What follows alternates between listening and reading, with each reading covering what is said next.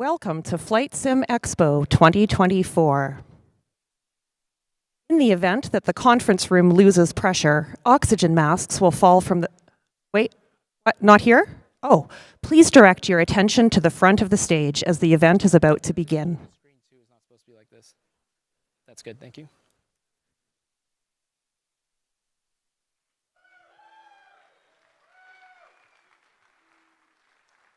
Is Evan in the building? Is Evan here? Evan is supposed to be up here right now. Apologies. Evan, has anyone seen Evan? He's supposed to be up here with me. But what the heck? What, excuse me, sir? What the? Oh. Okay. Who are you? Is it this way? Is it that way? Oh. Hi. I'm sorry. Can I help you? Yeah, I'm looking for the baseball stadium. Baseball stadium? Yeah, there was, I play for the Oakville Z's, you know, the major baseball league team, the Oakville Z's, and I guess they're building us a new baseball stadium here. I'm just trying to find it. Well, it's not here yet. Oh. There's some construction going on, but there's no baseball stadium yet. No, that can't be right, because there was this big flight sim convention that was going to happen at the Tropicana, but they had to cancel it because they're building a baseball stadium. Well, that's kind of true, although we did get thrown a bit of a curveball. But yeah, there's no stadium yet. They're still in construction. In fact, the Tropicana still stands, kind of, at the moment. So, but we got to move to the Rio, which is where we are now. So what are you doing here? Oh, yeah, wow, I just noticed all these people. Sorry, I'm not used to seeing people in the stands at our home games. Too soon? So yeah, this is FSExpo. Oh, well, what's FSExpo? Well, FSExpo is a conference for like-minded people to learn and glean information about flight simulation and all of the things that go along with it. Huh, well, like, what all can people do here? Well, we've got exhibitors. Oh, and speakers? And we've got content creators. Sponsors? We've got Banquet. We've got Discord and new friends? Gormfield. Product announcements? We have hardware on display. And, well, all of you guys. On behalf of the Flight Simulator Association, welcome to FSExpo 2024 Las Vegas!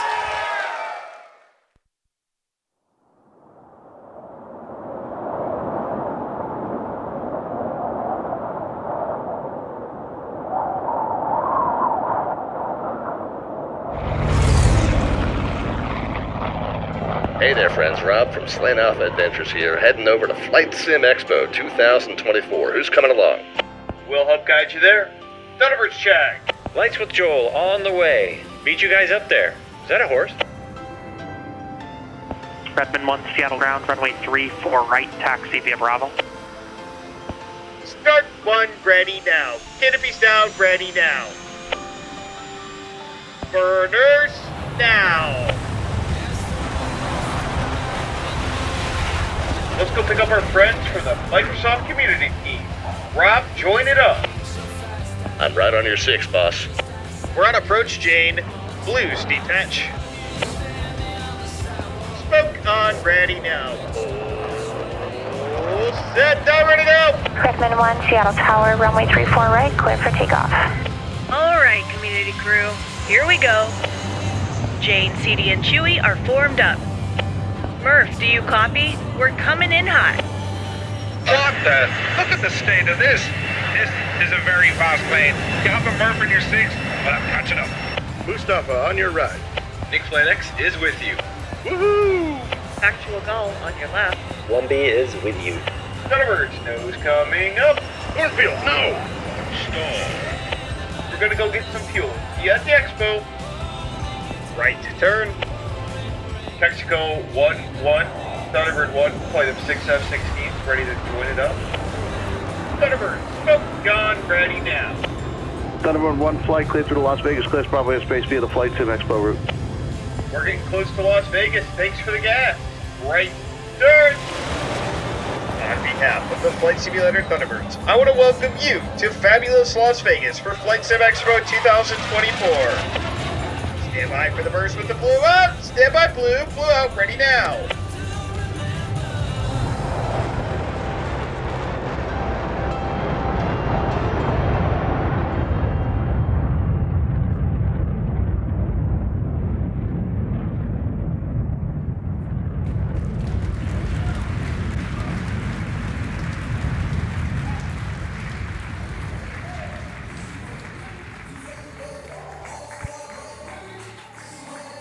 Well, welcome everyone to Flight Sim Expo 2024 and FSExpo Friday. I am so excited to be up here back on the stage at what is going to be yet again the biggest Flight Sim Expo we have ever had. Woo!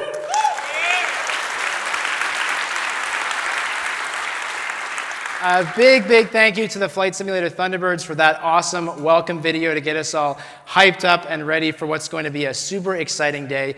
More than 15 different developers taking the stage to do 10 and 15, 20-minute presentations, some videos, and of course, some surprises along the way. But before we get into all that, I want to take you back a little bit. Take you back to January 29th, 2024. Now, for those of you who've been following our show since the beginning, you registered back in December. Thank you for that, by the way. You might remember that this event was supposed to be held at a different hotel. And you might remember January 29th. I certainly do. I was in Philly. I was on a work trip. I had just sat down to lunch, and I see this message from Eric come across the screen. And it says, do we know if there's going to be a change in venue? Because there's this memo from the Tropicana saying that they might be closing on April 1st. So first things first, I finished my sandwich. And then I said, okay, let's start looking at what we can find. And I'm Googling, and nothing's really popping up. But as the day continues to go on, I keep seeing all these messages coming across Discord. Folks are starting to see things. And this is kind of an issue for me, because as you guys know, I don't necessarily do this full time. And so I'm seeing all these messages. People are calling me. I can't answer the phone. It's like, oh my gosh, what's going to happen when I get home? So I finally get home. It's like 10 o'clock on the East Coast. I'm afraid to look at Discord. I'm like, people are going to be canceling, they're going to be panicking, what's going to happen? And I turn on Discord, and it's like, oh, that's interesting. Guess we'll have to find a new venue. Nobody's panicking, nobody's shocked. It was just like the calmest reaction ever. And that was such a cool thing for me and Phil to see, like, here we are without any ability to communicate with you guys, massive change, and everyone's like, yeah, whatever, we'll make it work.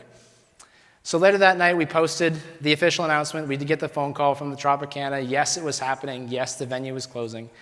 We made that post, and instantly, the reaction from you guys was like so supportive, so phenomenal.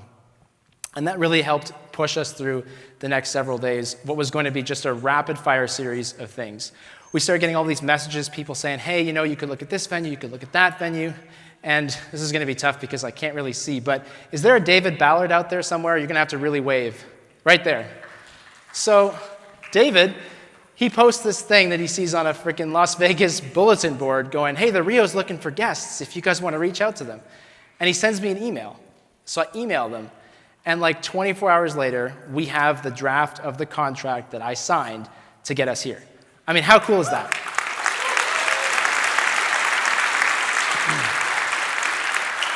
Right, so this just goes to show you exactly how community-driven this show is. And then David just one of many people reaching out with all these suggestions, all these great ideas. So 11 days later, we post this survey. We say, hey, we got a few options. Here's what we were able to figure out. Let us know what you think. Do you want to go to the Rio? Should we look at a couple other options, or should we wait? And you guys gave us a very clear mandate. You said, yes, this is the place we want to go. Let's not wait. Let's get the show on the road. Let's sign the contract and move on. And that's what we did. And then 25 days later, after that very first announcement, we were able to confirm that Flight Sim Expo 2024 would be right here in Las Vegas on the original dates, just as we planned. And that is all thanks to you guys. So let's give ourselves a big round of applause for that.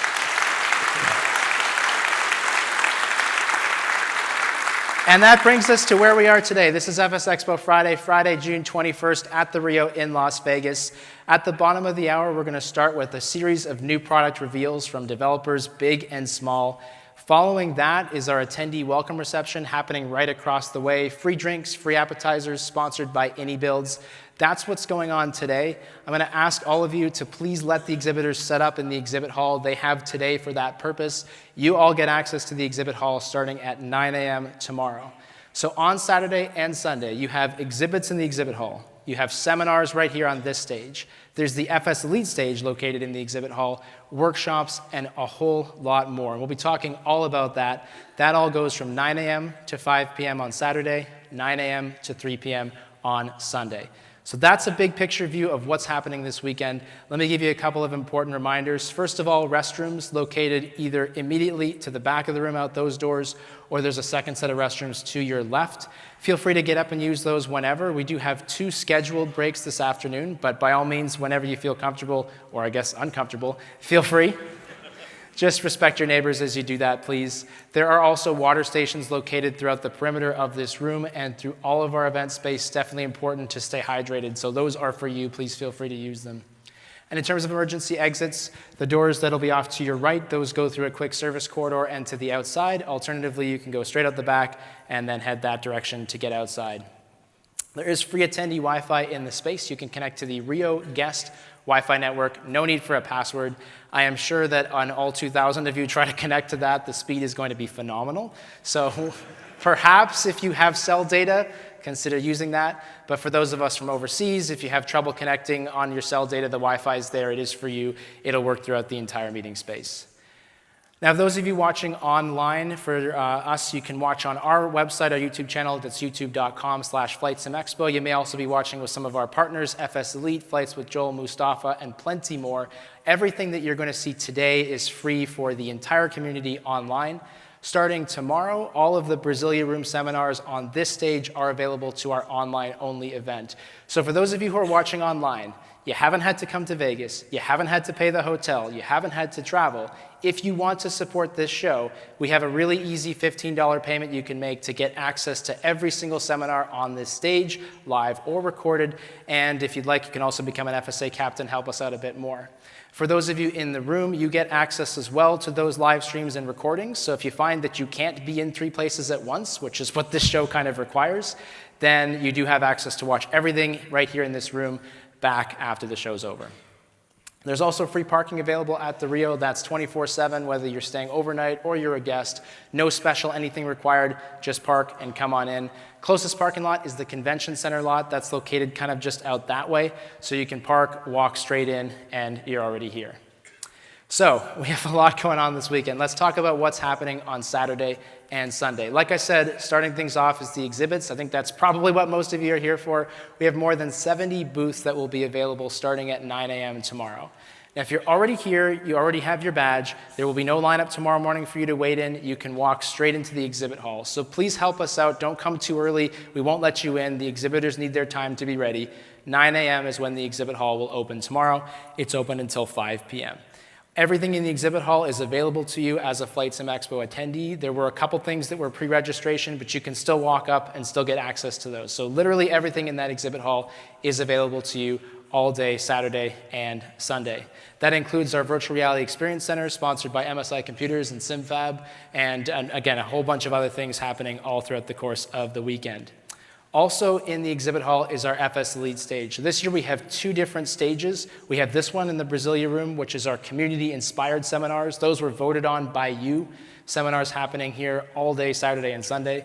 But then in addition to that, we've got developer Q&As, live demos, and stuff happening in the exhibit hall. That is right in the middle of the action, so you'll be able to enjoy those all weekend long as well. I'll talk about where you can find the schedule here in just a couple minutes. Also, our on-site workshops, so the home cockpit building workshops and the X-Plane workshops, those are all available. They are in rooms kind of around the corner, so you've got to go out these doors and then turn left to the Conga and Lambada rooms.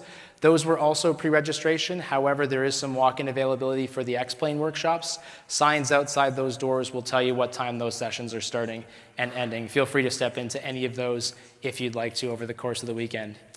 And last but not least, there's a lot going on here at the Rio. So when the show's over, we have discounts available to all Flight Sim Expo attendees. You might want to take a quick picture of this slide. It has the codes on it. So Penn and Teller, the magic show, very family friendly. That is, I think, 30 or 40% off. And then there's Comedy Cellar, 2 shows of that per night. As a Flight Sim Expo attendee, you save 30% or 40% on those with the codes that are up on the screen. You just walk up and buy your tickets if you haven't bought them online. So great things to do at the end of the show. And there are 2 other events, 2 other nightly shows here, WOW and Chippendales, that are also happening, I think, every single night. So again, lots going on. If you're trying to figure out how the heck you make sense of all this stuff, one of the really exciting things this year, we got this piece of feedback last year. People really wanted the schedule on their smartphones, so we've done that. You can go to flightsimexpo.com/onsite or scan that QR code. You'll get access to see every single seminar happening both here and on the FS Elite stage throughout the weekend. So that's a really easy way to see what all is happening at the show. There's also a printed event guide with a map and a schedule. We're going to be handing those out tomorrow morning as you walk into the exhibit hall. Also, my favorite subject, of course, is always food, especially because I haven't eaten today. Oh, whoops. Anyway, with respect to food, variety of hot and cold food and drink options available for purchase from the concession stand. That'll be open on Saturday and Sunday. So there's lots on property. There's more than 15 on-property restaurants, but the concession stand is right here, and the restaurants are way over there. So if you do want to do that, it's $4 to $16, the range of options, including taxes and service charges. You can room charge that, credit card, cash. It'll be available in the exhibit hall all day on Saturday and Sunday. Friendly reminder as well, if you booked through our link on our website here at the Rio, you do get a $25 F&B credit automatically added to your room, so you can use that for the concession stand or at any of those other restaurants. Just a reminder, like, they don't do that for other groups, they do that for us. So front desk staff won't know, the restaurants won't know that. That's just a thing that happens in the back end. Do check your bills. This is a difficult thing for a lot of hotels to get right because they're doing it just for us. If you see something that doesn't look right, let us know after the show and we'll help work on that. I want to take a moment to acknowledge our sponsors, starting with our Diamond Plus sponsors, Orbix, Navigraph, and PMDG. I know we see a lot of logos, we see a lot of sponsor stuff, but for shows like this and FS Weekend, these sponsors literally make the show possible. Like this stage, this amount of equipment, this is because of folks like these and our Diamond sponsors as well. We have our biggest field of sponsors and exhibitors in history at this year's show, and that really does make the event practical. So we super appreciate their support. There's also a lot of stuff that we add to the show because of sponsorship. So if you'd asked me a week ago or 2 weeks ago, hey, is there going to be free coffee? I would have said, no, you've got to go buy it from the Starbucks. Thanks to On Air Company, there will be. So because of their sponsorship, both tomorrow and Sunday between 8:30 and 9:30 a.m., there's free coffee and tea, unlimited for all of you. Make it a little bit easier for you to get your morning started, not have to wait in the lineup at Starbucks. It won't be a fancy coffee. Yeah, thank you. Let's do that. I agree. It won't be a fancy coffee, but you know what? It'll be something. And you can thank my fiance for getting me hooked on coffee because that's why we do this now. Another great sponsorship was from Feel There, and I just want to highlight how you don't have to be a huge flight sim developer or a small flight sim developer. Anyone can support this show. So Feel There makes scenery, and they make an air traffic control simulator, and they reached out and they're like, hey, it's kind of late, but what can we do? We want to help. I said, well, hey, we've got like 150 people doing these ATC tours, which, by the way, is the most number of tours the FAA has ever done at Las Vegas Airport. They're doing that for us. And Feel There's like, well, hey, can we help cover the cost of the transportation? And so thanks to them, instead of paying $20, you pay $10, right? So every little bit helps, and we put that right back into the show, trying to give you guys the best possible experience. And Feel There is also helping to support our FS Elite stage, which will be happening again in the exhibit hall. All kinds of different developer announcements and live demos. The schedule for that is, of course, on our website and in that new friendly mobile hub that I linked you to there earlier. Everyone's favorite is iCloth, always, those fancy wipes. Who remembers iCloth from last year? Yeah. Great screen cleaning wipes. I know, right? Yeah. I was just talking to the volunteers, and they're like, hey, is iCloth going to be like sponsoring again because I'm running out of wipes? And I'm like, guys, you can buy them. Like, you have to keep buying them or they're not going to keep coming back. But I guess people are, because they do keep coming back. So tomorrow, alongside many, many other giveaway items, you'll be getting some iCloth wipes as you walk into the exhibit hall. And last but not least, talking about support, of course, is our amazing Flight Sim Expo ground crew. These guys, sorry, I always get choked up when I talk about this, but it's so cool. They're just friends of mine. It shows you what a terrible friend I am, because I make them come here, I make them pay, and then I put them to work. Gosh, I'm brutal. But they really do. They pay their own way. They pay their own travel. Then they basically set aside like 5 to 10 hours during the actual show to help you guys move T-shirts around, do whatever needs to be done on a moment's notice. So thanks, guys.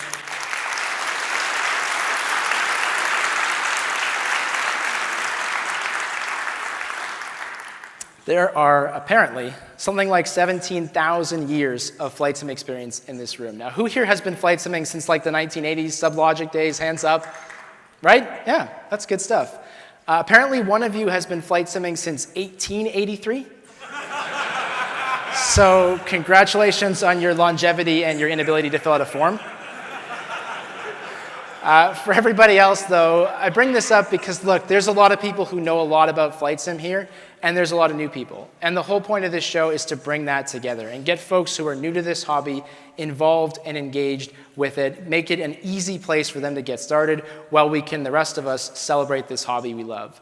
So there's about a quarter of you, maybe not as much in this room, but definitely starting tomorrow, who are brand new to flight sim. That means there's probably more than 500 or 600 people who are going to pick up this hobby because of this show.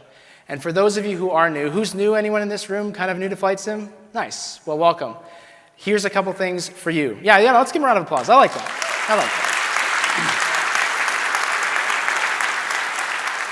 So about a quarter of you are brand new to flight sim, and here's a couple of seminars that are going to be super helpful for you. The other thing that we love to do for new simmers is our show floor tour. So put on by, again, some of our amazing volunteers at 12 o'clock on both Saturday and Sunday. You can meet by the registration desk, and a volunteer is going to walk you through the show floor, explain some of the exhibitors who are super helpful for those brand new to the sim. It's totally free, no sign up required, just head out to registration at noon. Same tour both days, you can do both, you can do one, but that's a great way to kind of get a lay of the land here at Flight Sim Expo. I always put this slide up, North America's Community-Driven Flight Simulation Convention. I actually changed the word conference to convention, so it's a new slide. And I put this here just to kind of call back what I talked about when we were dealing with the whole venue thing. You know, we talk to developers sometimes, and there's going to be some on this stage who've never been in a room of flight simmers. They don't know what to expect. Sometimes I'm talking to developers, and they're kind of hesitant, and I'm like, is it the money? Is it the travel? And they're like, no, I just don't know what it's going to be like. Like, are people going to be mean to me? You know, what's the reaction going to be when I say something? And I say to them, this show is so positive. People here are so friendly, so happy, so passionate. And so please keep that going throughout the course of this weekend. Make every developer walk away feeling like there's that special magic to this show and to this hobby, because that's why they're here. And of course, that's why you're here as well. So with that in mind, it's about time to kick off FSExpo Friday. Now, those of you who were here last year, you may remember that I was kind of helping to run FSExpo Friday, but I also had a helper. The helper was Mustafa, and I thought he did such a great job that I fired myself. I'm making him do it all. And the good news for you is you don't have to hear my voice again until the end of the day.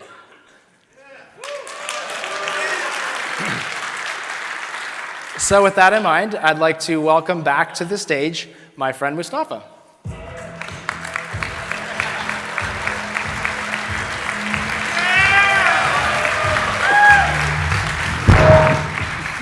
Good to see you again. I haven't seen you in like... I know. I feel like I haven't seen you in a year. Yeah. It's been great. And of course, the illustrious, the one and the only, Gormfield. Only about a small fraction you understand what the joke is here, but you'll get it throughout the week, don't worry. I've already had, I don't know if I should say the name, but there was one somewhat high-profile flight sim platform developer who would like Gormfield, so you might have to think about that. We'll talk. Yes, that's what I said too. And I'm going to welcome as well on the stage a couple of other friends. We've got 3 seats there on the table, so let's please welcome to the stage Factual Gull and Overkill Simulations.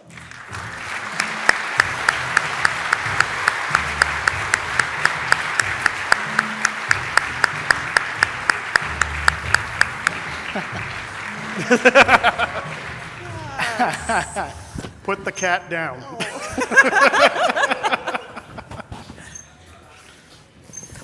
Very nice. So thank you. 3 of our wonderful media partners up here who are also flight simmers, also content creators, they will be seeing this content just like you for the very first time today. And they will be here hanging out with you, reacting live, sharing their thoughts, their comments, and their feedback as we go through the presentations in rapid fire format. We're going to have one right after the other, 2 quick breaks, and it is going to be go, go, go all afternoon. But of course, it wouldn't be FSExpo Friday unless we had at least a couple of surprises, right? So I have one to kick things off. Let's have a look at this. Hi, I'm Alana. At 2:30 p.m. on Sunday, we'll be announcing the date and location for Flight Sim Expo 2025. Be in the Brasilia room or watch online at that time to find out where next year's show is going to be. Who could she be? And where is she? Those are the only hints I'm giving. We have been doing this show for 5 years now, And one goal of mine over the last 5 years has been to buy different shorts. I have not done that. These are the same shorts I wear every year. But one other goal has been to announce where next year is going to be at this year's show. So this year, we've signed our contracts, we've got everything in place. We will be announcing where Flight Sim Expo 2025 is going to be held right here on this stage at 2:30 on Sunday. You have to be here or watching us online to find that out. You're welcome to try and pry it out of me. I love hearing your guesses. Feel free to share where you think it's going to be, but I'm giving away no spoilers, or I probably will not make it out of the show alive because Phil will kill me. Gormfield thinks he knows. He does he? He does. No, he's wrong. Oh. No, sorry. Stupid cat.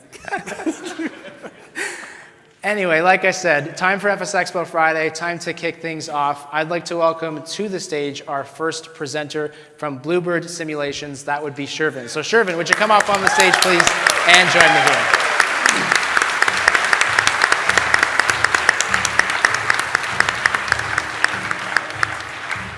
Hopefully he's here. I saw him. They're walking the wrong way. Is he really?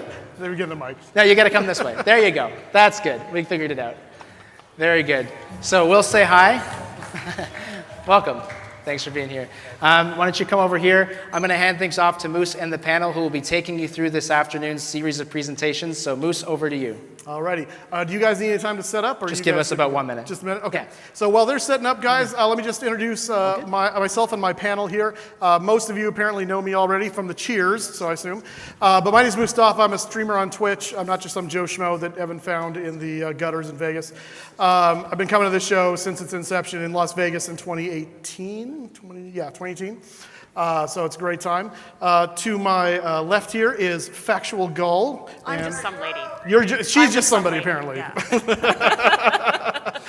So, and then finally, Overkill Simulations right here. You may have seen his tutorials and other streams on YouTube primarily, correct? Yes. Yes. And Factual Goal also streams on Twitch, right? I do. Twitch, yeah. yes. So we're just going to be providing some commentary, live reactions of what's going on here. So no pressure to Bluebird, but if they don't do a good job, it's like a roast. This is Vegas. Yeah. So, but just let me know, guys, when you're ready, and then we'll cut over to that.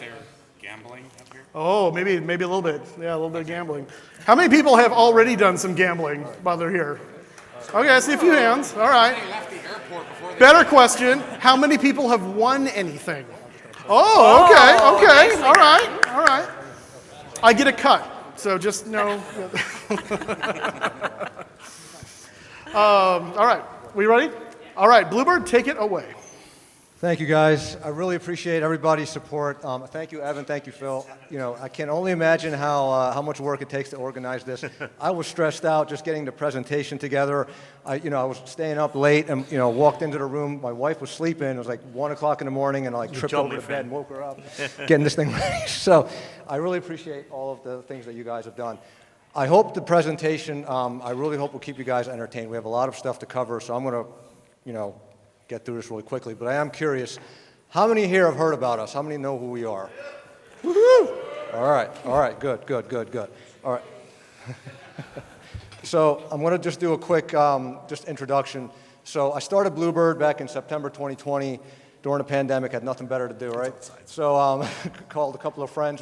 Originally it was 4 of us, and it's grown now to over a dozen people, and we're from all over the world, and all of us share, I have Human here, he's one of our amazing system programmers here, and we all share a passion for flight simulator, for development, for aviation, and really the products that we're going to bring to the market really will show that passion. Every plane that we make, we put a lot of love and work into it to make it truly one of the best planes that you can get for flight simulator. And again, with our first project that we announced in 2021, or that we started in 2021, was the 757. We actually announced it in February of 2022. Now you might wonder what we were doing between September and June. We were actually working on a different project that we ended up canceling, thank goodness, for the 7.5. I think it turned out to be a huge blessing for us. But again, one of our things for us is accuracy and immersion in every product that we do. So I'm going to show, let's see, hopefully this comes up. I want to show the 757 trailer.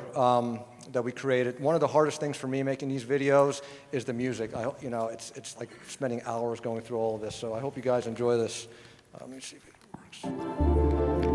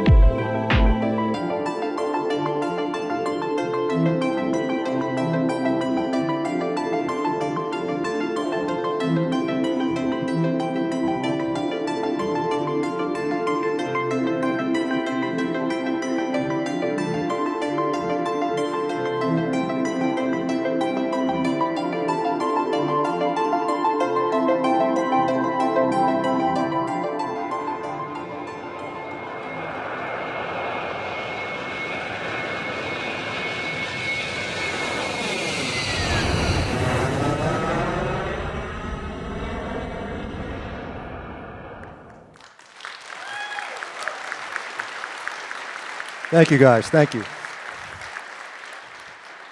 That video took us a long time to make, but I'm glad you guys enjoyed it. So let's go over some of the key highlights with the 757. For us, the goal is to make this the most accurate and immersive 757 ever created for flight sim. And again, we're putting a lot of hours and a lot of time. We work 7 days a week. We don't know weekends. We just keep working. When we started, for those of you that might not be aware, it was 10 months ago, we did a restructure. We brought on new programmers, very talented system developers. I've been flight simming off and on for 30 years, and I've been doing development for over 20 off and on. And I'll tell you, like, the team that we have is one of the most talented, and I'm very privileged and lucky to be working with such talented people. When we did the restructure, we worked on the electrical system, the avionics, and the flight management system. So with the electrical system, we simulate 20 electrical buses, and I love to say circuit breakers. I know pilots don't use circuit breakers, but when we were doing this thing, from building it up from scratch, it made sense to add the circuit breakers. So it's a very complex electrical system. Dare I say, one of the most complex in the flight simulator.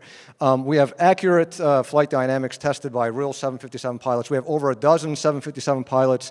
I think one of them was supposed to be here today, flying from Seattle. I don't know if he made it. I don't know if... Glenn, are you here? There he is. All right. Awesome, awesome. Thank you, Glenn, for coming. Yeah, we have, we're going to have a lot of pilots testing the flight dynamics to make sure that it's as accurate as possible. Custom sounds, of course, Boris has been doing a great job. I personally have recorded sounds. Boris has recorded sounds. The pilots that we have recorded sounds. We have a huge sound repository on the 757 and 767 as well. So we want to really make sure that that immersion with the sounds is there.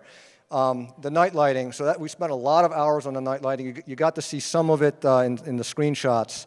With the exterior exterior night lighting, and also the interior, you got to see some previews, but we're still working on that. There's going to be over 25 dimmer switches in the flight deck alone that you can play around with, and we're just making sure that all the light, the ambiance is correct. So now this is kind of a broad statement. Fully simulated aircraft system. Every system that we touch, we want to make sure is as accurate and fully simulated as possible. We did a demonstration a while back in one of our videos of the air conditioning system, for example, that takes into account if the flight deck door or windows are open or if the passenger doors are open, that affects how the rate of air is transferred between the different temperature zones. So you're going to see it, whether, either heating up or cooling down quickly. Also, the outside air temperature will be affected. If the window shades are up or down, that affects the temperature inside the cabin. And then, so again, every system that we touch, we're going to make sure that we really simulate it to a high degree. And the last thing I want to mention is the terrain map. We did a preview of this a while back, I think in our January video. So we have a really accurate terrain map that you'll be able to use. And then one of the items, or I guess the systems that I want to focus on is the flight management system. As a pilot, this is going to be the system that you're going to interact with the most. One of the highlights here is that we decided that we need to do a fully custom autopilot from the ground up in order to make the plane behave the way that we want it to. So late last year we started the coding for that, and we've made a lot of progress on it, but there's going to be 3 flight control computers independently working on their own circuit.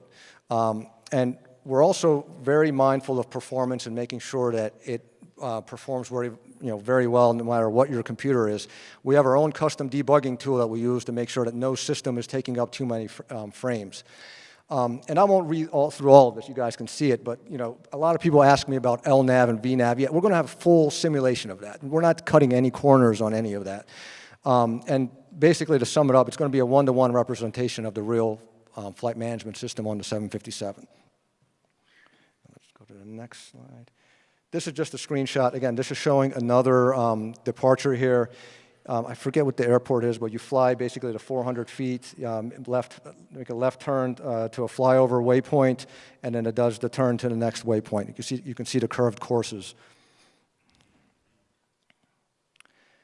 The next thing I want to mention is the flight deck. Now, for the longest time, I was calling this the V5 flight deck. I got a little bit of flack for calling it the version 5 flight deck, so I'm just going to say it's an immersive flight deck. We've done several iterations, really perfecting our technique on making sure like the textures and everything are as accurate as possible. So we have thousands of pictures of the flight deck, hundreds of real-world measurements that we took ourselves of the flight deck. One of our pilots took a bunch of color samples using a color scanner to make sure that the colors are accurate.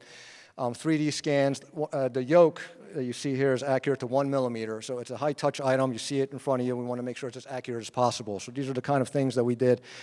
And then we're going to have the option of 2K, 4K, or hybrid textures, depending on your computer. And you can go switch back and forth between them. You don't have to just pick one and stick with it. You can try it out and see which ones work best for you. But again, you can see some of the screenshots here. I used a vernier caliper on, I have, whether it was in the flight deck or I have some parts. To the dismay of my wife, I bought a bunch of cockpit parts and brought them.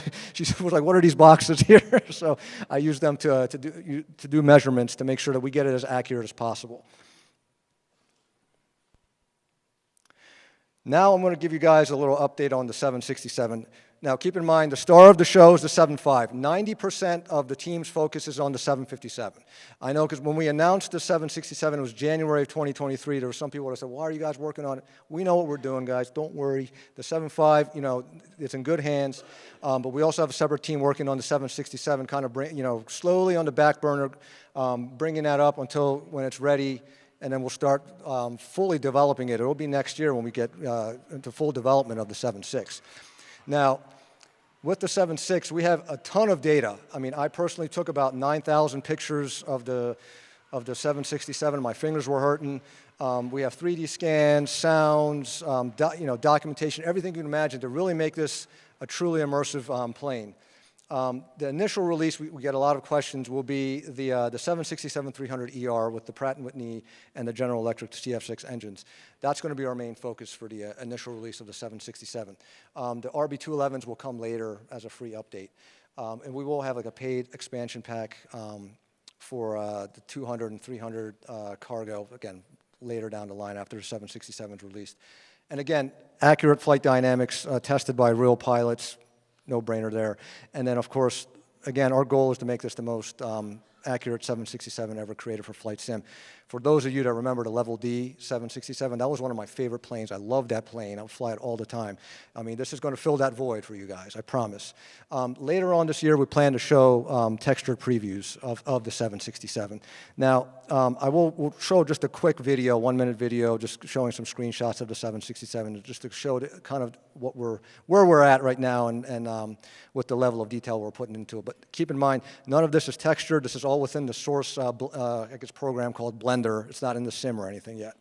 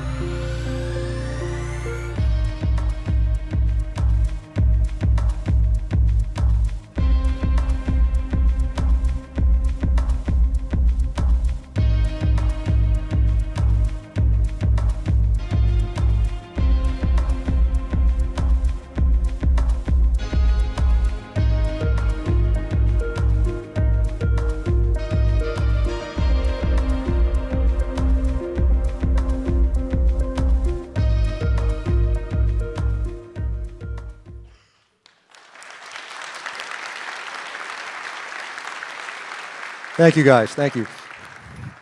And I think I'm doing a lot better on time here. So I want to go back real quick to the 7.5 and also give a quick shout out to MK Studios. Thank you for lending us your Keflavik scenery. It was amazing. We had a lot of fun taking different videos with it. So thank you, guys. I don't know if you guys are in here, but thank you. So now, guys, let's see if this cooperates. All right. We're going back and forth a little bit on this, whether we wanted to announce this or not. It's no release date, so don't get too excited, guys. No release date. So back in November, we got a separate team together and to kind of work on a project. Now, again, I want to emphasize this doesn't affect the 7.5 or 7.6 in any way. But our initial plan was not to even talk about this until after the 757 is released. But here we are in Vegas, okay? I'm going to take a gamble here. And we're going to show you, we're going to give you a little peek beyond the 767. Now, I want to ask, do you guys want to see it? Yeah! Okay, all right, okay. We'll show it, okay? And look, if it doesn't go the way that we want it, I'll take the blame for it. I'll take full blame, okay? So here we go.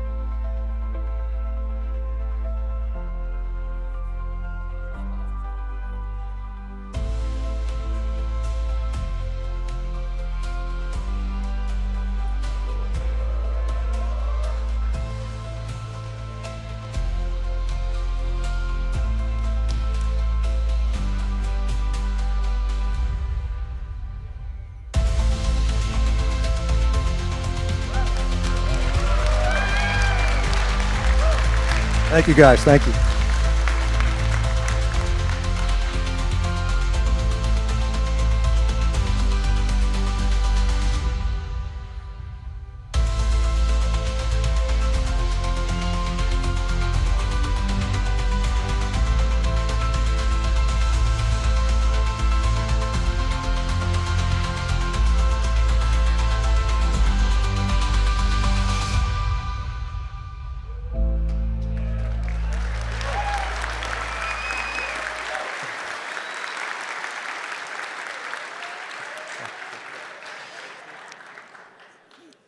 I'm glad we got that reaction. I really did, because some of the team was like, we're going to get some boos. I'm like, nah, I don't know.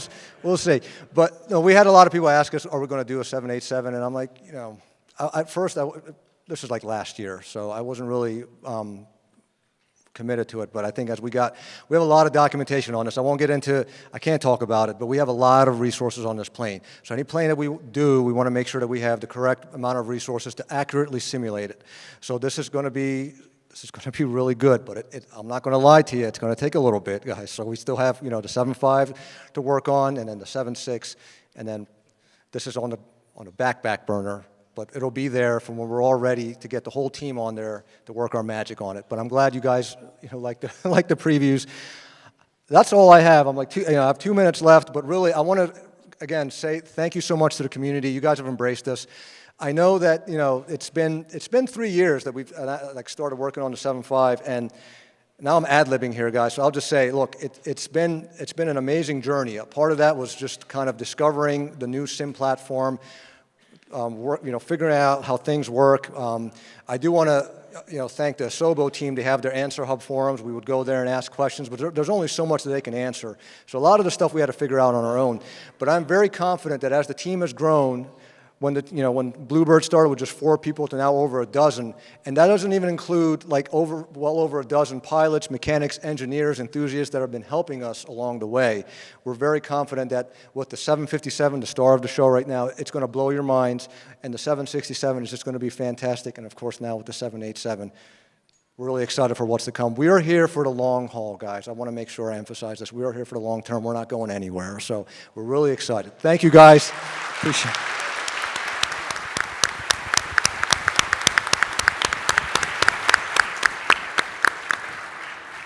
Thank you to the team at Bluebird.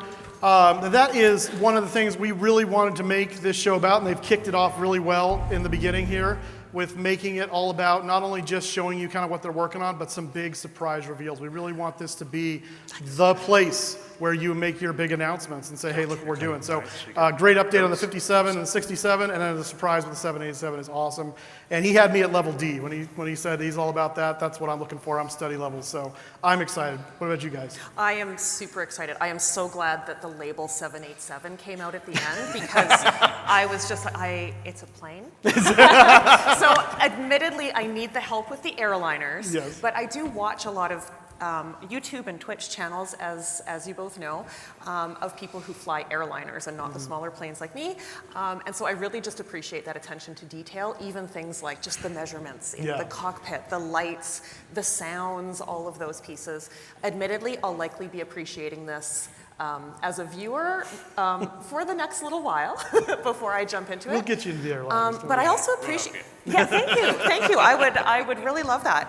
And also, this is a team that builds aircraft from the ground up. They're not building the plane as they fly. Yeah. As it flies. No, that's true. That's from true. the ground up. Yeah. Always smart. Yeah. What are your thoughts there, Overkill? Well, I'm absolutely just blown away by all the progress in Bluebird simulations, but I gotta ask, 57 or 67? 57 hands. Hands up, 57. Hands up, 57. We've got a 57. Do we have a 67? Do we have a 67? All right, hands down, 67. Hands up, 67. All right, looks. I was going to say the 5.7 take. 787. I'm waiting for what? All right, 787. That was a. Oh, you got to bring up the big queen. You know what it is, all right? I was trying to keep it to what's coming soon. Fair enough. Fair enough. But no, I'm absolutely blown away. And then when I saw the sharklets on the engine there, like that was a giveaway. That was the 8.7. It's like, okay, here we go. Yeah. So awesome. It's gonna be good times. It is gonna be a good time. So thank you, Bluebird. Looking forward to what you're bringing out. Next up, we have is it Fabian? Yeah. Yes, from FlightSim.com, and they're a first-time exhibitor. Featuring one of the new force feedback yokes that's available. They're going to be available to check out at booth 307 in the exhibit hall starting at 9 a.m. tomorrow. But go ahead and let's hear from you.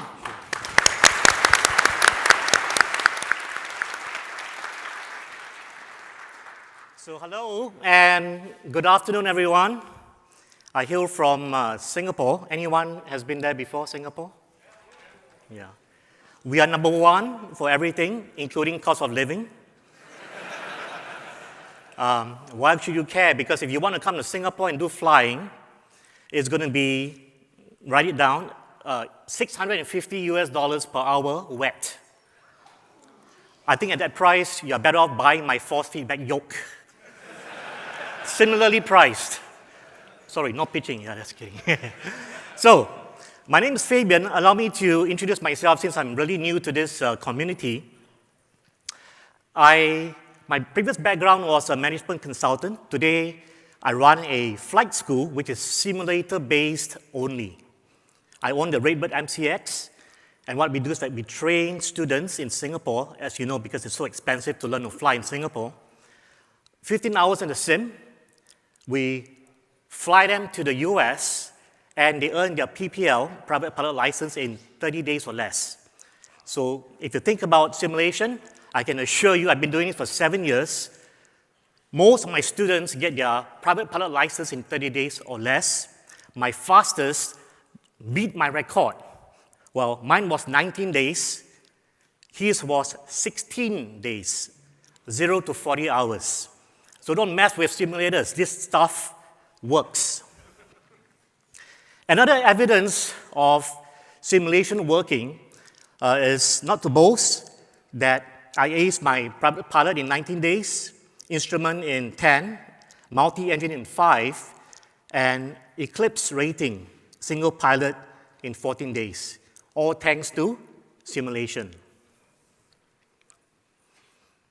Here's evidence of myself with my jet, and no, this was not taken in an air show. Here's me again, and the reason why I'm here is the reason why all of us are here. The joy of flight. Some of us are more fortunate. I've had the good pleasure of flying all over the world in my little private jet. And by the way, the acquisition of the Eclipse was my single worst financial decision in my entire life. Stick to simulators. Seriously. That's how you go from millionaire to broke. But, I mean, how do I tell you the feeling when you're in the front of the cockpit, landing in Iceland, Greenland? I mean, places that you will probably never see except in Microsoft Flight Simulator, isn't it? Now, I'm not sure whether you heard what I said. This is Greenland, Iceland. What do you realize? Greenland has no ice and Iceland is not green. You will never know this. Evidence that I really flew there. This is Nassau in Greenland. Probably not your choice destination, even as a simmer. So life has been good, pretty awesome. Allow me to introduce my company, FlightSim.com. We are based in Singapore, and Singapore is not part of China, just to be clear. So what we want to do is to revolutionize flight simulations as a whole, and our major segments are serious flight sim enthusiasts, which all of you count. I mean, you traveled, I don't know where you came from, right, for a freaking game. I mean, you guys are nerds. You deserve an award, all of you. You guys too, you know. I've never seen a community take gaming so seriously. I mean, what do you do when you crash? Do you cry? No idea. Yeah. Well, that's correct. Maybe you restart because it's a Windows computer, remember? It's not guaranteed. Restarts are not guaranteed on Windows. Sorry, Bill Gates. So our goal is to build quality hardware. So forgive me if I say that our yokes are affordable. You know, my reviewers get blasted when you use the word affordable. Affordable is relative. But let me tell you this. How I defend my affordability is very simple. My force feedback yokes are cheaper than your iPhone 15. Okay? So please, don't give Apple your cash. Give us your money because you get a lot more utility. Talking about products, we first introduced the CLS 60 and the CLS 120 just last month, in fact, on Indiegogo and our website. I just want to share with you some facts that you may not be aware of. Number one, it's modeled after the 172. And since you guys are geeks, I'm going to give you geeky data. It's full-size 172 yoke design, 60 newtons maximum pitch force, which coincides with the pitch force of a 172. We have 4 Newton meters of maximum roll force. It's like a part-time gym if you use my yoke. You don't have to go to the gym, you can cancel your membership. The shaft length is 165, true to the original 172. But there's more. We built it to be modular in design. For example, the motor can be upgraded from 60 newtons to 120 newtons without buying a new yoke. The yoke handle can be replaced if you break it or if you want to upgrade. In fact, I'm going to show you our newly released 737 yoke. And we also built flight consoles for those of you who find home cockpit building too difficult. All our products are backed by a 1-year guarantee, and the pricing is affordable. Okay, just sell away your iPhone 15, we're all good. The next line of product is our FC100 flight console, which works pretty much, did I skip something? Yeah, okay, sorry. The FC50 is designed for single engine simulation, and our FC100 for twin engine simulation. Some quick facts, I just want to take a photo because I'm running out of time so quickly. It basically replaces your keyboard and mouse for most of the major functions, whether single engine or twin. Of course, for the twin, we have dual throttle prop mixture.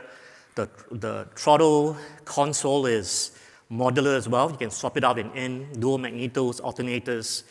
We have, for the twin, the elevator rudder aileron trims. And for simulation, we have the hops meter, so you can use this to log the time. Well, not officially, but to keep track of your time, and the freeze button to pause, unpause. 1-year warranty and affordable compared to buying a new aircraft. Now, I was warned to share new stuff. So you like new stuff, I'm going to share a few new stuff. Starting with our G1000 console. Yeah, I know you've seen it before. But ours is different, right? So says me. What is the difference is our G1000 was designed out of a FTD level 5 simulator. So drop by our booth tomorrow if you want to feel the difference of the G1000. You have to feel it. You can't really see it in terms of the twist of the knobs and the buttons. Authentic buttons and knobs feel next to the actual Garmin. I cannot say it's affordably priced, it's competitively priced. You see, I'm an honest guy, come on. Available in 4th quarter 2024. Next is our Boeing style 737-800NG yoke handle. And this is a tribute to my extremely vibrant and opinionated Discord community. Thank you to all of you.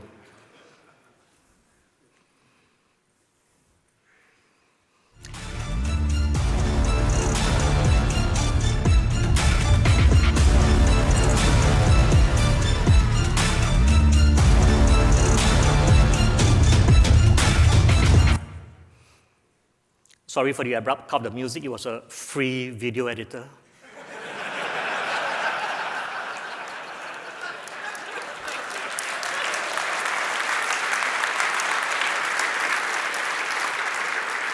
Because we have to keep our products affordable. So this is what it looks like, retrofitted on our CLS 60 or CLS 120, and it is available tomorrow, come down to booth 307. Now, I need to warn you, this is premium price for the discerning flight simmer. I did warn you. In other news, we are joining the foray out there with force feedback stick base, yeah? But ours is a bit different. We model it after a project that involved the A320 side stick. Yes, I know it's not force feedback, but we are doing some work to, for example, simulate stall shaker effect on this, some secret projects. Anyway, this is not what you're going to get because you can't afford it. Neither can I. So we miniaturize and we're going to modify it to be a little bit more consumer friendly.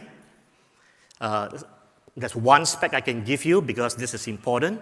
It's going to be dual modal like the rest of the boys. It's going to be 15 Newton meter peak force. This is the only thing you need to worry about, apart from the price. It's competitively priced and available Q4 2024.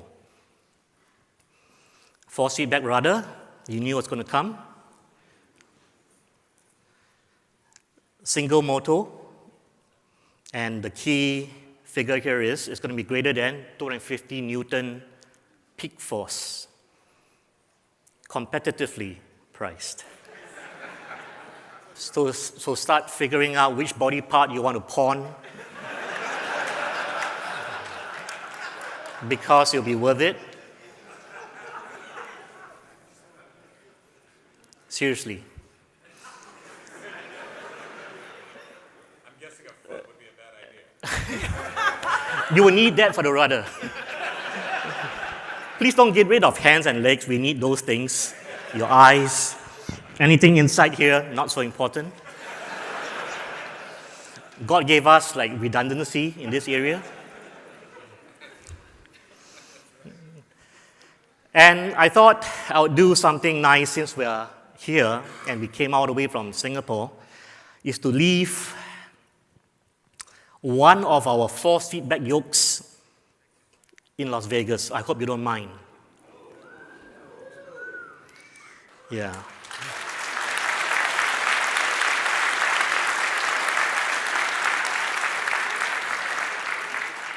I mean, since we already broke, then brokers. I would need to create a new category for us, brokers after this. So take note of the URL. This is only for you guys. Please don't spread it around. I mean, you can spread it around. You'll benefit me, but not benefit you. You understand the math? flightsim.com/FlightSimExpo.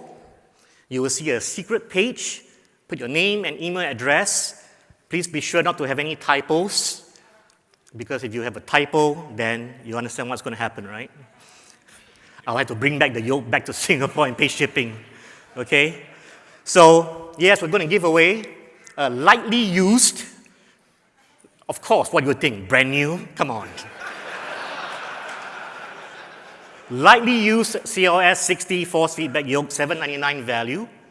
It'll be $9.99 on 1st July, by the way, because we are losing money for every unit of yoke that we sell. I'm not bullshitting you. I'm an honest guy. Don't you know? Right? So yeah, we have to raise the price because we really lose money on $7.99. So those of you who get your hands on this yoke at $7.99, let's thank your lucky stars. This will be the first and the last time you ever have a force feedback yoke for under $1,000. I'm pretty sure of that. If it's above 1,000, it's in the wrong currency. You know what I'm saying? Okay. This is US dollars. So that's it, ladies and gentlemen. It's been my great pleasure to be here along with my partner, PAX. Take care, all of you. FlightSim.com.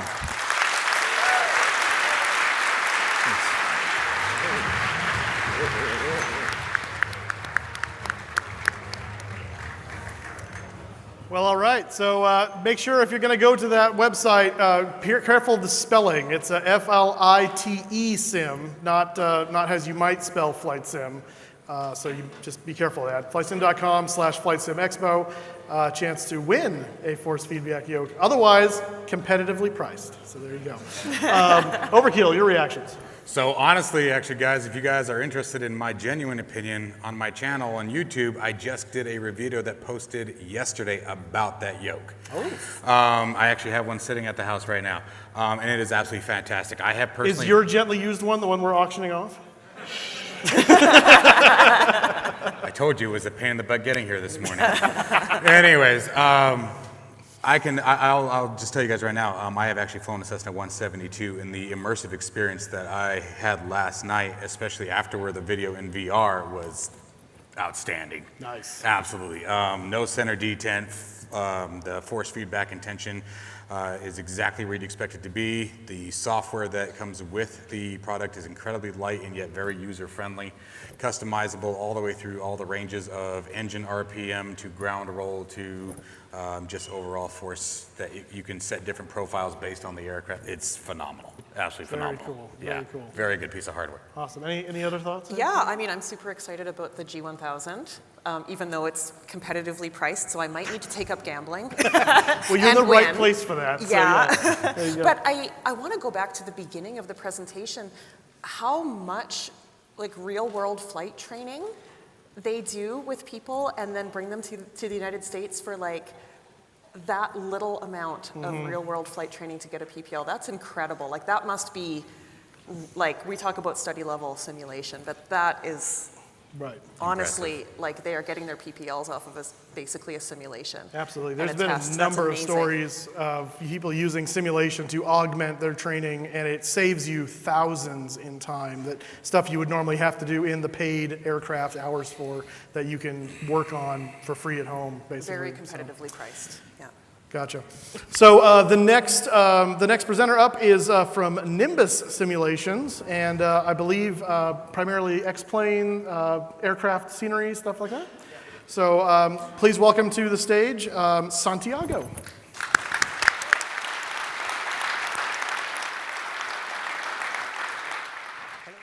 It's a great pleasure for me to be here to see so many flight simmers and fellow aviation enthusiasts. First of all, who we are. Well, my name is Santiago Udnaru. I am the founder and director of Nimbus Simulation Studios. We mainly produce add-ons for X-plane. We started in 2010. We have a little bit of our history here. We try to create products that bring new experience to users. We try to innovate. To have a good balance of performance, visuals, and an overall experience for the user. Right now, our portfolio consists of 3 aircraft, 9+ airports, and other projects. I will be talking about all of them a little bit. Our latest release was JFK. I don't know if any of you here have used our latest release, JFK for X-plane. If you haven't, you should. So here is a video showing our current products. This is mostly taken in X-plane 12.1. So here we go. This is JFK. As you can see, we are trying to create the most realistic environment day and night. Our latest airports doesn't have night textures. We only use lights, so everything works like in the real life. So if you park the airplane below a light, it will going to illuminate it. All the weather conditions affect the visuals of the airports, so it's more immersion. This is dolls. You can see the animated people inside. Custom vehicles, custom 3D models, custom textures, everything is handcraft and custom for each airport. This is Atlanta.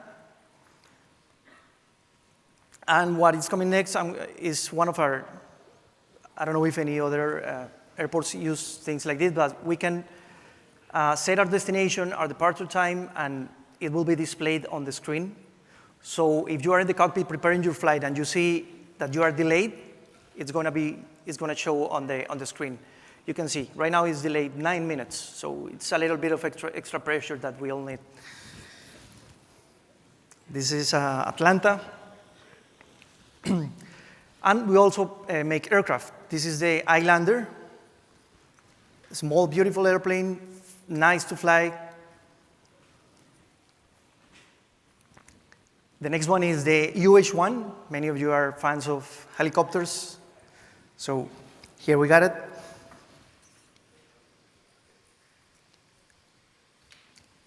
Right now, in these images, it is flying in a place that might look like Southeast Asia. I don't know exactly where. And after this, I'm going to tell you a little bit more about a new product that is coming related to this. I don't know if you can identify where is that.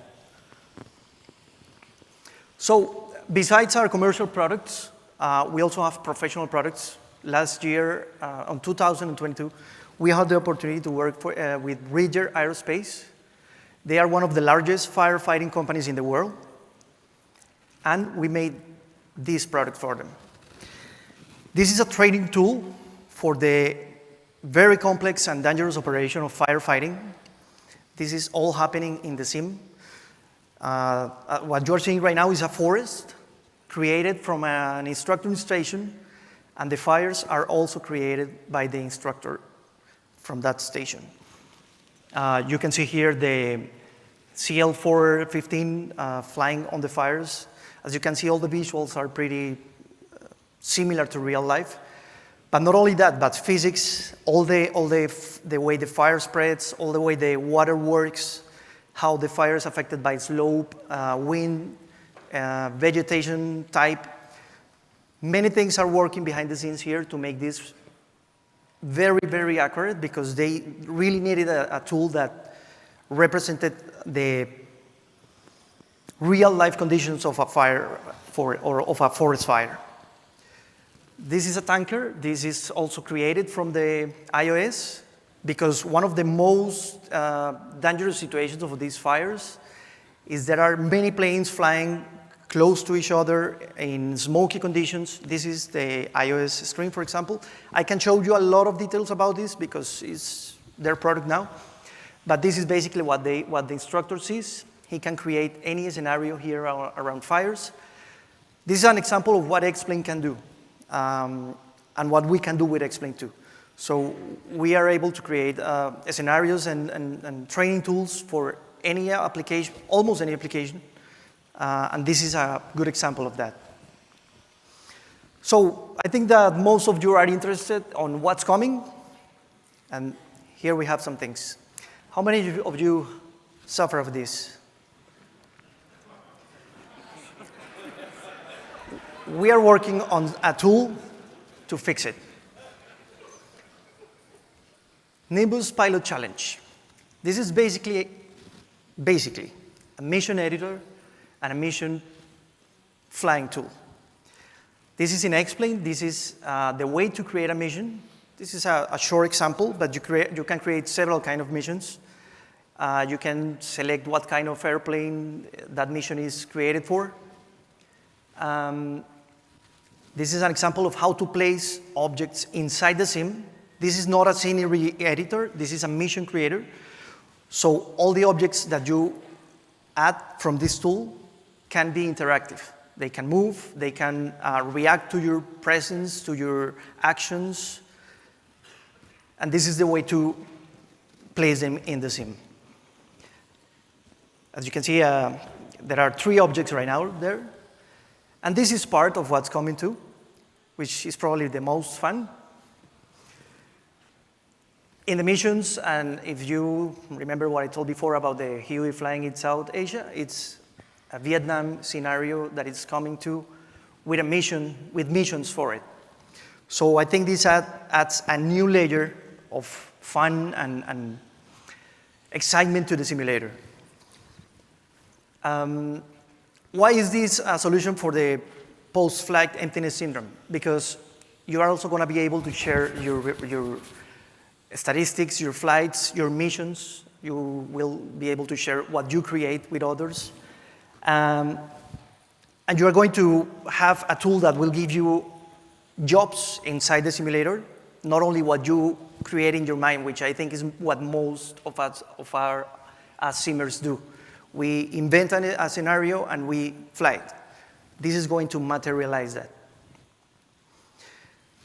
This is basically what it's going to have: mission, jobs, and on duty. I need to keep going because I don't have too much time, but this will be posted later so you can check it out in more detail. What else is coming? This.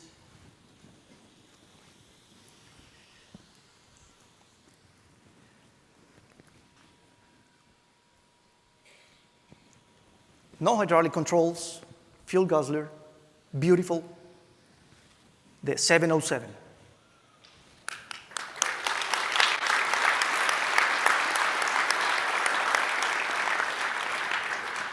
I'm not sure if you are going to be flying this airplane more from the cockpit or from the wing, because, I don't know, for me this is iconic, this view.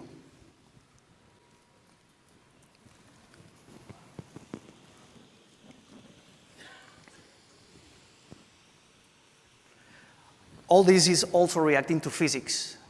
So the result of the vibrations, the wing flex, the engine movement, the cockpit vibrations is going to be very realistic, and is going to be working also in VR because it's not attached to the camera, but it's the actual model that is vibrating and shaking.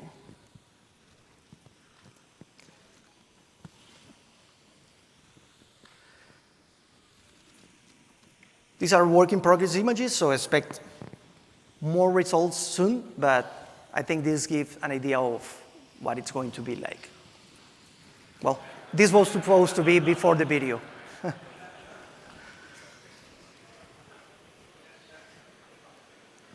And the other thing I wanted to show you, I just have a few seconds, is what's coming today.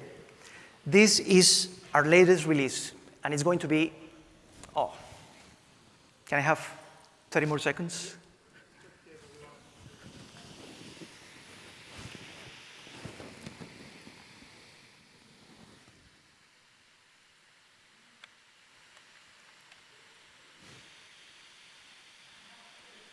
Okay. So this is what's coming. It's going to be released tomorrow. Today, I'm sorry, today. Our latest airport for X-Plane 12. Can you guess what airport it is?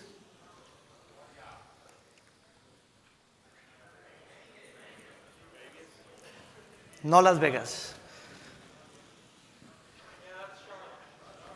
You got it. Charlotte International is coming for X-Plane 12.1 today.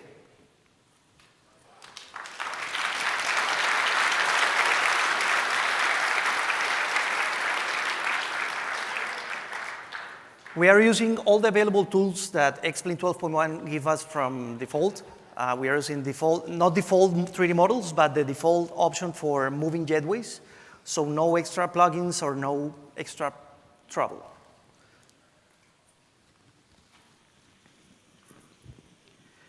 We're using extensive PVR textures, normal maps. All the weather effects are going to be here too. So when it rains, when it snows, you're going to see the effects on the airport.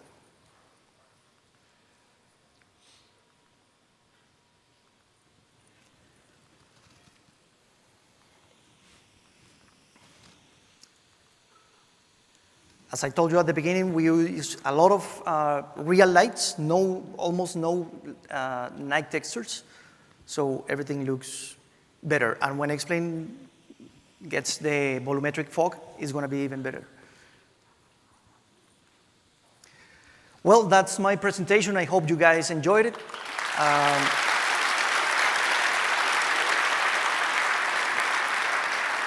One more thing I forgot to say. We are also going to start developing scenarios for Flight Simulator. So keep that in mind. Stay tuned with our social media. We are going to be showing more information in the next days. If you want, you can access our social media.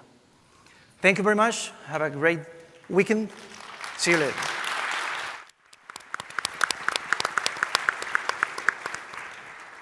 All right.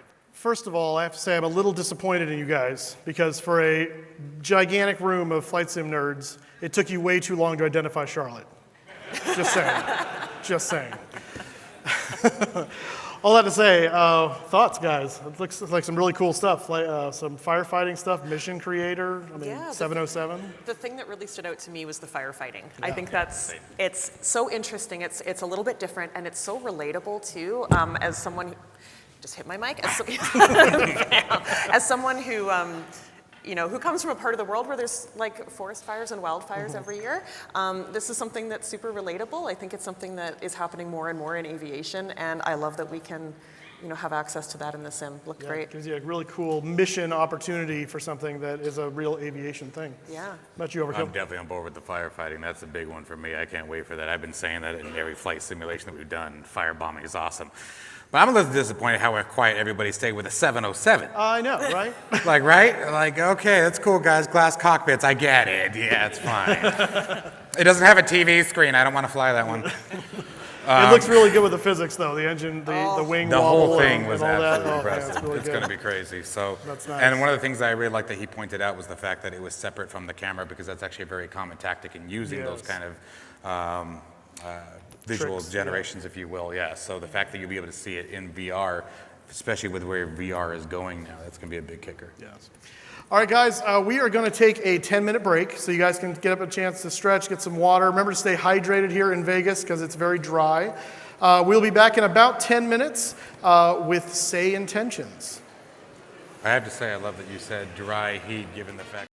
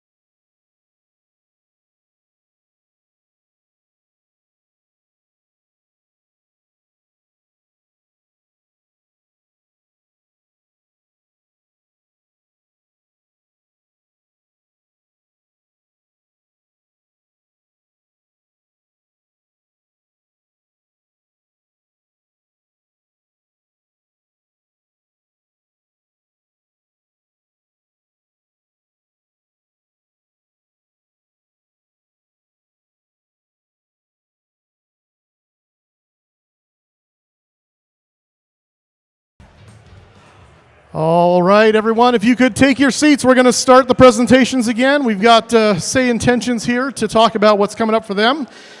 But he can't do that if you're all milling about and talking and making all kinds of ruckus. Sit down.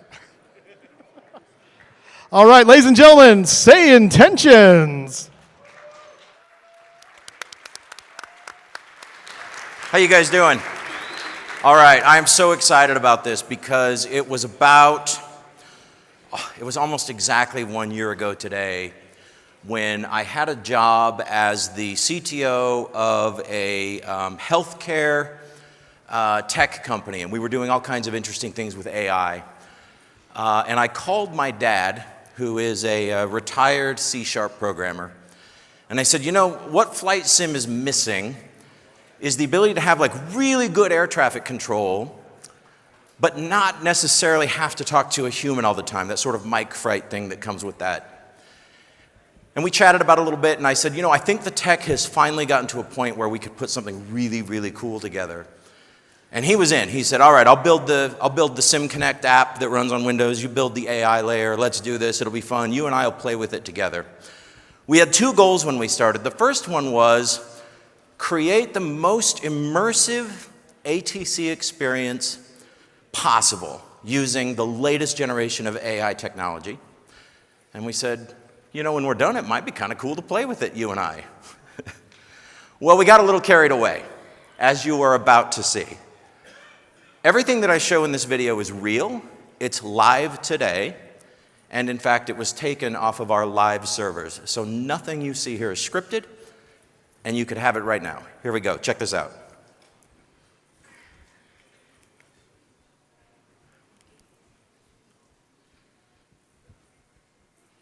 One more.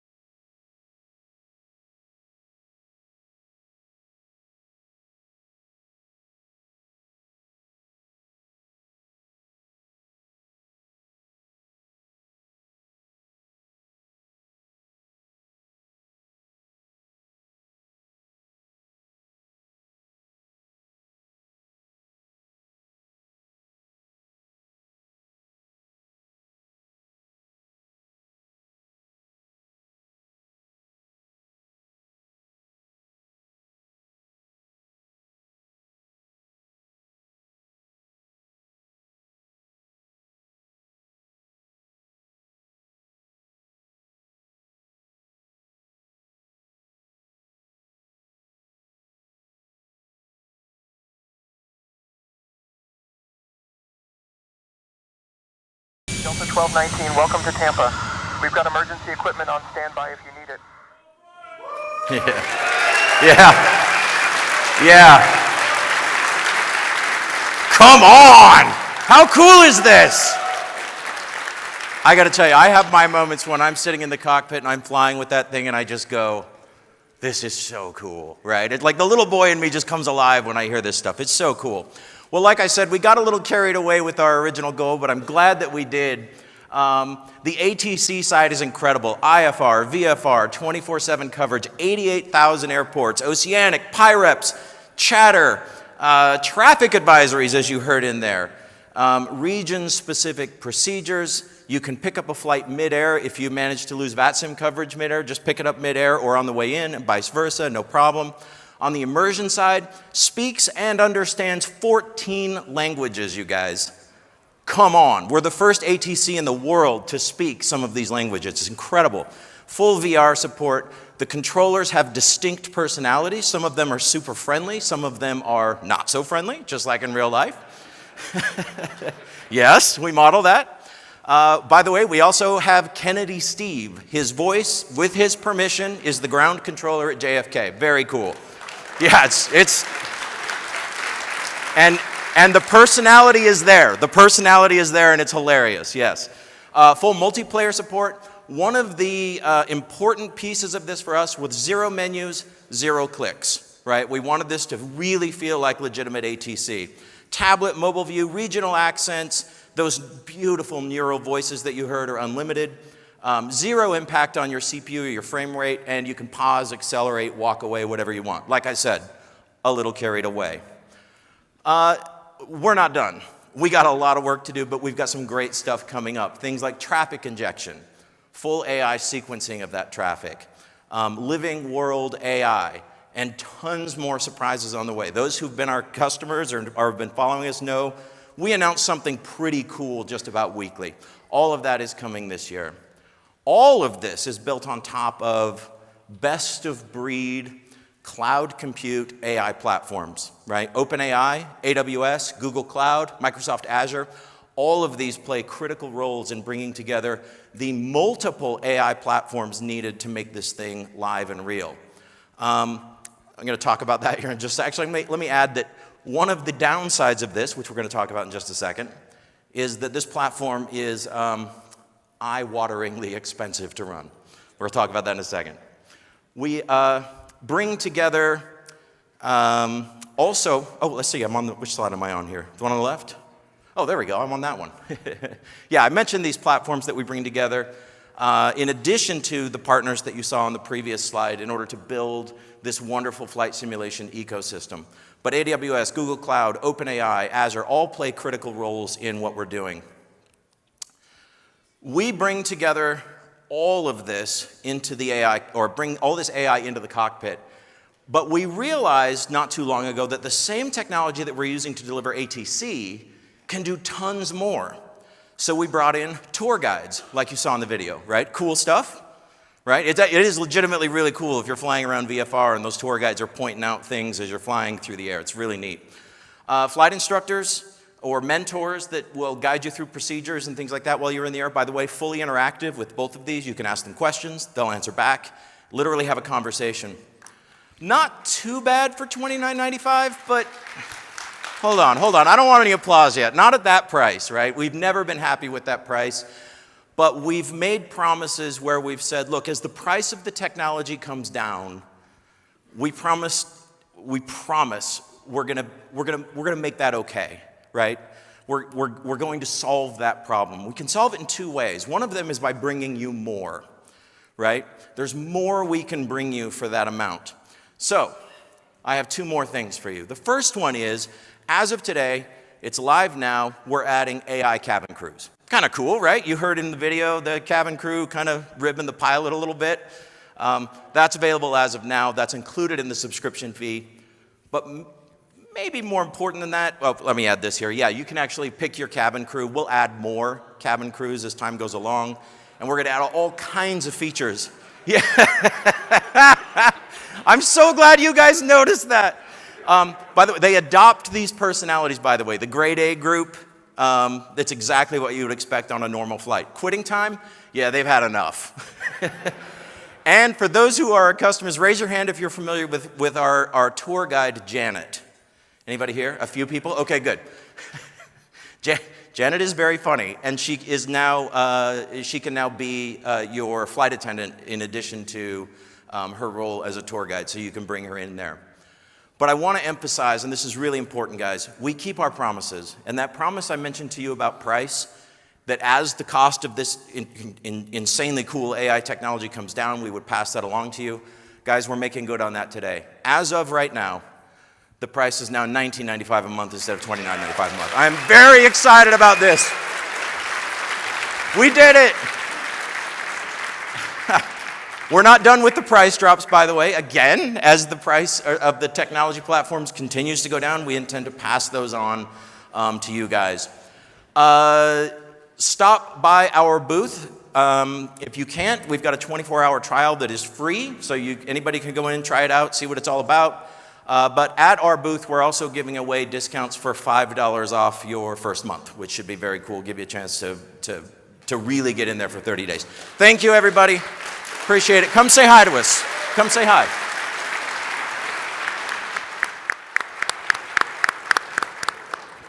All right. Thank you very much from Say Intentions. And I got to say, I'm probably never going to be a real world pilot at this point, but now I can cross off being made fun of by Kennedy Steve off my bucket list because I can just do this. So fantastic. Dreams do come true. What are your guys' thoughts? It's definitely a nice milestone in the ATC world. There's a lot of really great ATC things happening in flight simulation, and this is definitely a big one.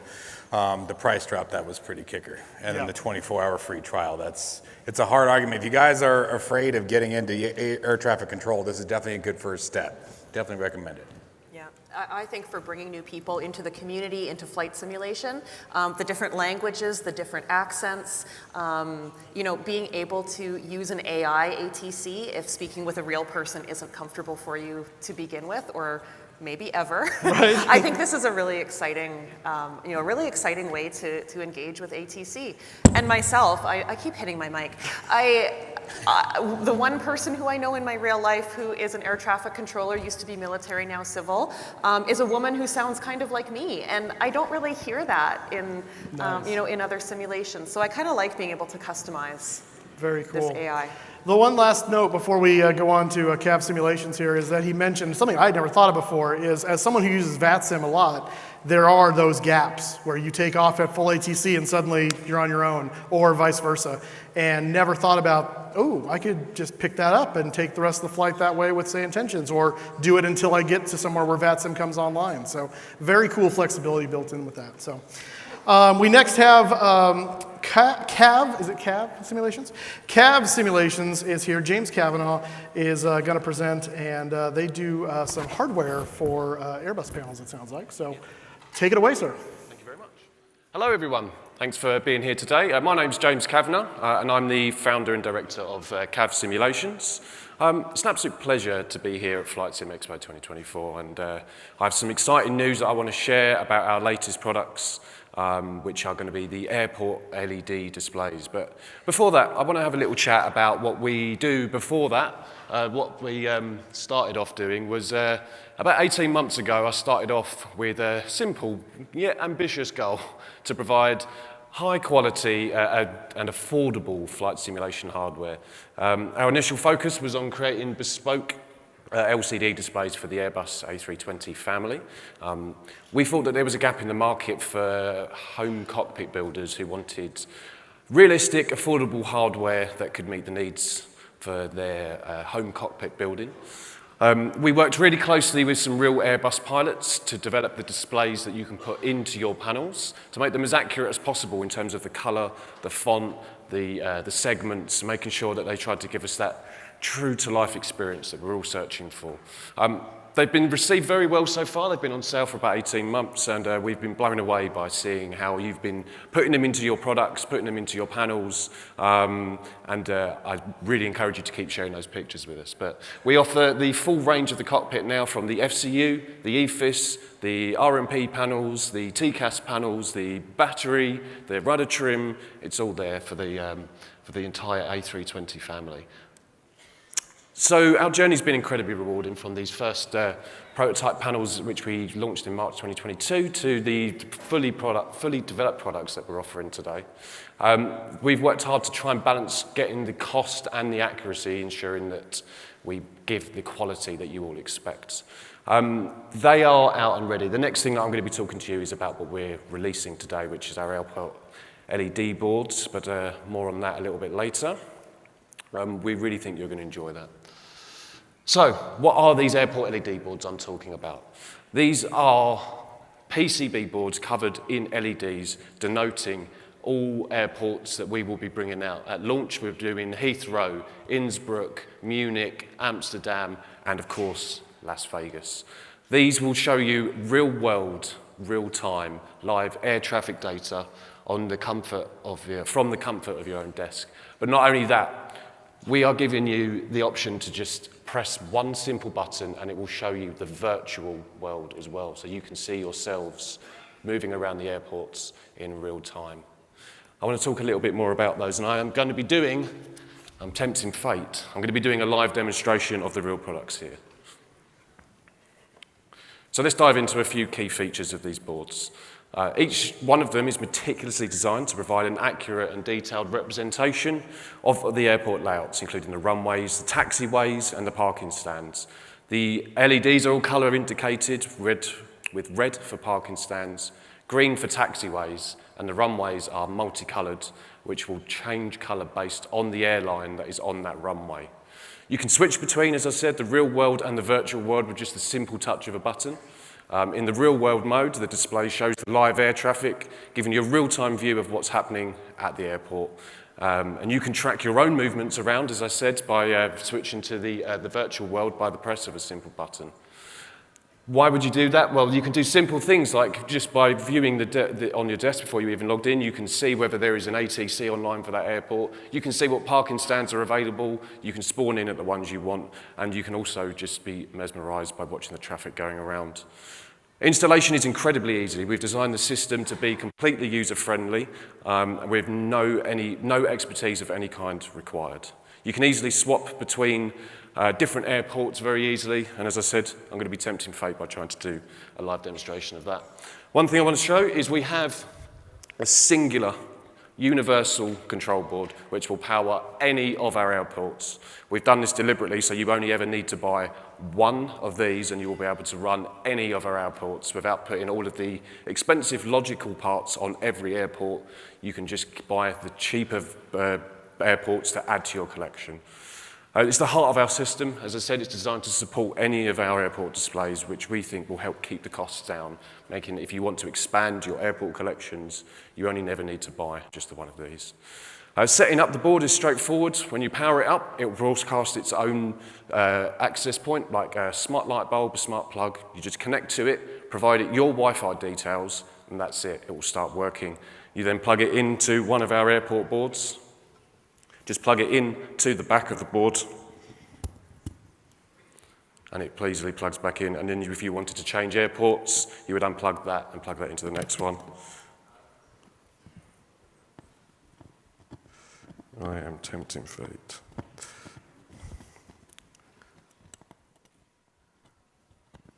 And then there, it just mounts like that. We've got PCB mounting holes as well in all the corners, so you can put it in a frame, hang it on the wall, put it on your desk, and have it wherever you want. One of the standout features of our system is the flexibility it offers. As I said, you only need to purchase the one. So what about these makes them unique? Well, the combination of our LED mapping and the real-time data integration is one of a kind.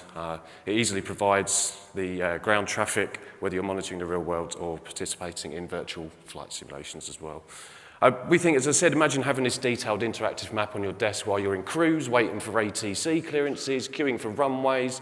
You can see your own aircraft moving around the airport.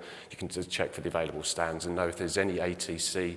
By the tower at every airport has its own LED, and if there is coverage, the LED will light up, and in the real world, obviously, there will be a controller on, so that will always light up as well. We've programmed over 500 different airlines with their own unique colours based on the primary colour of their logo. We think this attention of detail enhances the realism and gives you some more level of immersions. Moreover, the data stream for the real-time traffic is going to be completely free, and it will remain free for the life of the product. There is no mandatory subscription to use this product. Once you buy it, that is it. You will have access for life. We will be offering optional subscriptions to get premium features such as higher refresh data rates, the ability to choose your own colours for airlines. If you work or participate in a virtual airline, you can give your own airline its own colour as you wish. If you don't like the pre-programmed colours, you can change them to whatever you want for your own airline as well. We'll also add the ability for you to identify your particular call sign, and it will blink to let you know where you are, easily find yourself as well, amongst other features that will be coming. But none of that will ever be mandatory. You will only ever have to pay for the cost of the board, and access to the data stream will be free, and we promise and guarantee that. Now, let's tempt fate by trying to do a live demonstration. We're going to talk about setting up, putting things together, and the initial setup itself, from connecting the device to the Wi-Fi and to the server, into the servers, and then just using the boards and what they look like. So I've got the next slide is going to put up a live camera here, hopefully. Yes, it does. So hopefully you'll be able to get a better look at the board. So I'm going to show you here Las Vegas. We have other airports available, as I said, but the time zone difference, I'm pretty sure it's about midnight in Europe, so there's not going to be much traffic. So we're going to focus on the Las Vegas boards.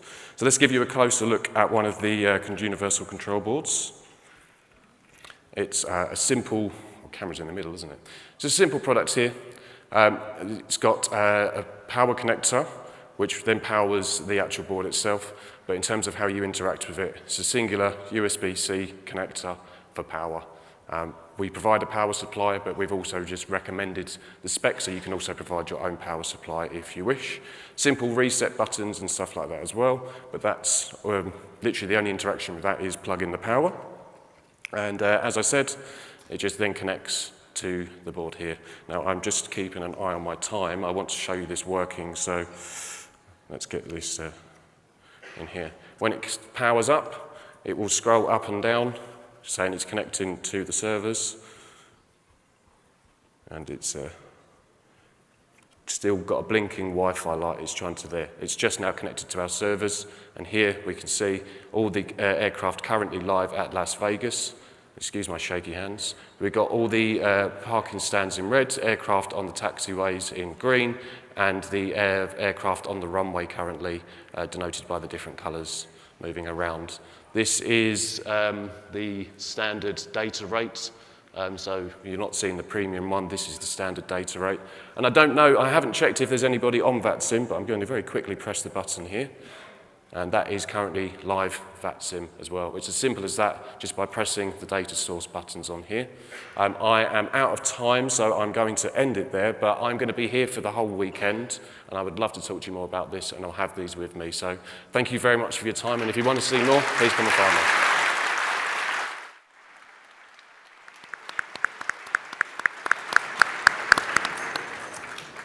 All right, kind of a unique, not only just panels that are helpful for those of you that are into the home cockpit simulation stuff, which I've been in some of these like home cockpits and they can be elaborate. So there's definitely a market for that if you're one of those guys that needs LCD screens for that. But also just the kind of artistic piece of that. You know, take flight simulation and make it an art piece in your house for your local airport or an airport you think is cool, and look at live traffic. That's pretty neat. So. Yeah, I think it's really cool, like how creative people can be about, you know, I'm sort of expecting, you know, hardware, software kind of discussions here at this presentation about, you know, how we can use some of this in our flight sim, but even as a like design feature, I think that's kind of an interesting thing that they've done. Yeah, absolutely. You hit it right on the point, especially with the artistic piece too. That's the part that sort of came to my mind. It'd be kind of cool to have that behind me while I'm doing the on-camera stuff. Like this being serious, like it would sort of brings the rest of the room to life. Exactly. I like it. Yeah. It's kind of like having a flux capacitor behind you moving around. But we don't talk about that. We don't talk about that. So up next, we're going to have the folks from let's see, what is it? WinWing, I believe. Just check my notes here. Yes, WinWing is going to be here next, and they are just about set here. They are going to be displaying in booth 420 this weekend. So be sure to stop by. They are doing some really nice flight sim hardware, and so we're going to hear from them right now. Take it away, sir. Hello.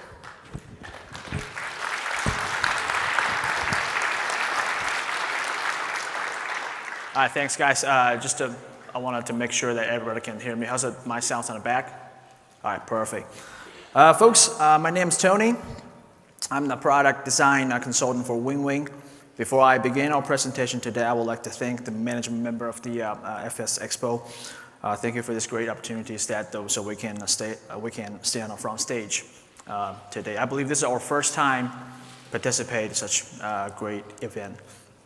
And I would like to thank the audience here. You guys helped me a lot during my tough years and in my upbringings, and the flight simulation has always been a part of my upbringings. So a little background about me. I'm currently serving as flight crew members for one of the U.S. major air carriers. I flew almost all the Boeing aircraft, 73, 75, 76, 777, now back to the 73. So this community has taken care of me during my tough years, like I talk about it, right? So, all right, let's get back to business then. Let's see okay, right there. All right, cool. So, WingWing begins as one of the hardware companies that we are specializing in the commercial level flight simulators. We have the closed loop loading, the load control feedback systems, OpenGL graphic implementations, flight model researches, and we are doing using the rear aircraft to research the flight models and the actual aerodynamic numbers that we're using it. So, with all those things, we have successfully obtained the level 5 FTD certifications from Civil Aviation Authority of China. So, now all of those things seems to be a little far away from a flight simulation standpoint. I mean, home use flight simulation standpoint. So, but in reality, we are be able to bring down the cost and bring up the accuracy of the hardware and the software at the same time. So, as we navigate our business throughout this region, we received numerous requests from our friends, from the flight sim enthusiasts to ask us, is there any possibilities that you guys getting into the hardware market for the flight sim region? So with the sheer volume of requests that we started looking and to provide a full set of flight sim gear for the Flight Sim 2020 or X-Plane platforms and the DCS platforms. So this is part of our products over here, or Cessna 172 FTD level 5s, Diamonds, the level 4s. But now we're actually be able to do something that's really great and with a lower cost. So this is what we did in the past couple of years. It's a one-stop shop solution for the hardware for the military simulations. As you might can tell, that's an F-18 seat over there. We're talking about this, the ordinary people when we're seeking the realistic training level for flight, flight experience at home often face unrealistic high prices, right? Sometimes even they say it's a competitive price. I totally get it. Yeah, it's somewhat higher than what we can afford. So, not just about the price, also the complexities of the project. Let's say I'm buying a bunch of the hardware. How did I connect them? How did I make it work? Is there any options that I can just plug and play? Yes, we can do that. So, can we produce the highest qualities of flight simulation hardware close to training level while maintaining an acceptable profit margin, keep us competitive with other companies? And we have the answer for you. Oh, I'm sorry, the audio have problems. Oh, it's not.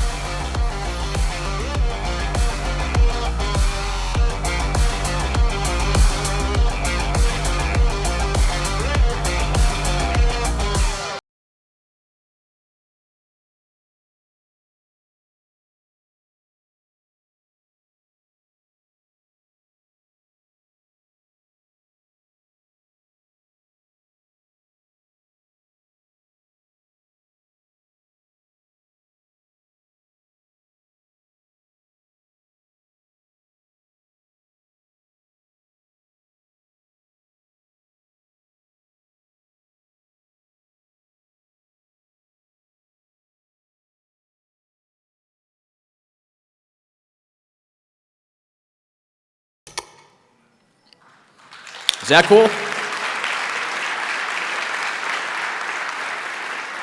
Yeah, thanks, guys. Yeah, that's a real cool video. So that's probably this is my third time seeing it. So yeah.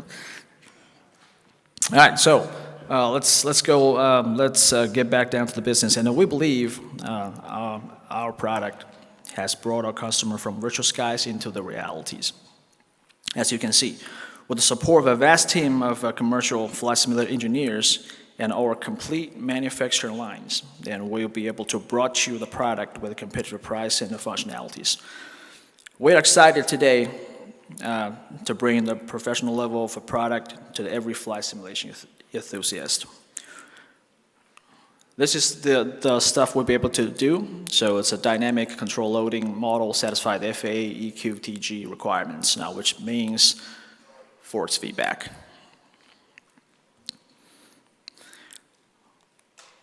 Now, for the product that we'll bring next, this is our Airbus product line for the EFS left side and the right side. My next click will reveal the price. So let's see if that's really competitive. How about that?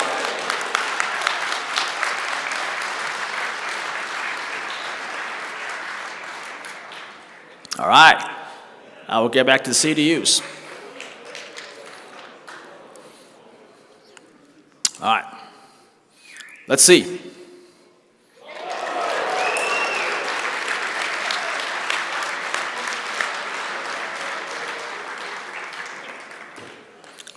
And sure, we got more.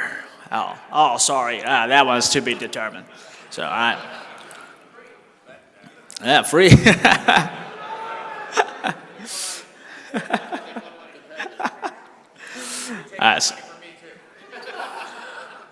We'll do that at our booth for sure. Come over. We have the postcard. So, all right. Transponders. That's the cockpit for the 320s right there. And we got more stuff coming in by 2025. Now, we're not just going to forget about the Boeing fleet.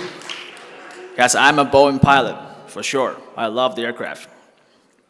Even it's 737 MAX. So, how about that?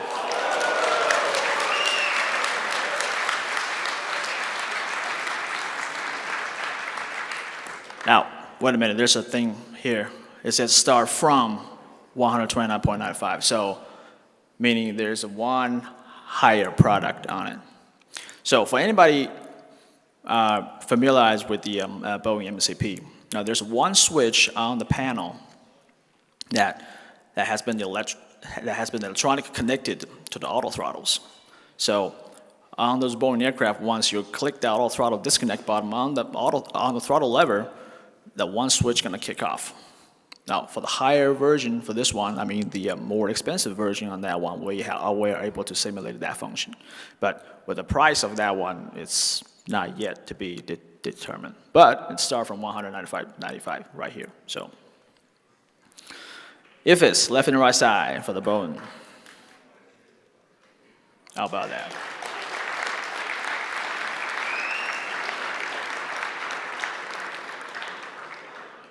Now, as we're showing the products here, our booth is getting ready for each and every one of you. So we have the demonstration team set up, the hardware things has been set up as we speak, and we do invite you. Come out, talk to us, check the things out. Oh, 7.3s. There you go.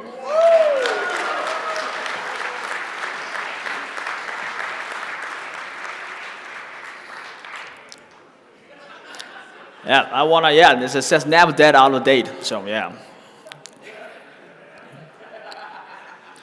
We're gonna fix that problem soon, so. That copy of 7.3. There's more stuff coming in 2025, for sure.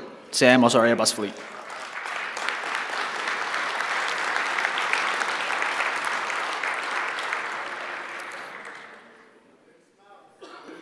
Now, ever since our launch of our first airline product, the FCU for the Airbus, the combat simulation users have a worry about that we're no longer supporting a combat simulation product line. That we have to change our focus. No, we don't just give up our product line, we just got better. So, here's what we're preparing for you for the F-18 joystick version 2. Now, it has an exclusive enhanced immersion experience, which means it has a vibration motor inside the joystick. And we have developed a model which will correspond your actual flight conditions, in the simulator, in the DCS, or in other games, that will give you a vibration feedback, which you can feel. You lower the landing gears, raise the landing gears, weapon deployment, you takeoffs and landings, all the touchdowns. And yeah, it feels great. I do invite you to come check us out. We do have one set up over the booth that you can actually feel the vibrations on the stick while you're approaching the stall. So it's extremely good. And this is our vibration motor adaptation schedule. As you might see, we have fully adapted all the DCS now, and we're working with we're working on the Microsoft 2020, and it's supposed to be finished by today, so June 24th. Okay. And the finalization day for the War Thunder is going to be on September 9th. So within this year, the majority of the simulations, whether it's airplane simulations or space simulations, that will be all adapted with our vibration models. This is one of our new products this year, the Ursa Minor airline joysticks. As you might tell, it kind of mimic one of the airliners that out there. So it has a left and a right stick, so we separate them, because we understand that the Airbus have a different shape for their side sticks. So we just, give the pilot two choices. Now, they might choose right, they might choose wrong the first time, but they'll choose right second time, for sure.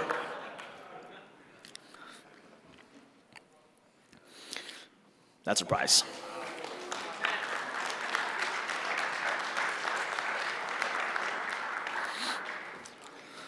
All right, so as we're coming towards the end of the presentation, I want to talk about another matter before I actually forgot. So we've always tried to make your home simulation experience into the realities, right? But we weren't the first company to do that. Years ago, a force feedback technology was introduced onto the joystick. This has been done by the Microsoft. It's been 27 years. I know, I was a baby at that time. But I still have one of my collections of Microsoft force feedback with me at my home. I like Iron Man's dad, Howard Stark, says, "I'm limited by the technology of my time." Now, even today, the force feedback systems on a home cockpit still wasn't cheap.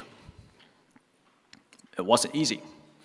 And it's extremely hard to get it calibrated accurately.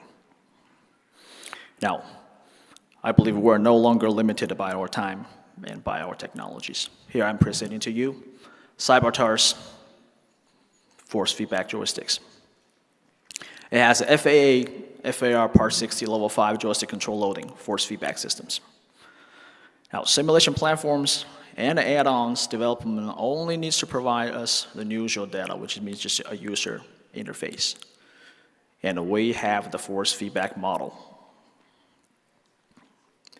Now, that's the conclusion of our presentation for today.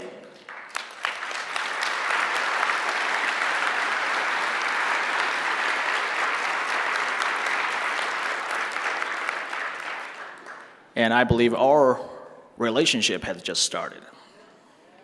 So, I like President Reagan used to say, trust but verify. So I think this is a brilliant phrase. Now we have to show you a lot of stuff, but in the end, the product has to speak for itself. So we invite you today to come over to our booth today or tomorrow in this great time of FSExpo. Come over, talk to us, and check it out so you can touch the product, feel it, and see how those things work together. And we hope and we'll love to meet you in person. Come talk to us, and we'll have you have a great experience over here. My name's Tony. Thank you for your time.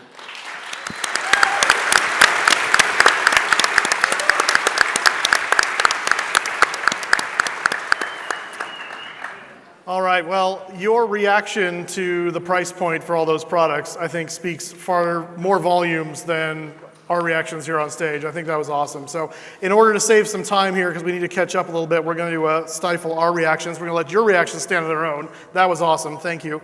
But we have our first virtual presentation from simfly.io. Please turn your attentions to the screens.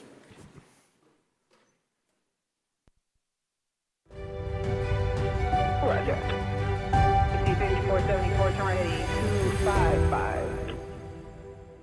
Hello everybody, and welcome to this video. This is Roberto Capodici. I'm the spokesperson for Simfly, and I will let you know and I will show you what Simfly is all about. So let's start saying that Simfly enhances the realism in flight simulators. It merges the aviation passion with the virtual economy. So when you are there on your flight simulator, you are a pilot, we believe you should earn something that you earn only if you fly and you work for flying. And when you earn something, you can then purchase an airplane, purchase an airport, and earn every time somebody uses your airplane or everybody sometimes lands or take off from your airport. We merge all a simulated economy that is more than simulated, it becomes even real, to the world of sims. You can obtain your pilot's license, purchase an aircraft, all and manage your airport. Every activity you do in Simfly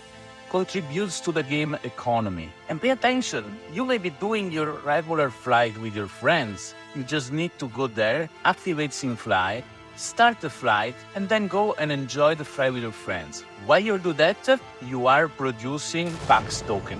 PAX token is a token that you can use to then make expenses inside this Simfly economy. But it's more than that, because you can also trade it and sell it to your friend and sell it to other users that want to take a shortcut and be there faster. So you can monetize your flight time thanks to Simfly. Simfly is a fly and earn system that leads to real rewards. There is a marketplace. You can use your PAX token to go in the marketplace and shop for more assets. You can customize, buy, sell pilot license, aircraft, and there are over 40,600 faithfully reproduced real airports. This is a unique investment opportunity in flight simulation. There is a dynamic marketplace for all the asset management. It's a revolutionary flight simulation project. You can transform your virtual aviation interactions and extend the simulation from just flying an airplane to be also part of a career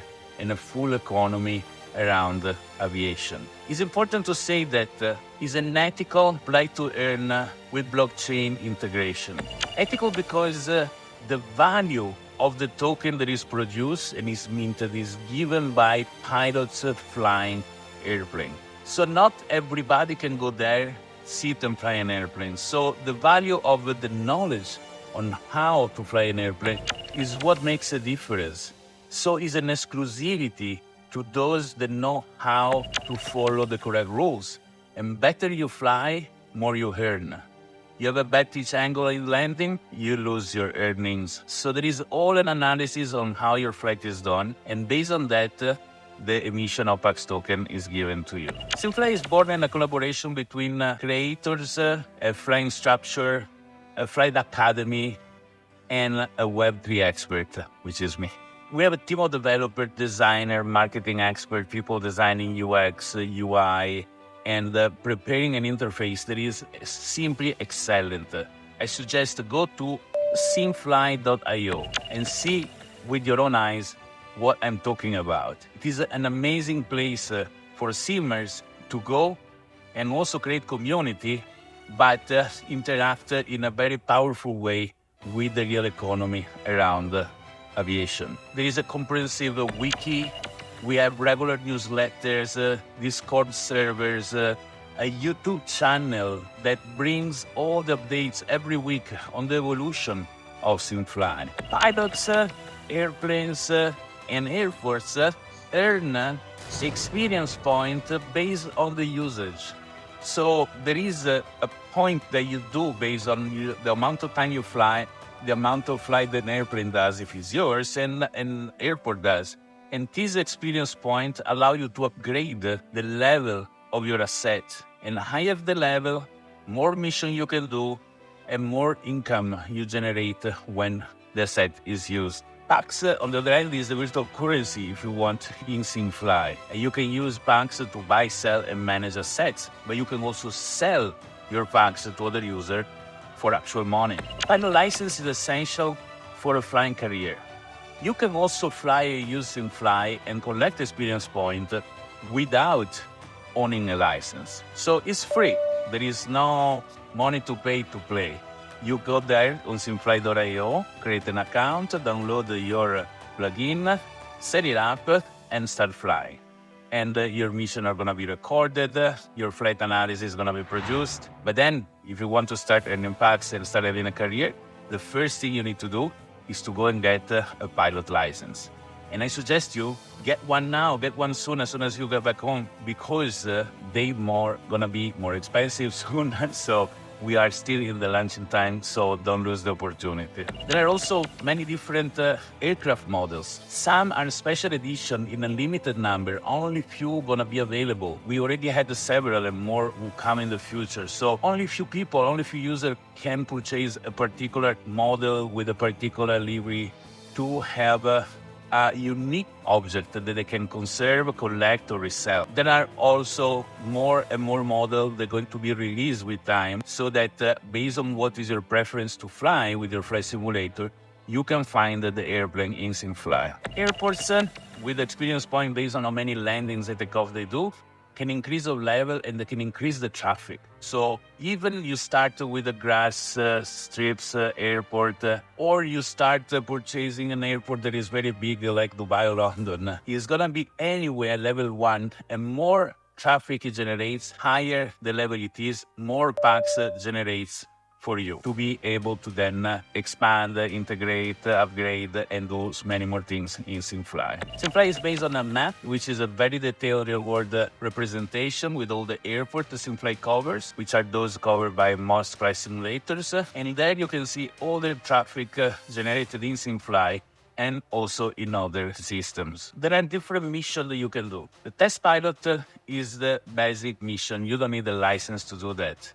Then there is the restricted flight, the scheduled flight, the pilot day, the tour mission, and in the future there is going to be an editor for people to create their own specific mission and invite others to participate in it and see if they comply to the rules of your custom mission. There are detailed reports at the end of each flight, and there is a logbook for each pilot with all the records of all the flight done in SimFly. You'll be able to see your statistic, the tour around the world, and there is all the data that you wanted to know about your flight situation. There is also a leaderboard with the player rankings based on how many miles have done with the airplane rather than experience point collected, numbers of hours fly, and so on and so forth. We are using AI, because who isn't in 2024, to give an analysis of the flight in the most details and depth manner as possible. So once you finish your flight and you press end flight, all the data of your flight are sent to the AI. The AI is going to do an elaboration and come back with an analysis of your flight. So you can also see all the past flight and also see all the analysis done. And you can share with friends in social media the flight that you have done with your score to show that you had the best pitch landing or the best management of the fuel, etc., etc. There is graphs that you can see, and also you can rebuild the route that you have done with the airplane in the map, seeing the altitude, and seeing from what airport to what airport you've been flying. The system is compatible with Wasim, Eval, Microsoft Flight Simulators, and other simulators like Explain and Prepare 3D. We are planning to build a full academy, multi-language videos and tutorials for people that want to learn to fly different kind of airplane and accommodate virtual airlines as well in SimFly. New mission and premium license subscription are going to be available soon as well. And there is a promo offer. There is a discount on all the sets valid for a very short time. So you can use the coupon code that you see on the screen now and use it to buy at a discounted price your license, your favorite airplane, and your favorite airport, unless somebody else already bought it before you. So rush up in simfly.io, get at the discounted price your asset, get your account, register in our Discord server, follow the newsletter, and subscribe to the YouTube channel. Thank you very much for watching, and SimFly, take off and get more.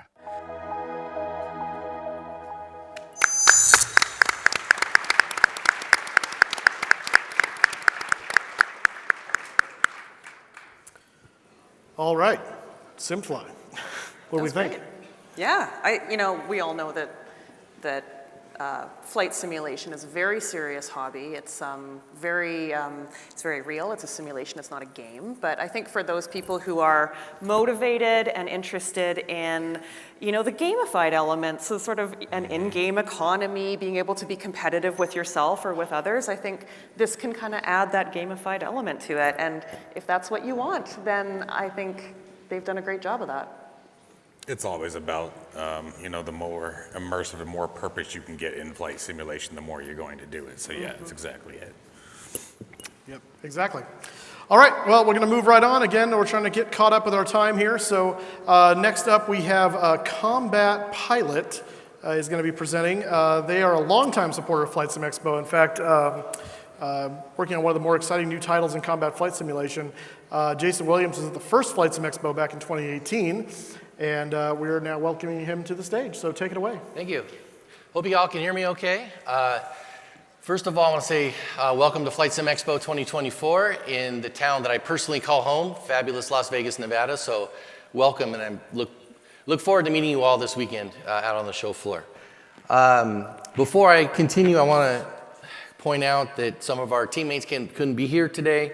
I want to say a very big thank you to Fritz and Fred and Tomas and John and Stefan and Uncle and Chris and Carl, Dakota and Chase. We would not be here today without your very hard work over the past year. So thank you very much, guys. Now on to the presentation.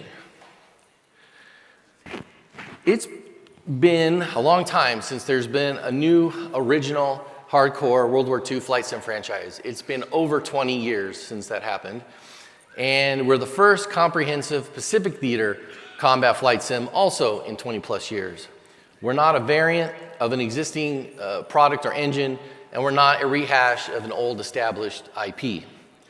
We're gonna be the first hardcore combat flight simulator utilizing the Unreal Engine 5+. In other words, our project has no baggage, there's no confusion on who we are, and there are no limits to what we want to do. Now, the origins of Combat Pilot began with a partnership that was formed between Carlos and Barbed Wire Studios and myself, Sky Street Productions. Barbed Wire Studios has formed a subsidiary called Entropy Aero that will be responsible for the development of Combat Pilot. In our first year, we secured funding for our first year of operation. We recruited a small but dedicated team to the cause, and we began work on our prototype, which is what you will see at our booth, number 416 on the show floor. So we've spent about a little over 12 months actually working on the project full time, and you'll see the fruits of that labor at our booth. Now I'll turn it over to Carlos to give you a little more of a technical side of things. All right, hello everybody. I'm Carlos Flores. I'm the CEO of Barbed Wire, and I currently oversee the technical aspect of Entropy Aero. And here's a brief history of time of 2023. We've worked on 4 main pillars, them being technology, how can we push our product, implementing everything together into a cohesive product, developing the content that builds our game, and doing the PR and marketing to make it aware to all of you here. In terms of technology, we're taking advantage of the full potential of Unreal Engine, from DirectX 12, ray tracing, PBR, multi-threading, physically based sound systems, and virtualized geometry. No more problems spotting aircraft in the sky as they switch LODs. From implementation, we're still working on the game mechanics, plotting the damage model, developing our geospatial solution, but we do have a tool set that we are using to derive the flight mechanics of those airplanes which are really hard to find information about, like the Japanese. This is a really powerful tool set that we are very proud to have. When it comes to content and peripheral support, we do have Tracker on our hubs, but we also have support for TrackIR, and we're working on VR and motion support and all the goodies. For content, we have high-definition models, state-of-the-art, and we're working on partnerships to be able to develop more content in the future. Research, translations, beta testing, the full Monty, so to speak. For PR and marketing, we do have a Discord server. We set up our website. We have newsletters and surveys that you can sign up to that help us a lot in focusing our development. We're here at the FSExpo. And we also plan to set up Patreon and other merchandise. Jason will give more details about that in the future. And now we're going to talk about our approach. We do have a very unique approach, and in order to make it a bit clear, we're going to identify 3 main challenges that we plan to surmount. The first one is having a huge amount of different aircraft in the sky to a high degree of fidelity. It's 2024. Making detailed content takes a lot of time and money. The second challenge is keeping up with technology. This thing's going to have a shelf life of 20 plus years. How can it be relevant in 2040? And the third challenge is how to provide a simulation that is true to history and that people can rally behind and say, this is a realistic flight sim. In order to tackle these challenges, firstly, for the first challenge, we do have a modular development of theaters and cohesive aircraft to go with it that Jason will give a little bit of insight about later. We do plan to collaborate for content development with talented partners, and we do have a very long planning to be able to make into fruition all of our goals. For the second challenge, we do have the advantage of Unreal Engine 5, an engine where every year millions of dollars are invested into pushing the boundary of the technology, and we have modern development practices, PBR, advanced engineering tools, so that any talented content creator can be onboarded with state-of-the-art technology and they will feel right at home. For the third challenge, this is a product for the community, by the community. I've been flying flight sim since I was 4 years old, and so has Jason. We have a transparent development where people can help build our product, be the best version of it that we can, and we do have a very simple approach to business. Our investor and our hardworking people always put the product and customer first. And with this mindset, we can make sure that we're not going to release something that we can't be proud of. We want to make sure that Combat Pilot is that IP that people can be happy about, a Western product of quality and a very long future ahead. Talking about the future, now I'm going to pass it on to Jason, who's going to talk about the plans for next year and onward. Thank you, Carlos. First, I want to say some of our slides have been truncated somehow. I think something happened to the formatting, so I apologize for that. Let's talk about our second year of development. We've been working at it for a little over a year. Now, in our second year, we have some very obvious goals. One, we need to increase our budget and expand the team. We're going to continue to refine our fundamentals such as physics, flight modeling, systems modeling, and of course the geospatial for you to fly over. And we're going to work on some new areas such as the AI, the damage model, our weapons, and our visual effects. And we'll start to work on our multiplayer, and of course we're going to offer VR support just as soon as we can, which is not very far out. We're of course going to build more aircraft and more ships, and we're going to work on our improving our graphical user interface and a launcher to help manage installs of the product. And of course, when the product matures a little bit more, we're going to have rigorous testing with alpha and beta testers in the near future. So what are our plans beyond the second year? Well, Combat Pilot's going to be released as a franchise with many different phases of development where each milestone brings something new. until the product is quote unquote, feature complete. Our first theater of combat is going to be the Battle of Midway. And we're using the Battle of Midway as our proof of concept and our playground for our first bit of content that we're going to make. And we're also going to increase our community development and improve our web properties that some of you may have already seen. They're a little rudimentary at the moment. On the development side, we're also going to find, as Carlos mentioned, qualified content partners to make important aircraft and ships. And in the not too distant future, we're going to launch a Patreon and merchandise operation to help, because a lot of people have contacted me about somehow contributing to the bankroll of combat pilots. So we're going to give you an opportunity to do that if you're so inclined. And now that we have Midway established and we're working on a prototype, we're already planning for years down the line. So our first large-scale theater outside of Battle of Midway will be the Solomons. So if you're a fan of Guadalcanal, we're going to go there. And now for a short video of our demo. Hopefully it works. And I think I need to click it one more time. Yes, sir. All right. There you go.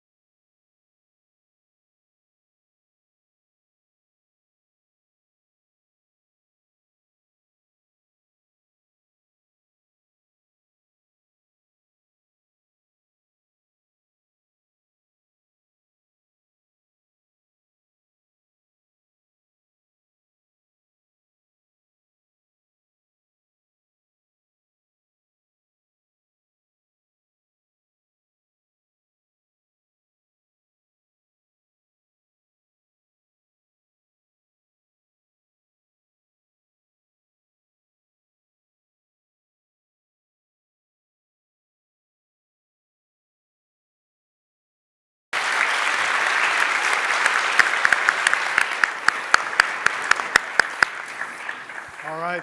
Thanks, guys. So at the last break, we're not taking a break right now, don't get excited. The last break, I was talking with a few people, and one of them even mentioned it's time for us to have a combat flight simulator, kind of like we had, Microsoft had combat flight simulator years ago that was kind of old school stuff like this, and I did not know this was happening. So this is really cool to fill that spot. So. That's exactly where I was going with it. It's been a while since we've had especially a good Warbird combat simulator. Yeah. We have a lot of modern jets, modern combat, things like that DCS World, and still offers both sides of it. But yeah, a dedicated Warbird, it got my attention, definitely. Yeah, definitely very cool. And it's come so far in a year. For them to say that's the first year of development, what's on deck for the second year, that's pretty incredible. Yeah, exactly. It's going to be neat. So something to look forward to and check out, especially if you are into combat flight simulation. I know a lot of us are into airliners and GA and stuff like that, and shooting at other planes isn't necessarily something you're always thinking about, but it can bring a whole new fun aspect and camaraderie to shoot your friend out of the sky kind of thing. So. Next up, we're going to have this. I'm actually very curious about this one because I don't know what this company does, actually. And there's no information here for me other than they're called Slytherin. My assumption is it's Harry Potter related, but I don't think that's actually what it is. So they're finishing up, getting it ready. Guys, just let me know as soon as you're all set to go. Real quick, though, while we're stalling here, or are you guys good? We good? I'm good. Okay. Go ahead. I just cut my mic off, so. All right. Hi, everybody. My name is John Coughlin. I am representing Slytherin Games. We are a war game and military simulation and strategy game video publisher and developer, and I'm going to be showing you guys Scramble Battle of Britain. This flight sim community Slytherin typically we make a lot of strategy games, so this is our first opening into the flight simulation space. I'm just curious because we don't have a ton of marketing data on this yet. Can anybody who has heard of Scramble raise your hands for me? This is a small sample size. So this is excellent. This is why I wanted to come here. I am super excited to be here at Flight Sim Expo because this is a very special event to me. My clicker might not work. Go ahead. Or maybe we're not. There we go. There we go. In 2019, I went down to Orlando and showed a very tiny game called Roger Meatball at the Flight Simulation Expo. And it was the first time that I'd gone to the event. I went down not knowing a single person, and I walked away from this event with a couple friends in particular who have remained lifelong friends. We talk every single day. I now have a big pool of friends who are all here coming to this event together. This has been, the flight simulation community in general has been important to me.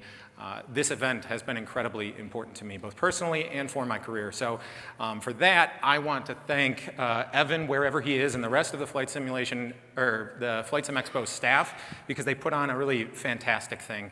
And I encourage all of you, especially the people who are here for the first time, look around while you're here, meet some people, shake some hands, and build some memories, because I promise it's going to be worth it.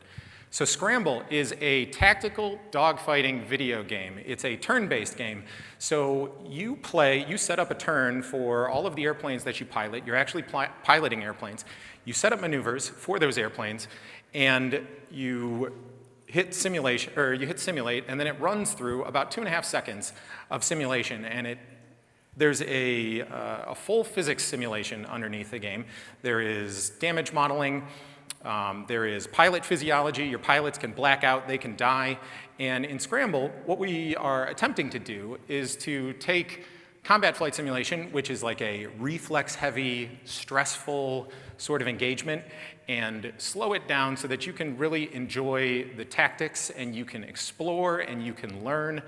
And we provide you with a bunch of tools for planning your maneuver, for exploring the airspace, and then for analyzing all of your performance. And in a minute here, I'm going to have my friend Sebastian run a live demo of the game. So Sebastian, can you tab out to Scramble? That should be it.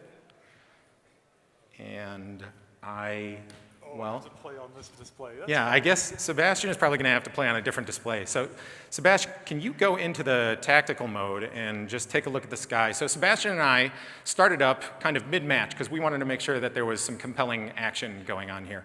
And so in Scramble, at any point, you can pop out and you can view the airspace as this sort of 3D diorama. Sebastian, could you go into review mode real quick? So when he goes into review mode, and then you can go into review mode, you can loop the action to see what your previous turn was. Sebastian, can you hit that review button again and toggle back? You can also, in the middle of any single turn, you can go back into a full match replay, and you can scrub frame by frame through every moment of action. This allows you to do two things. It allows you to analyze your tactics, analyze your performance, try to figure out what your enemies are doing, but it also gives you a ton of flexibility to capture some great screenshots, capture some video. We have a full suite of cinematic tools that should allow you to take great photos. And so now, Sebastian, I'll have you hop back into the regular with the tactical mode, and we're going to just let Sebastian run a turn here, and I think he's probably in a pretty good position, so you can go ahead and advance.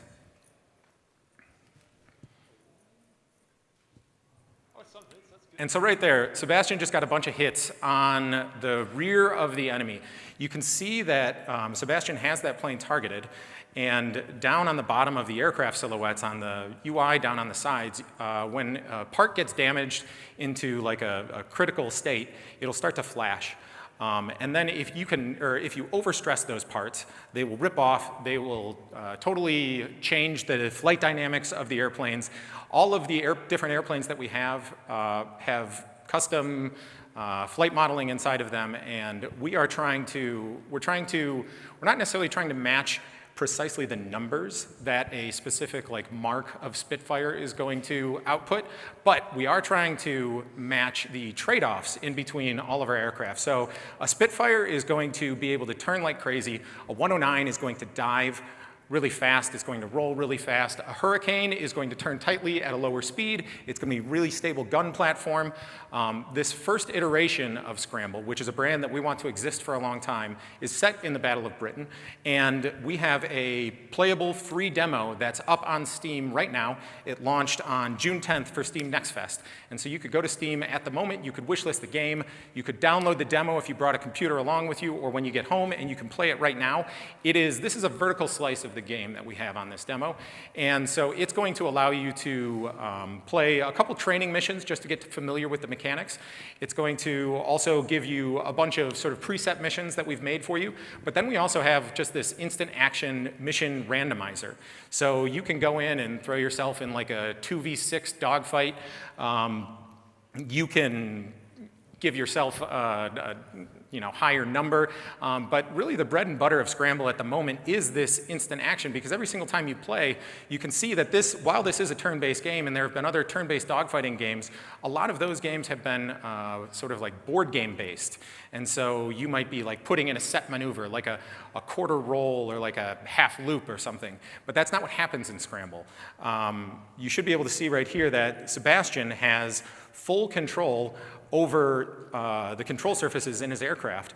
And we want to make sure that this game is accessible for people who are super familiar with airplanes and people who are not familiar with airplanes at all. So Scramble is going to control, in our default control mode, we have something that we call a turn climb assist.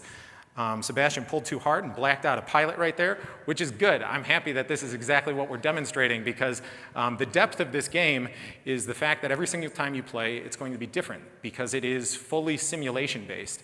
And so in our default control scheme, which is the one that Sebastian is using at the moment, we have something called a turn climb assist enabled. And so when you fly an airplane, you do a lot of things. You mess with your ailerons, you mess with your rudders, but when you want to go and turn, that's a non-trivial maneuver for people who are not super familiar with airplanes. So we, in this turn climb assist, when you, on your turn axis, it's coupling some of your roll and some of your yaw control, so that basically when people move their sticks around, the airplane is going to, it's going to move to the right when they press to the right, and it's going to move up and down when they press up and down. And that makes the control scheme pretty much as accessible as something like an Ace Combat game, but when it launches in full, we will have a full 3-axis control scheme that allows you to play with rudder and ailerons and elevators all independently. Sebastian's playing on a gamepad. The game controls fantastically on a gamepad. We have remappable controls, so this kind of community is probably going to be interested in if they'll be able to hook up their hands-on throttle and stick. I'm sure that you guys will be able to figure out how to hook up all of that stuff yourselves. It's all going to be independently mappable, so you'll figure it out.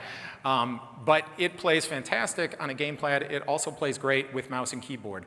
The game can be interacted with almost exclusively with the mouse, or almost exclusively with the keyboard. We give you camera and airplane controls available with both of those sets. And eventually, Scramble will launch with a Battle of Britain campaign. It'll have, you will be a squadron manager. You will maintain a squadron of pilots from the beginning to the end of a Battle of Britain campaign. All of your pilots will be unique. They'll all have specific traits that either boost or limit their capabilities in certain dogfighting situations while they're in the sky. They will get fatigued. They will die. We'll have permadeath in there, and so it'll be a pretty big, robust thing. So to close, I'd like to make sure that you guys all know that, oh, I thought that was, is this, no, that's the game. That's it. That's the slides. So to close, you can find this game on Steam right now. You can download our demo as early as when you leave this show if you want. You can go, if you go to slitherine.com/scramble, that'll take you straight to our Steam page. So please go check it out, wishlist it, try the demo out. If you are interested in contacting me, if you're a customer, if you're a media person, if anything about this interests you, you can find all of my contact information here. Thank you, everybody. I really appreciate it. Have a great weekend.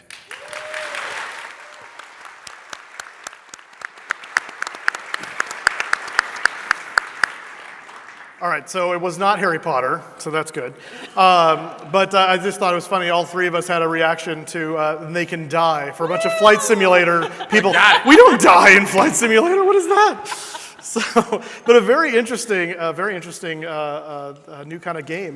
Very strategy. It actually reminds me of being like the watching Top Gun and watching them review all of their maneuvers and stuff like that. So, very cool. What are your thoughts? Yeah, definitely right along the same lines of sort of where I was going with that. We have a tool that we use when we do our combat analysis in DCS that looks like they've sort of implemented right into the game, so that was a good call. Very cool. And I think it's cool that it's so accessible to people who may not know a lot about the planes from the Battle of Britain. Right. They may not have a lot of fancy flight equipment right away, so someone just getting into flight sim and thinks this is interesting can just hop on their mouse and keyboard or their game controller and hop in and give it a try. Absolutely, absolutely. So with that, guys, we are going to take another approximately 10-minute break. Again, get some water, get hydrated. When we come back, we're going to be hearing from the likes of Navigraph, Fly Inside, Flying Art, Toby, and plenty more. Hope you guys are finding this enjoyable and exciting. I know I am. We'll see you back in 10 minutes.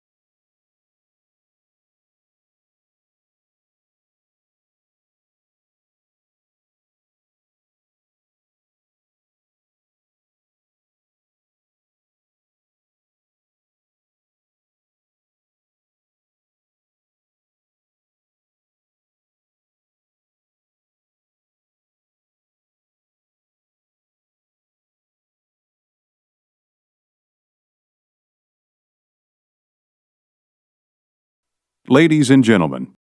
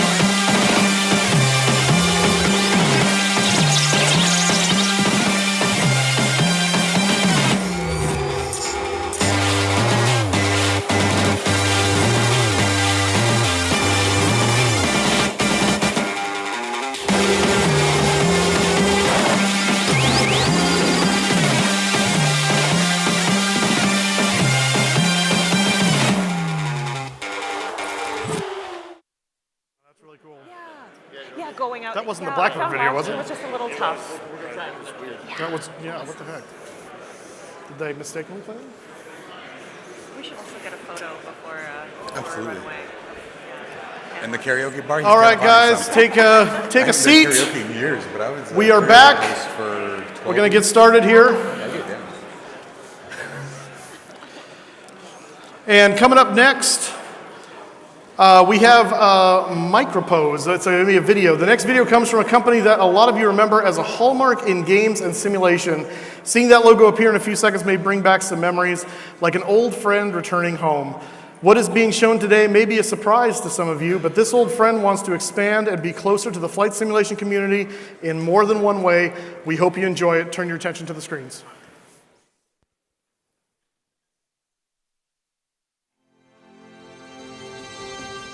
Tower 139 requesting taxi to the active runway, wind direction, and altimeter setting, over.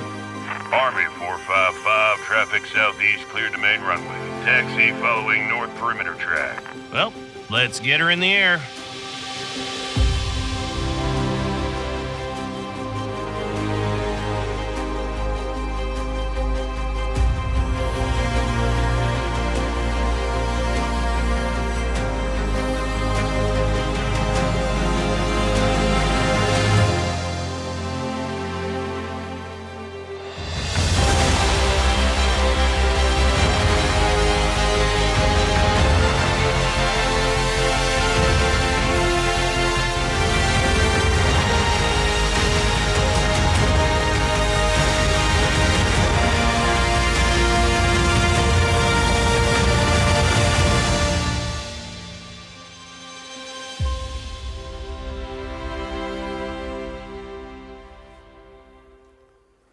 All right. What do you think about that?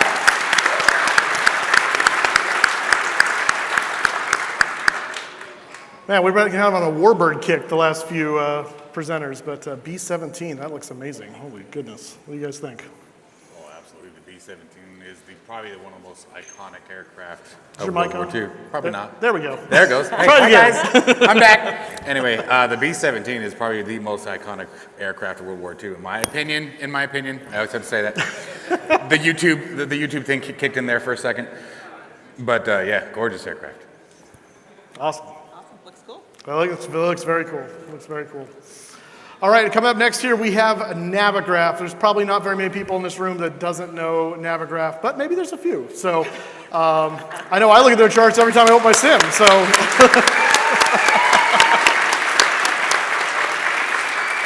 Take it away. Phil and Evan, what a show you're putting on. This is exciting. We're off to a good start, I feel. In the off chance that you might not know about Navigraph, we're a company based in Stockholm, Sweden, and we spent 2 long flights to get here, and the jet lag is just about to wear off. Very good. My name is Magnus Axholt, and together with Stephen O'Connell, we founded this company some 20-odd years ago. We were college buddies at the time, but that's a different story. We're here to do Navigraph Charts feature announcement. Joined on the stage is also Jason. You might know him from our YouTube channel at Navigraph. He works as a technical support specialist because you know a darn lot about the SimBrief performance calculator, for instance. You also have a sweet voice that we use for the narration of our YouTube productions. You should go to the YouTube video. We have one on Miami, which is quite nice. But there are others as well. Am I coming across? Okay, cool. Right, so can we do a little poll here by just raise of hands? I just want to know how many of you out here who are Navigraph users.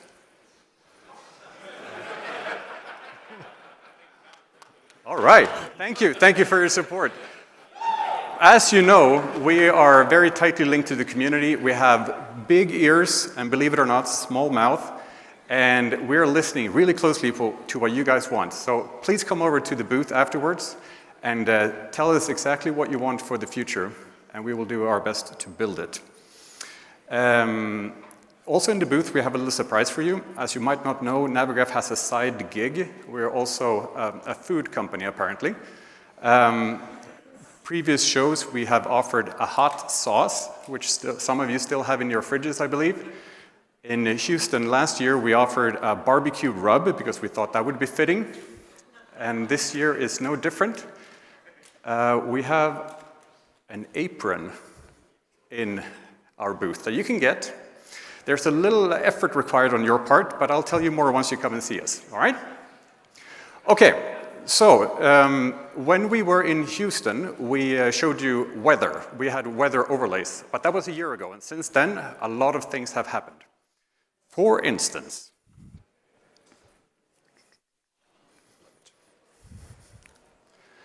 you know, you have one of these usually in your back pocket. Did you know that you can follow your flight on your iPhone while you're away, or Android for that matter, while you're making some tea or when you're at dinner, you can make sure that your transatlantic flight is going as planned.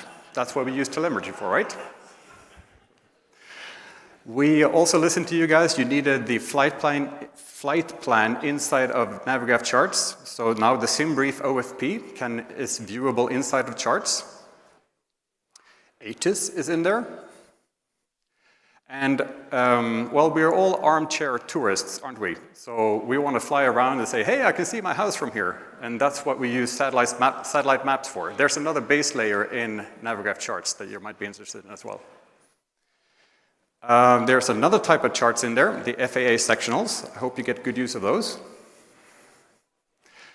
And back by popular demand, I would say, is the ability to scribble on your charts. You can do that with a stylus or with your fingers.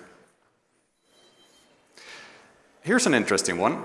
For all those VFR pilots out there, we have an improved land cover or classification of land. So when you're following say a field or a pasture, or it borders to a forest, then it's much easier to make that mapping between the VFR chart and, it's much easier to make that mapping from the simulator over to the charts. That's what I wanted to say.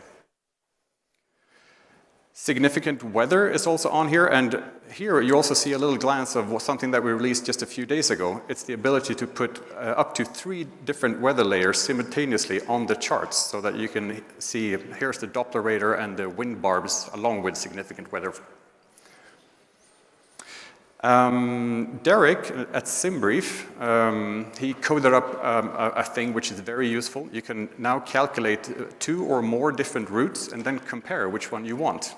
That's a nice one. And I hope you haven't missed the performance calculator.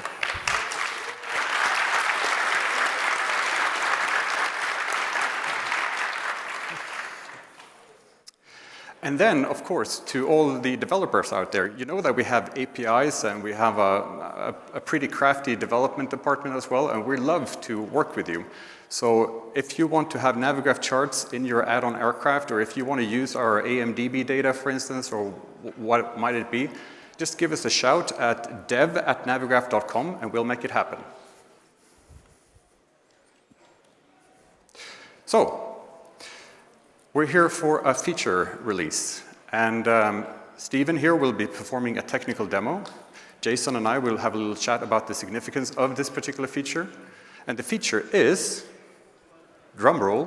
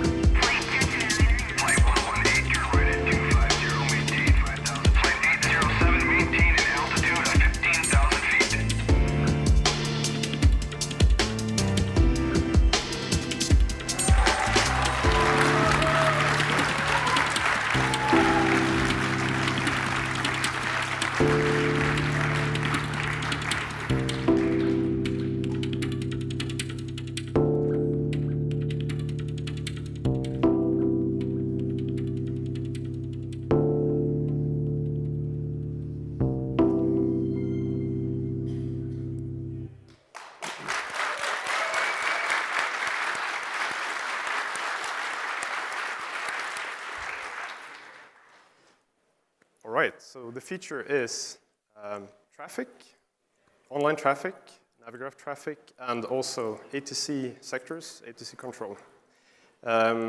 This is the top-rated feature request in our wish list, and it's being asked for by you guys for many years, and we're very happy to be able to present this coming feature today. Now, I say coming because it's not released yet. It's currently in active development. We're still taking feedback, so if you want to try this out yourself, you can come to our booth. We will have a live demo there as well, and we'll be happy to talk to you about this and how we can develop this. I'll attempt now to do a technical demo. This is live with a bit shaky mobile connection, so bear with me.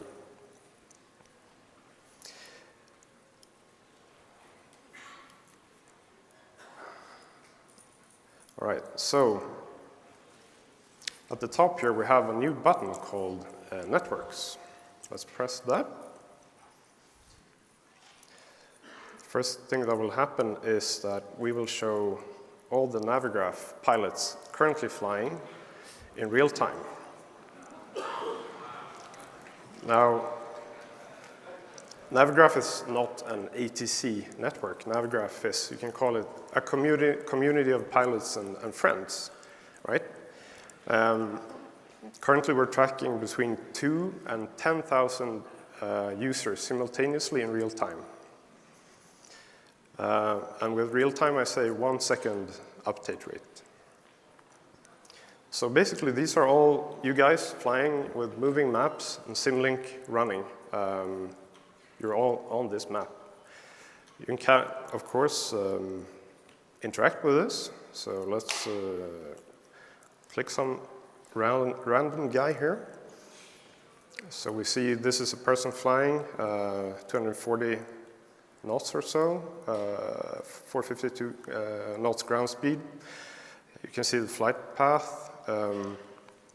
This is still work in development, so we're going to flesh out the information you get about pilots. So this is currently what we're sort of working on, and we'll be happy to talk about this in our booth with you guys, how we can develop this sort of Navigraph network further. Let's leave Navigraph for now and check out VATSIM. So currently we're tracking 800 or so pilots flying on VATSIM, again in real time. 1 second refresh rate on all these pilots. So you can track anyone flying on VATSIM in real time. And for this, we have been working closely with VATSIM. I would like to thank Tim Barber, VATSIM president, and his team, especially Richard and Jacob, who have been working very closely with our developers. Of course, again, you can interact with these pilots in the same way.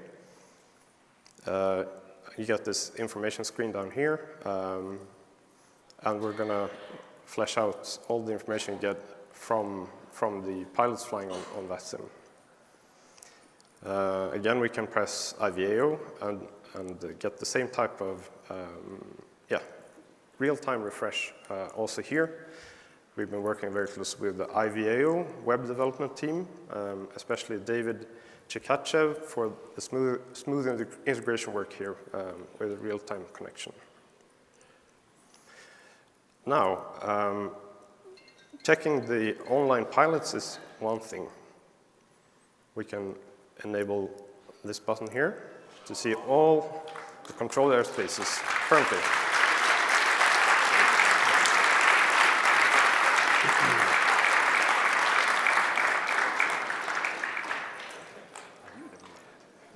And again, everything is interactive here, so you get who's in control. Jordan here is controlling Salt Lake City currently since 24 minutes, and that's his frequency.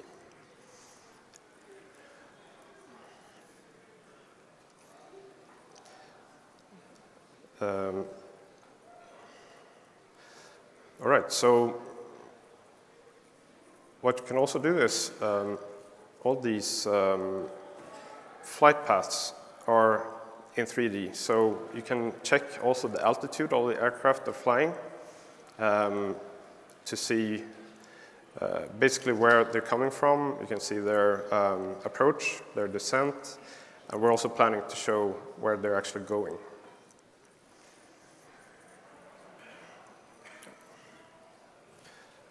All right, so this is the feature. Again, it's not released. There are still quite a lot of things that we're going to be working on here in the next coming months, and we'll be very happy to talk to you guys about what you think is important. We have already done so to build this, but the devil is in the details.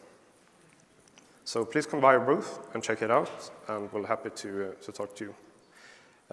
With this demo, I'm going to hand it back over to Magnus, and you can talk about this feature and why it's important. Well, why it's important, what do you think, Jason? Why will people actually appreciate this and use it? Yeah. Well, how many of you have flown on a VATSIM event before? Show of hands. It's a lot, right? The thing about when we're flying an event and we're going into an airspace, and we might pull up, I'm going to throw Jacksonville. You might throw Jacksonville up, and there's 15 Jacksonville centers, right? And we don't know which one to pick. And then you call a frequency in the first one, and they go, that's wrong frequency. Contact this one. With this, we're going to be able to see the sectors broken in. It's a work in progress, but that's going to happen. So that's huge for us as pilots and ATCs. Saves us time.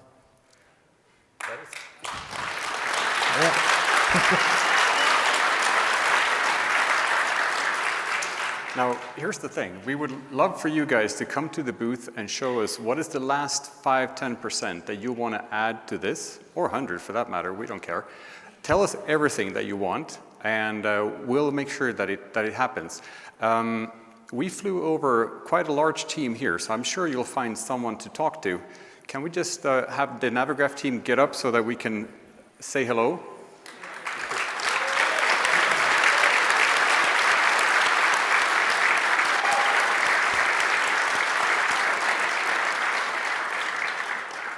So any one of us on the team is happy to speak to you and see what we can incorporate into this.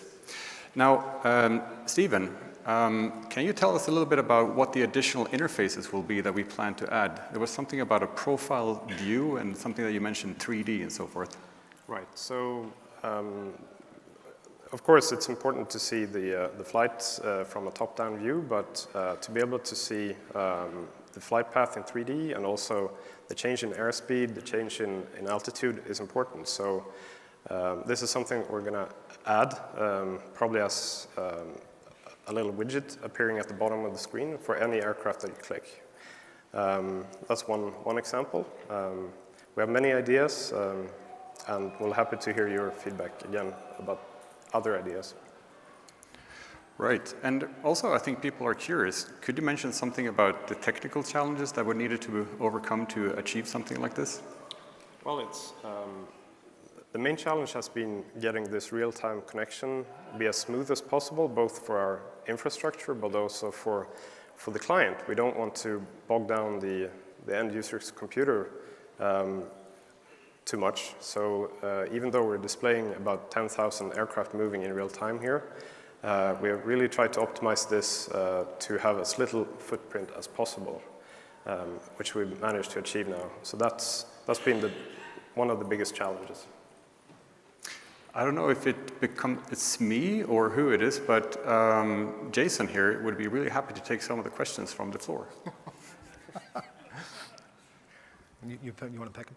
I want to pick? All right. How about this gentleman over here?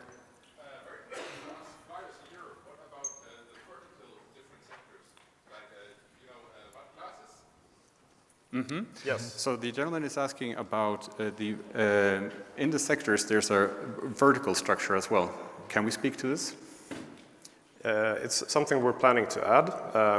We're investigating exactly how much we can get out of the different APIs that we're working with, but that's absolutely the goal. Yes. Front row over here. On the VATSIM stuff, when you click on the sector, will it show,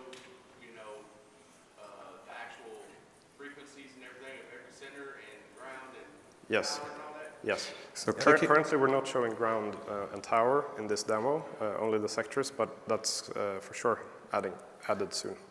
And for you folks in the back, the question was, if you click a sector, will you see all the frequencies in there? And the answer is yes. I believe there was a question, gentleman in the colorful shirt.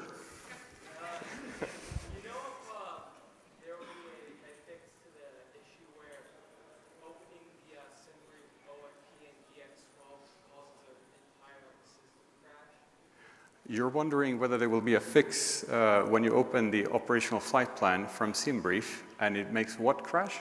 Just the entire sim crash. Oh, the entire sim. I'm quite sure that will be fixed, yes. We can't have that. Yes, over here.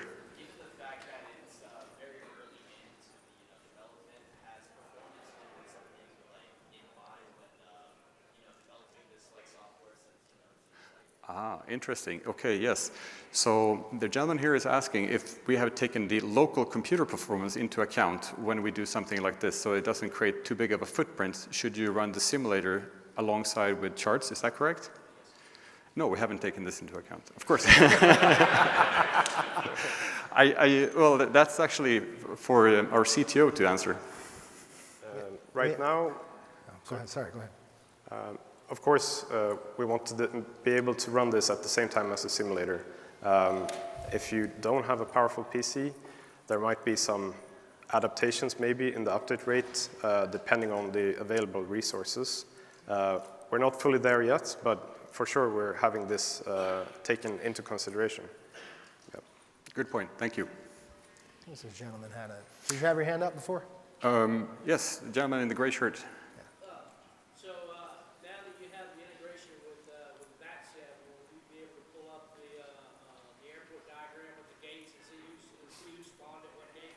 Yes, sir. Yes. So the gentleman is asking whether or not we would have the airport overlay so that you can see specifically what aircraft is at what gate. So yes, we will. The traffic will be working down to the very smallest level. Another neat thing is when you're flying with a friend, you have to call that person in front of you and say, what's your airspeed and altitude? Like every 10 minutes, right? With this, you can just click on the target, and you can see the ground speed. So, we had a question over here. Yes. Somebody clicked on the user before. It wasn't showing like their actual profile name. Would you be able to see the profile name of the person? Yes. Yeah. Yeah. Would you be able to mark yourself private so that they can? That's a very good question. The ability to search for another person, and yes, it makes them selected. Yes. I'm just going to repeat your question to the people in the back. So the gentleman here is asking whether or not you can turn on and off your visibility, mainly for privacy reasons, I presume. That's at least why we are planning this function. And you also asked whether or not it would be possible to search for someone's user handle. And yes, the intention is to increase the possibility of connecting with other pilots eventually.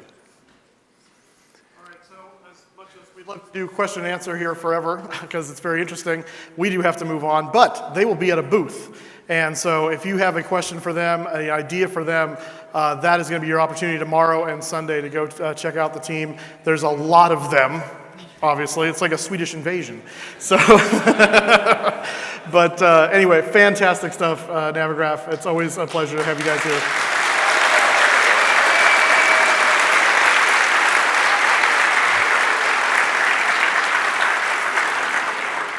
All right, panel, what do we think about the Navigraph? The Navigraph is the Navigraph, and there's really not much more you can say other than they are the Navigraph. Exactly. It is, if you guys don't use Navigraph for your flights, I mean, you are missing out on so much. I mean, one of the things I didn't actually hear them talk about was the fact they added VFR sectionals this year too, and that was like, yes, we've been asking for that for 10 years, I can remember. So yeah, epic for me. Yeah. such like attention to detail, and I've had a Navigraph subscription for just 6 months now. I'm kind of late to the game, but still just diving into everything that's available. And they're obviously like just shout out to being responsive to the community, taking questions, you know, adapting and adding new features based on what people are asking for. So that's nice to see too. Absolutely. You can't say enough about a company that wants to come in, make a great product, constantly improve the product, but also is really intentional about reaching out to all of you guys to really find out, hey, what do you guys want for your sim?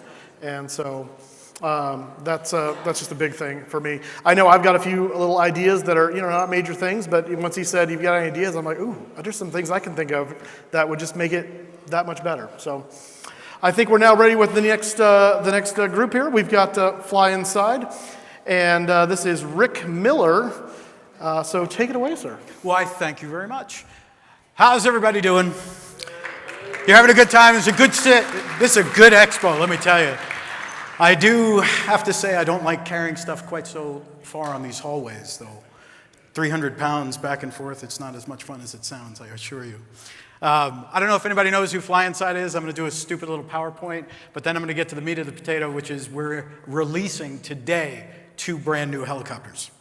So that is the big deal for us. And you will be able to come into our booth where we have 4 flight sims, full cockpits set up, one of them full motion, 360 degrees. And you will be able to get on there. I did bring barf bags. I did. Because if you can't fly a helicopter well and you sit on the pedals, you are going to spin around really fast. So the only thing that'll set me off is that.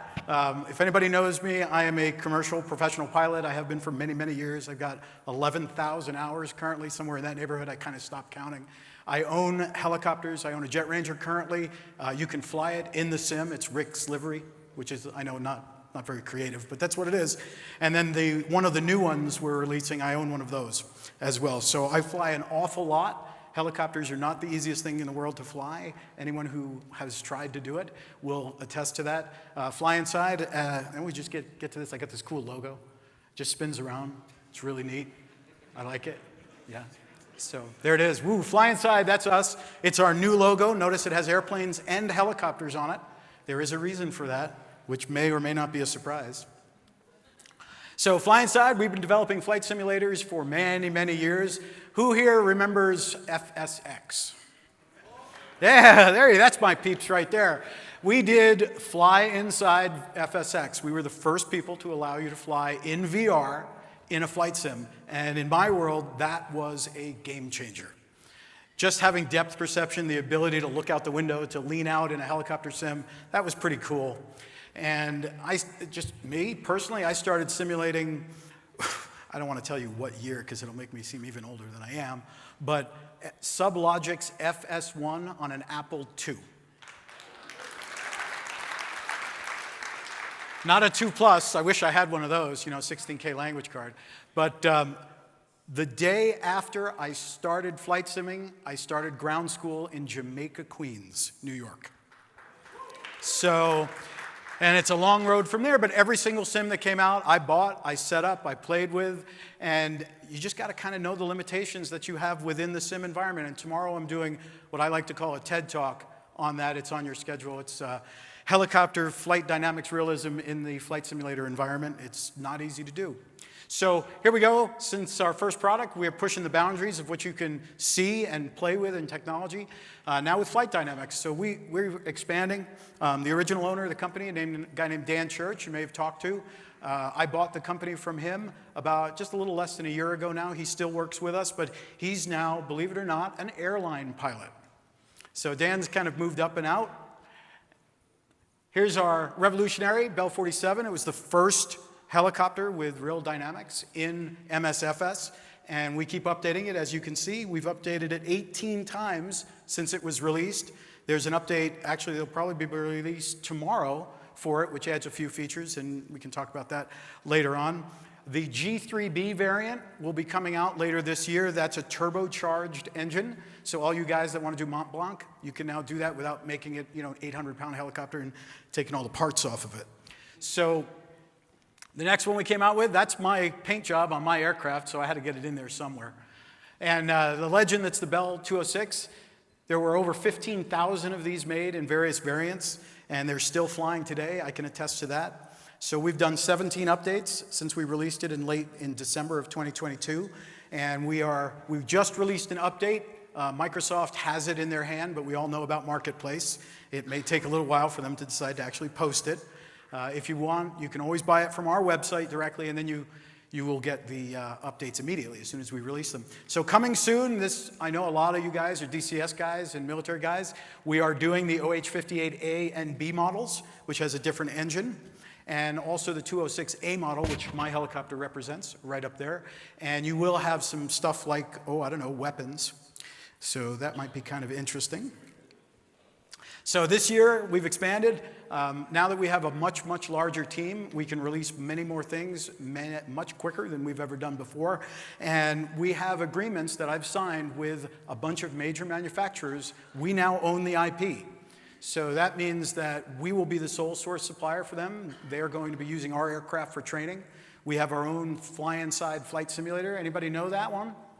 We released it as a consumer product, and now it's a commercial product, and Bell Helicopter is using it, as well as quite a few other companies, and we're going to soon be certified to be able to use msfs for the scenery in a PCATD, an approved device. We're going to get to level 5 probably next year, so if you want, you can start logging the time if you have the correct hardware, which is a very cool thing as far as I am concerned. Towards that end, we have to replace the msfs flight dynamics model.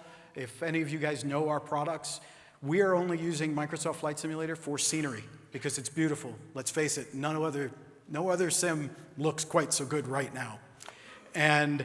But it's limiting because Asobo decided that helicopters weren't really the most important thing to them, so they did it as best they could, and they did a really good job. But they're really focused on gamers rather than hardcore simmers. So if you want to have something that you can hop in and fly around like a hero, more power to you.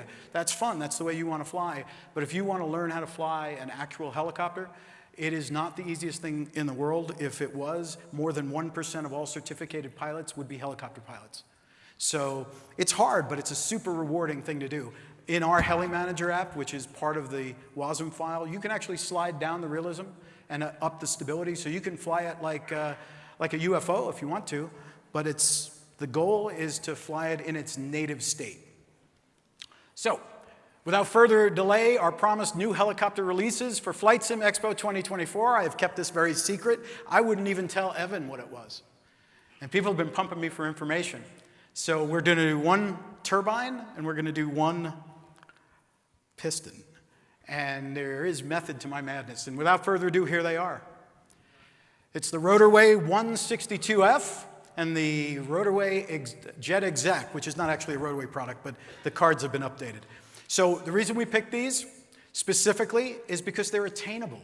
If you learn how to fly in a flight sim and you fly our Rotorway R162F, you can actually go out, find yourself one for about $40,000 or $50,000, and you can fly it. That means that you could actually translate your flight sim experience to a real aircraft. That says something. And you know what? It's fun.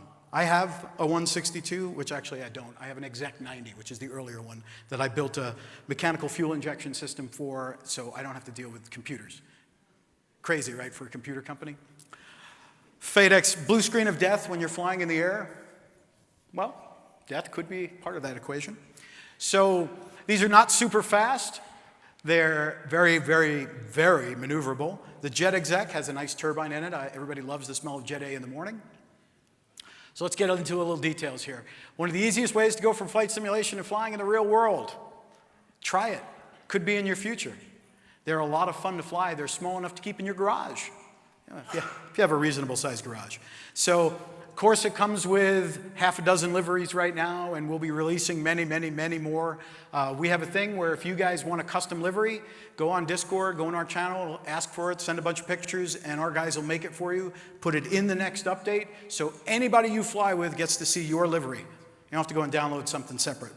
The other thing a lot of people don't know is Fly Inside products. If you go to our updates page and download it, any of them, and then you play multiplayer with somebody who owns one of our products, you can see them in the product. You can't fly it, but you can see it. So we offer that for free. So coming up, next one is the Jet Exec. Again, quite a few. This one's different because it is a full glass cockpit. That's an Odyssey Enigma, which of course discontinued because it was good and inexpensive, and nobody does good and inexpensive anymore. So it is what it is. You get jets and glass cockpits and inexpensive in the same language, in the same sentence. That's pretty odd. And we're moving on. So we're going to do a show-only bundle, $64.95 for both helicopters, updates for life for free, like every one of our products. This will be live by the show probably opening tomorrow. I couldn't put it up there because then everybody would know what I was selling, right? So this is going to be the show bundle. You can buy, you get 2 for 1. I will at some point be doing a bundle for all 4 of our aircraft, and with all the updates and all that kind of thing. So next, what's next for us? So in the coming months, we're going to add a bunch of feature updates, a new pro pilot training. We're adding failure modes. Right now, pretty much all the systems are modeled for failures. You can overspeed the rotors, you can blow up, you can do hot starts. Those are very expensive for Jet Ranger people. And VRS is modeled, RBS is modeled, all these acronyms that nobody cares about. But all of that stuff actually functions as it should. But what we're going to do is give you the ability to decide to randomly have those occur while you're flying. So that'll up your pucker factor just a bit. So watch the instruments, listen, watch for vibrations that are weird. Might save your life. Agricultural spraying, that's done already, but we're turning it into a mini game. So you'll be able to pick some fields, mark out a territory, and actually do the spraying with GPS, like it's done in the real world. Working weapons for military variants, no, you won't be able to destroy anything.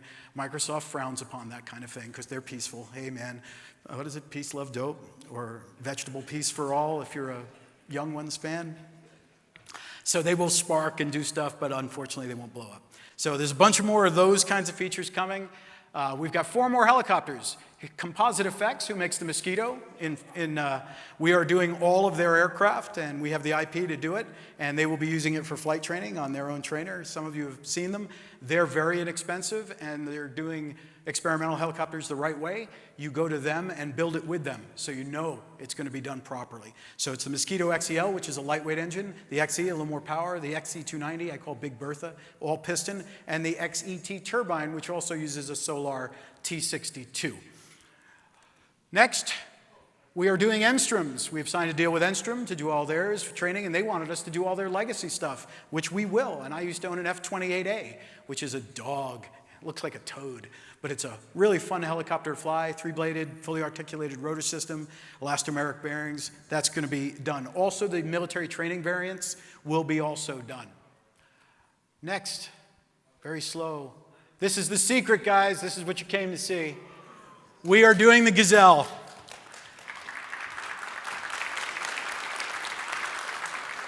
For many years, I owned a Gazelle. I love flying it. It is a pilot's machine. And then Turbomeca said, oh, by the way, we're not going to do engine overhauls anymore. You can go piss up a rope.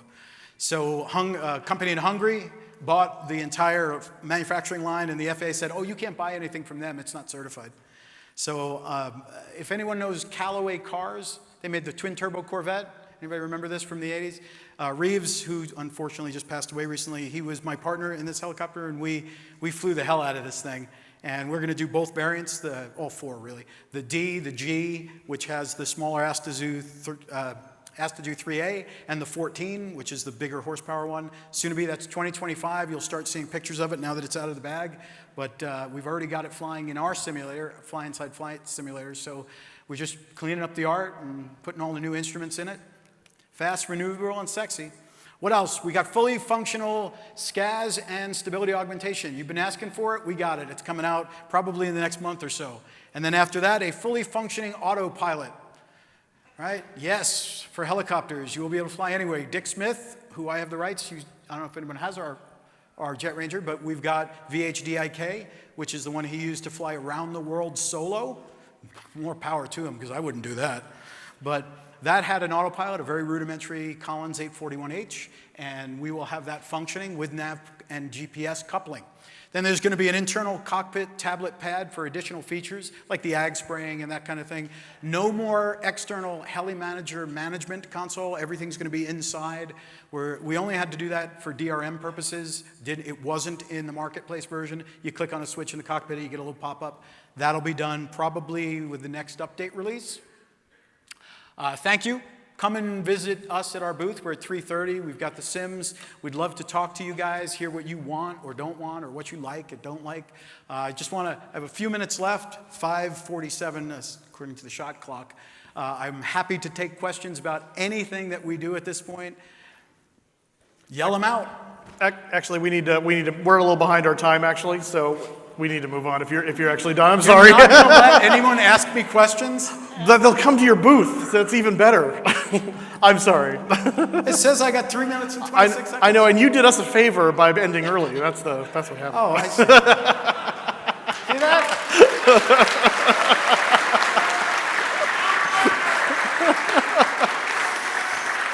But that is awesome. I know a number of people in here that are really into the helicopter flying stuff, and I've tried my hand at helicopters, and I am not a good helicopter pilot. So it's an entirely different kind of flying altogether.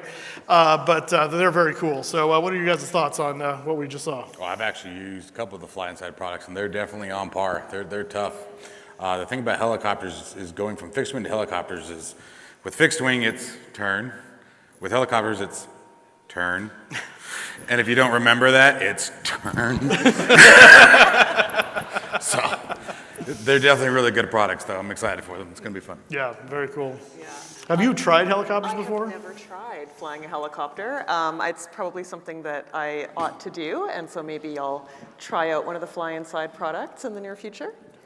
Yeah, it's really exciting, though, to see all the new models coming out that they're bringing out. It's really exciting to see how much just variety we have within the flight sim community nowadays. I mean, compared to where we've come over time. Not only that, but with multiple platforms as well. So with that, we're going to move right along to try and get back on time here. And we have Flying Art is here to talk with us. I believe you are Arthur, so the floor is yours. So, ladies and gentlemen, welcome. I'm Arthur. We flew there from Poland a few days ago. Who have been to Poland? Wow, I'm surprised. And how many of you heard about Flying Art? Maybe SimBrief panel, that's one of my products. Perfect. So I'm super pleased to be here today with all of you. I started my journey as flight sim add-on developer 1 year ago, starting by SimBrief panel, followed by Simbox for msfs and Explain, and I'm super glad to be here today. So I'm here today to present you the latest project, Kabi. Kabi is very young. It was released 1 week ago, and there's still a lot of things to be improved, of course, but I act fast.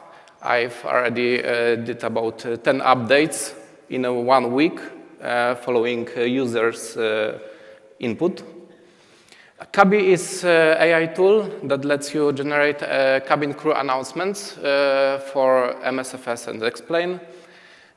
All announcements are done in the cloud, so it's FPS friendly. Let's take a look at how it looks like. Kabi integrates with SimBrief, so it fetches all the data like origin and destination, weather information, flight time, and so on. You can customize all the data that were fetched from SimBrief. You can change languages that will be used for voice generation, as well as airline name, origin city, and destination city. At the very top, you can see voices. You can select voices that will be used for captain and for crew.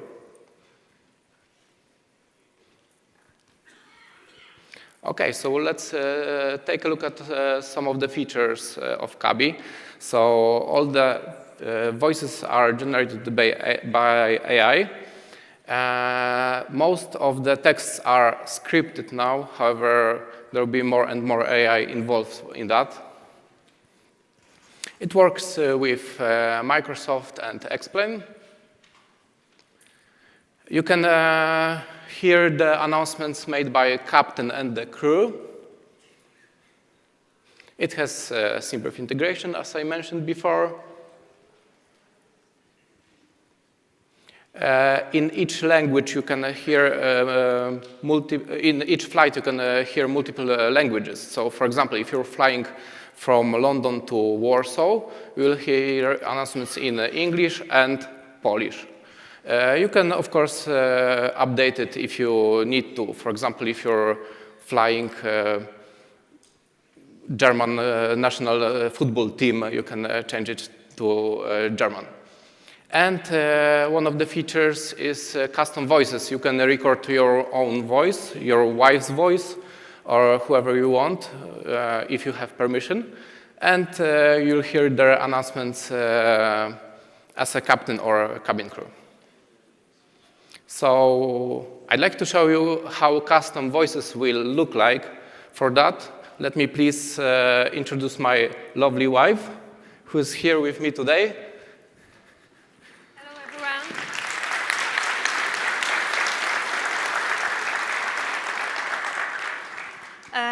My name is Elizabeth, the better half. Above all, I'm also pleased to be today with you. This is my second time at FSExpo, and I really enjoy it. Okay, so my main role is that my voice is used as a crew member named Elizabeth. You can find me in Premium Voices library. Now I'm sure you know how I sound in real life. So let's move on and see what Kabi can do with my voice. Of course, Ella is premium voice, as you could hear. So there's a short preview how she speaks in more than one language. Hopefully, yes. Welcome aboard on this LOT Polish Airlines flight from Warsaw to London. Willkommen an Bord dieses LOT Polish Airlines Fluges von Warschau nach London. Bienvenido a bordo de este vuelo de LOT Polish Airlines desde Varsovia a Londres. Witamy na pokładzie polskich linii lotniczych LOT z Warszawy do Londynu. Bienvenue à bord de ce vol LOT Polish Airlines de Varsovie à Londres. Yeah. Benvenuto a bordo del volo LOT Polish Airlines da Varsavia a Londres. Bem-vindo a bordo desse voo da LOT Polish Airlines de Varsovia para Londres. We'll try again in a second. I guess it's because of this USB-C hub. Welcome aboard on this LOT Polish Airlines flight.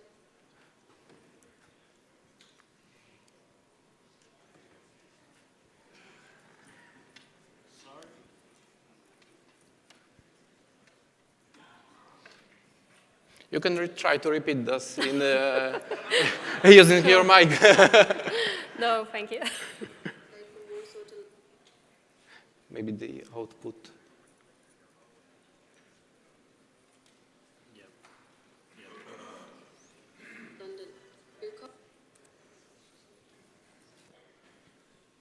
Oh, okay, yep, go ahead, do that.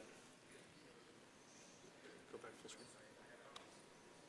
All right, we'll try to put the mic near to the MacBook speakers. Welcome aboard on this LOT Polish Airlines flight from Warsaw to London. Willkommen an Bord dieses LOT Polish Airlines Fluges von Warschau nach London. Bienvenido a bordo de este vuelo de LOT Polish Airlines desde Varsovia a Londres. Witamy na pokładzie polskich linii lotniczych LOT z Warszawy do Londynu. Bienvenue à bord de ce vol LOT Polish Airlines de Varsovie à Londres. Benvenuto a bordo del volo LOT Polish Airlines da Varsavia a Londra. Bem-vindo a bordo deste voo da LOT Polish Airlines de Varsóvia para Londres. All right, sorry for that.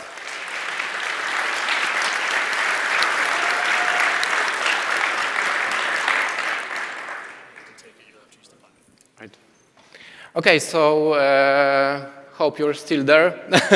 That was a short example how AI can take one voice and output it as another voice in multiple languages. So Kabi creates announcements for each stage of the flight, like taxi, safety announcement, descent information, and so on. Here's another short example how it looks like in sim. Hope it works this time. Ladies and gentlemen, on behalf of the crew, I ask that you please direct your attention to the crew members as we review the emergency procedures.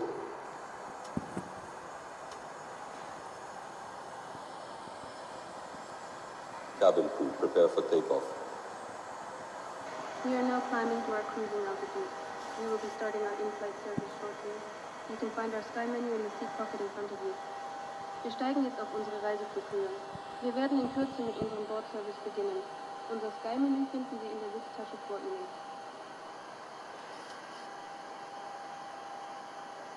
Ladies and gentlemen, the captain has turned off the seatbelt sign.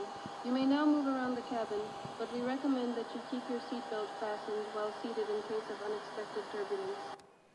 All right, please let me move forward as I'm running out of time. So Kabi is live for over a week right now.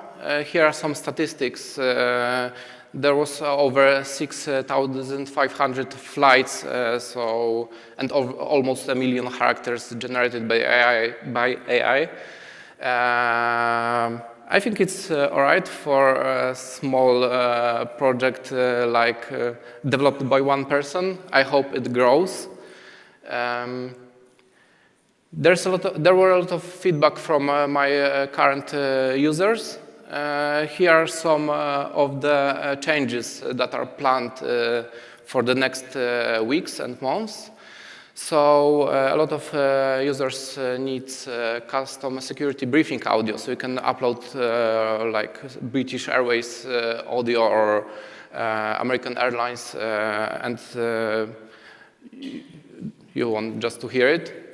Announcements text preview, it's like you can have small text and see what is currently set and what eventually will be set.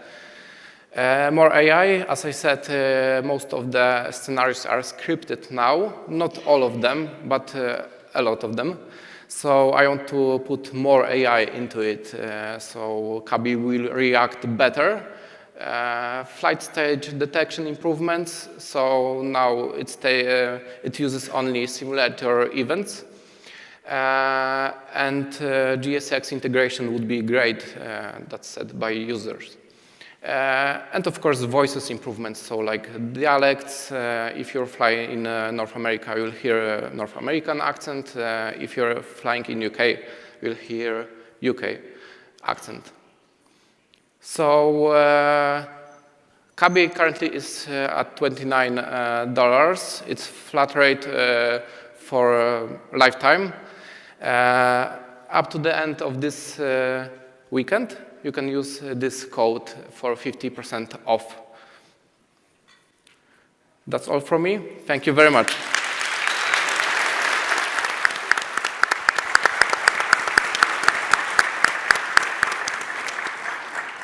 Thank you, guys. It's exciting to see this year, more so than last year, obviously, but exciting to see just how much AI is playing a role into the flight simulation space. And we were talking about earlier how creative this community is. I'm not one of those people generally. I just think flights, airplane, what else is there to do? But everybody has such an interesting take on what you could add, and AI is giving us even more ways to do that and more avenues to go. It's just really fascinating. Customized voices, like you could have Gormfield's voice. I don't even know what Gormfield sounds like. Right? Like we all can know. Now you can. He can tell you to sit back down in your chair. Oh my goodness. All right, well, next up we have Toby. Pleased to present Toby back to the show this year. There's been supporting the National eSTOL landing competition, the Thrustmaster booth, and plenty more. So let's see what updates you guys have. Welcome, Toby.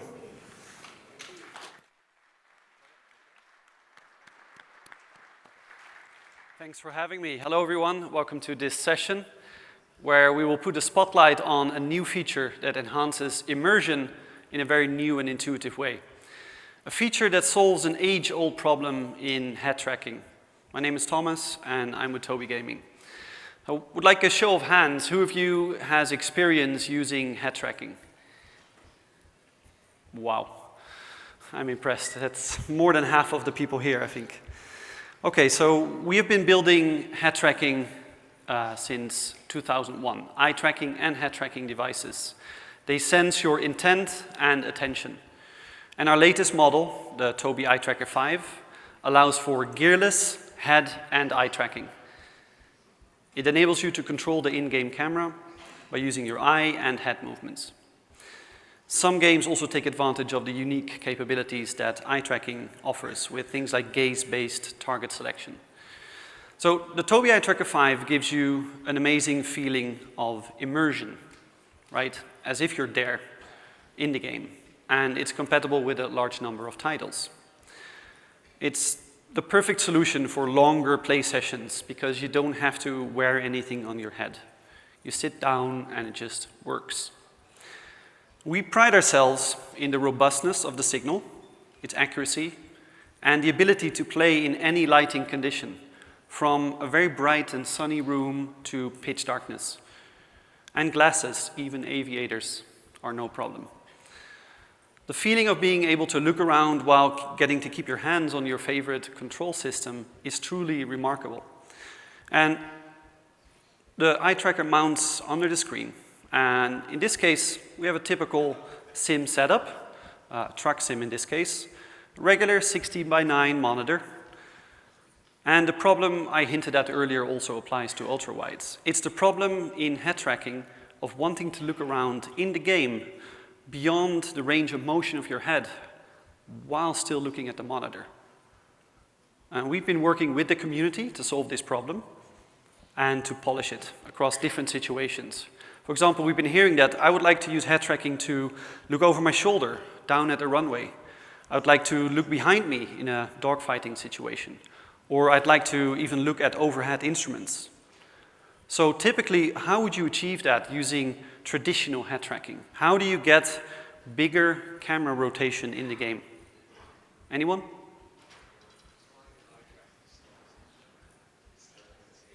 Yep. So you can crank up the sensitivity, or you can use an acceleration curve. That's the kind of old way of doing it. This has created an entire, I would say, art of making curves and people exchanging the best settings. The problem is you have to get used to that curve, that acceleration curve. And it's not intuitive, and it's also not dynamic. It's one curve and you're stuck with it. And if you increase the sensitivity of the head tracking, it's even worse, because it means that the small micro movements that we normally already make, they get exaggerated, and that's not a great experience. But we crack this. Introducing Camera Boost. Camera Boost creates an additional boost to your head tracking when you rotate your head towards where you're looking on the screen. Might be difficult to wrap your head around, but the boost basically gets stronger the further away from the center of the screen you're looking, and the more your head rotates in the same direction as you're looking. Actually, this is how things work in the real world. If we have, let's say, in a dogfighting situation, you pick up an enemy fighter in the corner of your eye. First, your eye moves there, if you would be in a real cockpit. Then your head would follow really quickly. So we've looked at our normal biological behavior, and we've basically applied this in our algorithms. So here's an example. In this example, you can see a user looking to the far top right. And in this case, it would cause a big increase in head tracking if he or she would move their head into that direction.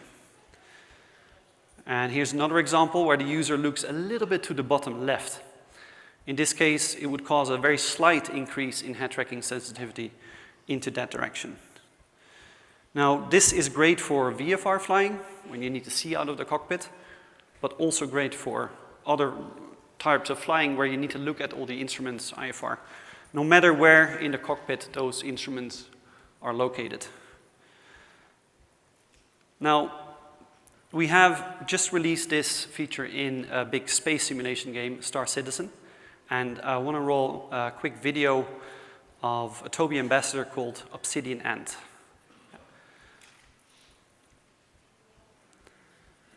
Camera boost feature takes into account what you're actually looking at with your eyes whilst you're making head movements, and this overall makes head tracking feel way more natural.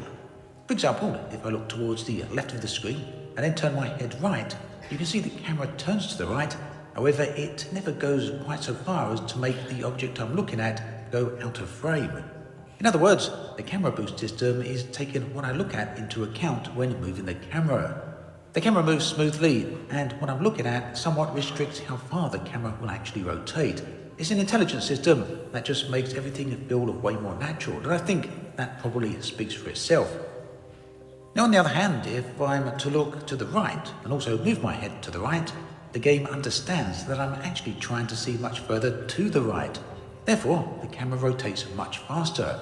And not only that, if I keep my eyes looking to the right, the camera actually has a greater degree of motion. Notice how now the camera isn't restricted, but actually very quickly looks over my right shoulder. I think it's self-explanatory what the camera boost feature then will do for situational awareness in the game. And not only that, it adds immensely to the immersion.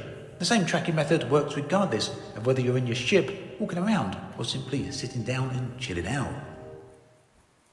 Right, in this case you probably noticed a little bubble. That's just for illustration purposes, so you can get an idea of exactly where, in this case, Obsidian Ant is looking at. So Camera Boost is available today in DCS, in Star Citizen, and in War Thunder. And it's coming soon to Arma 3, Elite Dangerous, and X-Plane. And we hope to announce more future games soon. And this weekend, you can try Camera Boost yourself, because I can talk about it, try to explain it, but you have to just experience it yourself, how intuitively this works. And you can try it out in DCS over at the booth of our friends at Thrustmaster. Thanks very much for your attention, and see you on the show floor. Tobii out.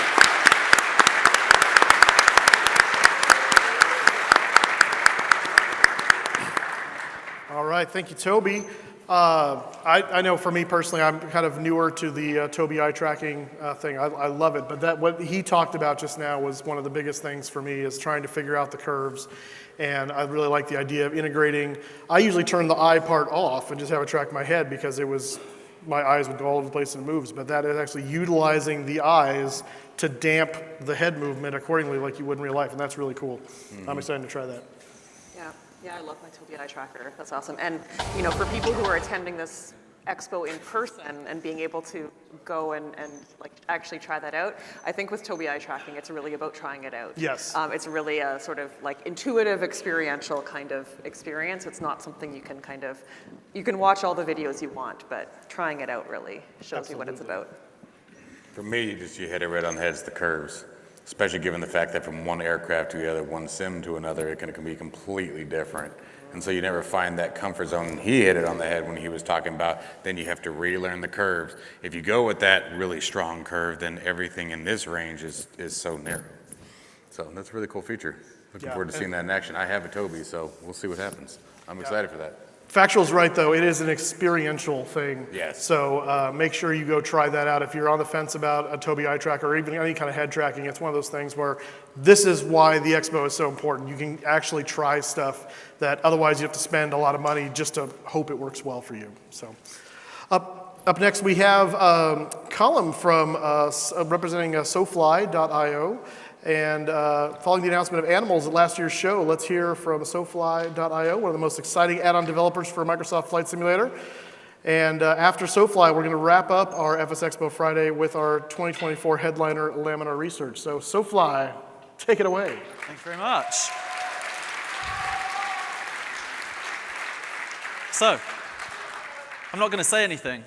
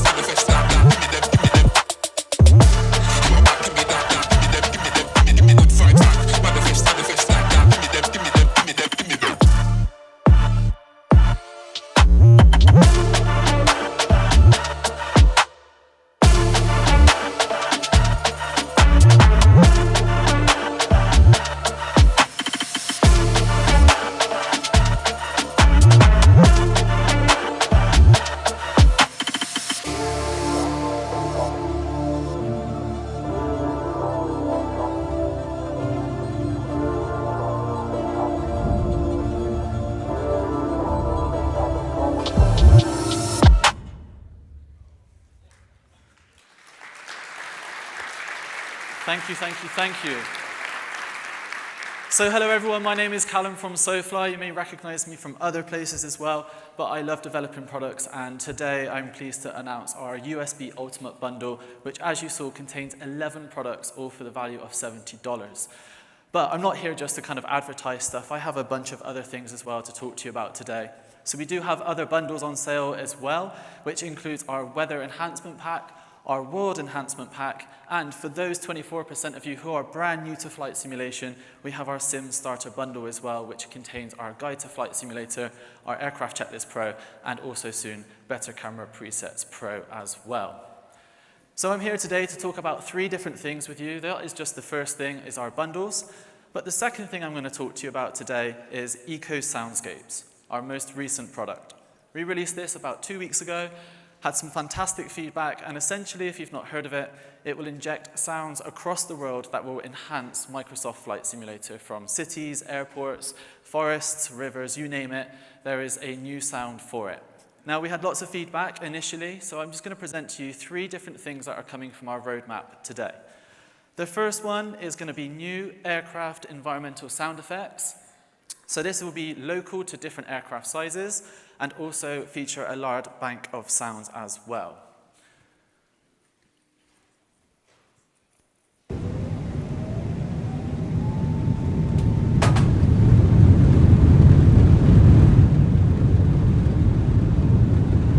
So this is the default 747 within the sim, and we've added a bunch of extra sounds to it just to give you that extra little bit of realism. The second part of the roadmap will be ATC chatter. So this is fantastic, especially if you're going to be using it on Xbox. And all it does is it will regionalize locations. So if you're flying above UK airspace or US airspace, you will hear specific sound effects to that region. And also it'll be very realistic depending on your phase of flight. So if you're in the cruise, for example, you're going to hear from control. But if you're on the ground, you're going to hear more of the ground conversations as well. So here's just a very quick sample of that. Seabird 729, speed 250 knots. 250 knots, Seabird 729. Aegean 602, reduce the holding speed now. Reducing holding speed now, Aegean 602. Seabird 347, reduce speed 250 knots. And then finally, the last part of the roadmap today for Eco Soundscapes is our global automated sounds. So we heard your feedback. There are some sounds that are missing, but that is a technical issue that we are working on, and it will be coming out very soon. And also, we're going to get rid of the performance issues because now, instead of it being localized to different locations, it is going to be across the world. So it doesn't matter where you're flying, we're going to be able to pick up exactly where you're flying, what time of day, and you're going to hear crickets at night, you're going to hear birds during the day, and all sorts of other cool sounds. Again, here's just a very quick preview for you.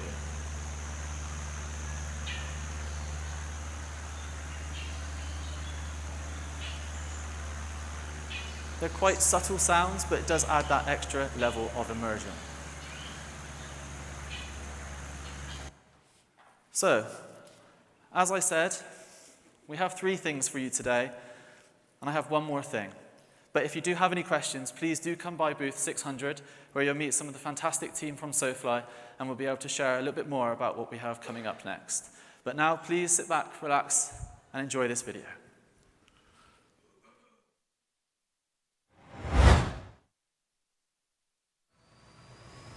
Good morning, Captain.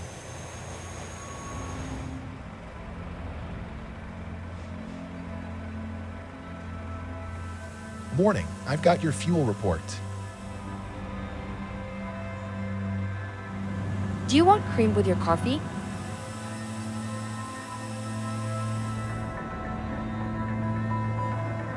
Good morning, everyone, and welcome on board your American Airlines flight to Las Vegas. Thanks for the fuel report. The final aircraft door is now closed, so please make sure all portable equipment is now in flight safe mode or switched off. Cabin crew, arm doors and prepare for the safety demo. In preparation for departure, be certain that your seat back is straight up and your tray table is stowed. Make sure that your carry-on items are placed completely under the seat in front of you. Portable telephones are not approved for use in flight. However, you may use certain other electronic devices when advised by your crew. There are 8 emergency exits on this aircraft, 2 at the front, 2 at the rear, and 4 in the middle. Take a moment to locate the exit nearest you. On behalf of the captain and your entire crew, it is our pleasure to have you aboard.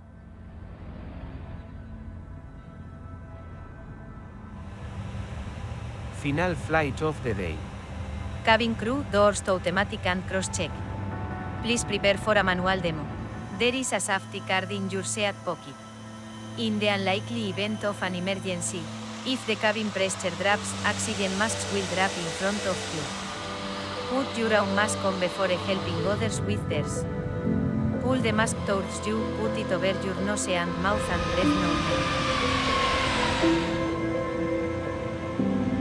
Now that we're in the air, just a few safety reminders. When seated, keep your seatbelts fastened.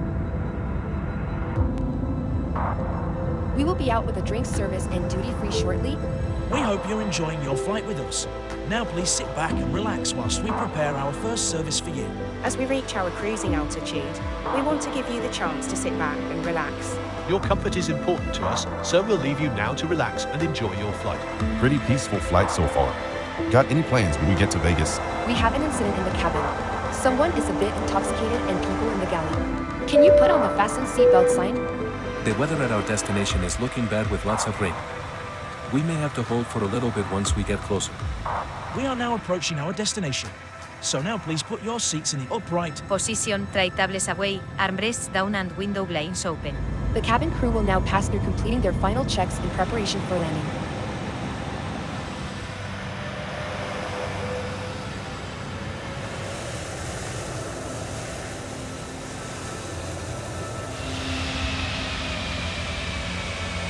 For your safety, please remain seated until the captain has turned off the fasten seatbelt sign, and we have come to a full and complete stop. When opening lockers, do take care in case anything has fallen out and remember to take everything with you.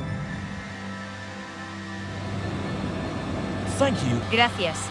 Thank you so much for flying with us. Cabin crew, doors to manual. Shocks attached. You're free to disconnect the parking brake. Welcome to Las Vegas. Thank you for choosing to fly with us today, and we wish you a fabulous stay.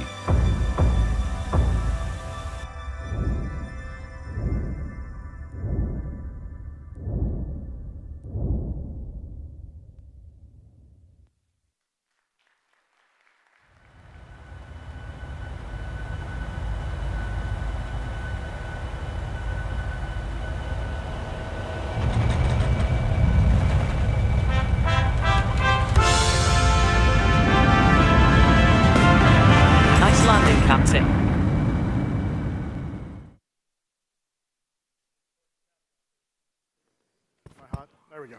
There's an important caveat there at the end, the one price, no subscription. That's awesome. But it's one word comes to mind is, or I guess it's two, immersion, I think is the phrase. Just adding in more levels of immersion through all these different things, cabin announcements. And is it, once you deboard the passengers, is that when the dinosaurs come and eat them? I'm not sure. I wasn't clear. Well, you went to that park too? Yeah, I was waiting for that. I was waiting for the Jurassic Park music to swell, and then the T-Rex comes and just eats half the passengers, but that didn't happen. Yeah, no, I got let down too. They said he was sick that day. Yeah. Do we just change the like time and date? Yeah, maybe like, go back. Yeah. What's the 747 doing here in the Cretaceous period? I don't understand. We're about to welcome on board our final group from Laminar, our headliner for FSExpo. And I'm not going to get another chance to do this, I don't think. So before they start their presentation, I just want to give a shout out real fast to Evan and Phil. I don't know how much you guys realize they do to put this show on. And it's you may have heard Evan say earlier, this is not his full-time job. This is a part-time gig for him and Phil. They do this in their off time to do this for us. And it is an amazing feat, especially when we have to change hotels at the last minute too. So can we put our hands together real quick for Evan and Phil?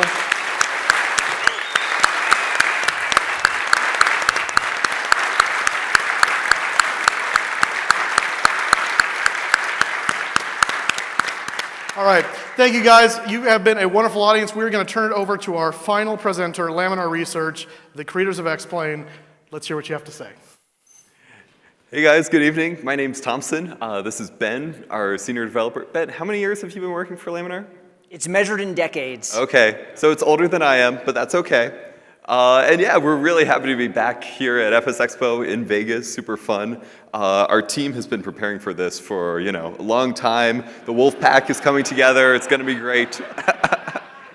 We have a nice big crew coming this year and a booth over there in the main thing. But the really big news that we want to share is that 12.1 is finally in RC. We're really happy about that.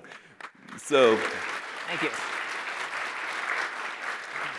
So Ben, tell us a little bit more about what's in RC and what's coming after. Let's see. So, Xplane 12.1.0 is our biggest patch to Xplane 12 since we released. It is as big as the previous two patches combined. We touched a ton of stuff. It's a really big graphics update for us.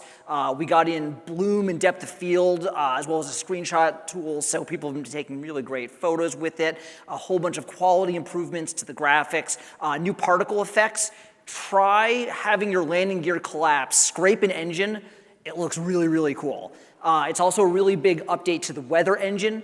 We did a lot of work on how we blend clouds together, especially when real weather is on and you have different storm systems coming together.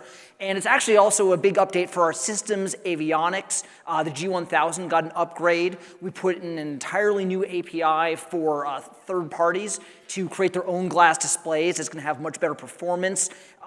This was just a really big release for us. Here's a couple pictures of the clouds, of the night views. We gave Las Vegas an update because we had to because we were coming here. And our add-on developers got into this too, and they took some really nice pictures using the new screenshot tool. So this has been a big release for us, but we have more stuff coming. So in a few minutes, we want to tell you about some of the things that the development team is working on now that we're hoping to get to you really soon. And the first area is some new things coming with Xplane's avionics. We are putting synthetic vision into Xplane's G1000. So this is going to be synthetic vision. You'll be able to see terrain, water, obstacles, as well as things from your flight plan and route built into the sim. This will also work with add-on aircraft that use our G1000. And we're driving this off of the data we already have on your graphics card, so it should be very high performance. We're hoping not to have a frame rate hit, even though you get all of this extra detail. So here's a picture of what it looks like. This is an approach, and you can see the arc that the GPS expects you to fly as hoops in the sky, as well as terrain and obstacle avoidance. So that's going to be a really nice improvement to the G1000. We're also working on weather radar, and this is a realistic simulation of how the weather radars work in an airliner. So it's not just a map of radar, it's actually sweeping up and back. You can tilt it just like in a real airliner. If you tilt the plane, you can fly with or without stabilization. And once again, we're doing this on the graphics card using the data we already have so that we can get all this detail and still have it be high performance. The weather radar also does ground reflections, right? So it's a radar if you're flying and there's a mountain ahead, it's going to bounce off the mountain. Let's see if we can get the video going. So this is just a little bit of in-game capture of our 737 with the new radar, and Philip is flying into Innsbruck. And if you've ever flown into Innsbruck, you know that the mountains are next to you, they're above you, and what you see is that the terrain reflections are showing up on the radar, and you can see the sweep going up and back in the simulation. So we're pretty excited about that. A couple more things we're working on. Dark cockpits. We've done a lot of work on Xplane 12 since it shipped, and this is probably the one biggest thing that we hear about most, is that the cockpits are too dark. So there's really two issues here. The first question is the image we're rendering correct? Is Xplane's lighting model doing the right thing? And the answer to this is actually yes. We spent a bunch of time looking at it, and we're pretty sure the lighting is working the way it should. The second question is this something that you would like to fly? And the answer to that is absolutely not. The cockpits are wicked dag. Here's a picture that I sometimes show of my son in a real Airbus cockpit, and you can see that the sky is really bright and the cockpit's really dark. Here's the thing. This picture was from my iPhone 10 years ago, and it's a lousy looking picture, right? No one actually wants to fly a flight sim that looks like this. The problem we have is exposure. We have the right lighting model, but what we don't have is your brain. Your brain takes all these different light levels and allows you to see really bright things and really dark things at the same time. So we made this roadmap after X-Plane 12 shipped of what we wanted to do. We wanted to fix any bugs in the lighting model we could find, and we did find some. They were mostly color bugs and not brightness bugs. We wanted to do more careful measurements of the real world. So we give light meters to real pilots, we do ray traces, we have a bunch of things we do to try to validate that the lighting is right, and we're mostly done with that, and we think the lighting is right. And then the final step is, if the lighting is right, but the exposure looks ugly, it's time to fix exposure. So what we're going to do is bring back exposure fusion. Exposure fusion is a feature that you might have in your smartphone that takes an image and exposes different parts of the image at different brightnesses in a way that looks realistic but lets you see more detail. So let me show you a picture. This is a 3-part image of a really difficult scene for X-Plane. This is a hard case. This is Innsbruck with thunderstorms, with the sun directly behind the clouds with silver linings and blooms, and the Airbus cockpit backlit. So this is a really hard scene with bright outside world and a dark cockpit. In the left third of the image, you're seeing what we ship now, and it's really hard to see inside the cockpit. In the middle third of the image, this is with bug fixes. The mountains look dark when they're in the shadow of the clouds like they should. This is something we fixed that's going to make the images more realistic. But the cockpit is still really dark. And on the third side, this is a little tough to see in the ballroom of a hotel, but on the third side, exposure fusion is bringing up the brightness of the cockpit so you can start to see some of that texture and detail even though it's darker. Let me show you one more before and after. This is off, on, and you can see that with exposure fusion off, it's really tough to see the details in the cockpit. If you move your head down in X-Plane, it will bring up the exposure and you'll be able to see everything, but while you're flying, it's dark. And with exposure fusion, you can start to see some of the tone of that metal in the Airbus cockpit. So this is something that we're looking to get productized so that you can have realistic rendering, but still be able to see inside the cockpits. I can tell you about a couple other things the graphics team is working on right now. We are working on performance, a couple things. We are working on moving the lighting calculations to the GPU in a new way that should make night scenes much faster, especially if you run at 4K or if you run in VR. We've also got an improvement coming to, come on, there we go, to how we handle materials in the world, which should help your CPU. And we are working on making the main frame rendering multi-core. And that's going to be something that unlocks a lot of performance for everyone because y'all have a lot of CPUs. Besides performance, the other big thing that the graphics team is spending our time on is new terrain rendering. We talked about this at our developers conference in Montreal, but we've started work on our next generation scenery system. So this is a picture of X-Plane with third-party scenery, and when we've got a third-party base mesh, the lighting model can do a pretty good job of creating a realistic view. But we've had this trade-off between detail and performance. So we're working on a new terrain mesh system with 3 goals. We want to be able to have performance and detail. We want to be able to stream the scenery, because our add-on developers have said we want to be able to stream add-on meshes. Having to have you guys download the entire add-on before they can fly it is kind of lame in 2024, and we're trying to create a scenery system where airport designers can edit and patch the local mesh around their airport and not have to recut a large tile. So this is work that's happening now. This was what I was working on the airplane on the way here, and what we'll get back to work on when we go home. And we're looking to get some of this stuff out in Q3 and Q4 of this year in our next updates. Let me turn it over to Thompson to tell you about the X-Plane store. Yeah, so one project that I've been working on quite a bit recently is the X-Plane store. This will be a platform within the app itself and online to let you buy add-ons, aircraft, scenery, plugins. But that sounds kind of, pedestrian, and we already have that, right? But we've decided to do it a little bit better. So the plans for the X-Plane store will be integrated directly into X-Plane, which means that a lot of the points of friction in the current process of purchasing, downloading, installing, and then unlocking an add-on will be removed. This will all be built on a new X-Plane identity system that we're building currently, which will keep all of this in sync, whether you're on different computers or if you buy something on the web and then want to use it in X-Plane. We'll also update all of your add-ons for you, so you won't need to worry about what's up to date and what hasn't been done yet. You'll just be able to hop in and fly. And lastly, we're going to fix the DRM system for X-Plane. So for a while, to really protect the add-ons you make for X-Plane, you've had to make your own system or hop on someone else's third-party system. We're going to do a little bit better than that.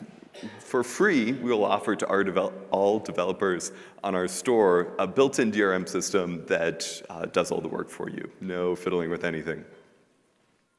So what does this mean for you guys, for the users? Well, it'll be a convenient shopping experience directly in the app, so you won't have to keep clicking away. It will download and install for you automatically. And it will also store your payment information. We won't. I don't want it. Stripe will. They're the professionals at that. And it'll also offer tools like Apple and Google Pay, so to make it as seamless as possible for you. It's also a win for developers because they get a lot more exposure. They will be within the X-Plane app itself. They get all of the DRM wins. And we're also focused a lot on the quality control. So I know that a lot of folks have had trouble with certain add-ons from certain companies, and we hope to really raise the bar on what's acceptable in a marketplace. One part of getting ready for the X-Plane store system is our new WebSocket API. So as I was preparing these slides, I asked ChatGPT to, make a graphic explaining WebSockets to me. And I'm not going to try to explain this to you, and I'm not sure what it was thinking. The fact is, it didn't know what it was thinking. But let me tell you what it means. So the big thing about WebSockets for us are lowering barriers to entry to X-Plane. So with WebSockets, developers and most of you will be able to write applications that need data from X-Plane about all sorts of things, the state of the aircraft, how fast you're going, where you're going, what you're flying. You'll be able to get that data from X-Plane, and then on the way back, you'll be able to send data to X-Plane, either setting those values or sending commands to X-Plane. This will really unlock a lot of people to use all of this data that X-Plane knows about without having to make your own complicated plugin or counting on users to install that. The biggest thing that I'm excited about for this WebSockets API is just getting started. With modern AI tools like ChatGPT and Copilot, it is so easy to write code for the web if you don't know anything about code. I had an interesting little project that I started completely from scratch with no knowledge. Stop by the booth if you're interested in trying that out. But yeah, so it's really all about lowering the barrier to entry and making it easier on developers. So we have a partner of ours that is launching a new product right now for X-Plane using this API, and we're going to ask them up to tell us a little bit about it.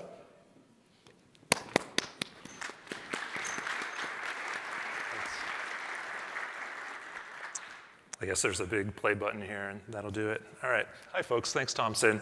I'm Alex List. I'm a commercial multi-engine pilot and also instrument rated. My background is at the intersection of aviation and software. I'm friends with the X-Plane guys from my time at Beta Technologies, where I led the flight sim program for 2.5 years and built some of the best, and I'd say coolest half-dome sims on the planet. Today, I'm the CEO of a small startup called Airplane Team. And I wanted to tell you about a brand new product called FlySurely.com. What I want to show you today hasn't been seen before and has the potential to open doors to a cockpit or to a career in AI, and ultimately to safer skies for all pilots. Surely is your AI co-pilot helping you fly smarter from sim to sky. Whether you're piloting a 777 across the Atlantic from your sim room or practicing crossing landings in a Cub, Surely bridges the gap between sim and sky. Sadly, several of us at the X-Plane booth lost a friend in a plane crash earlier this year.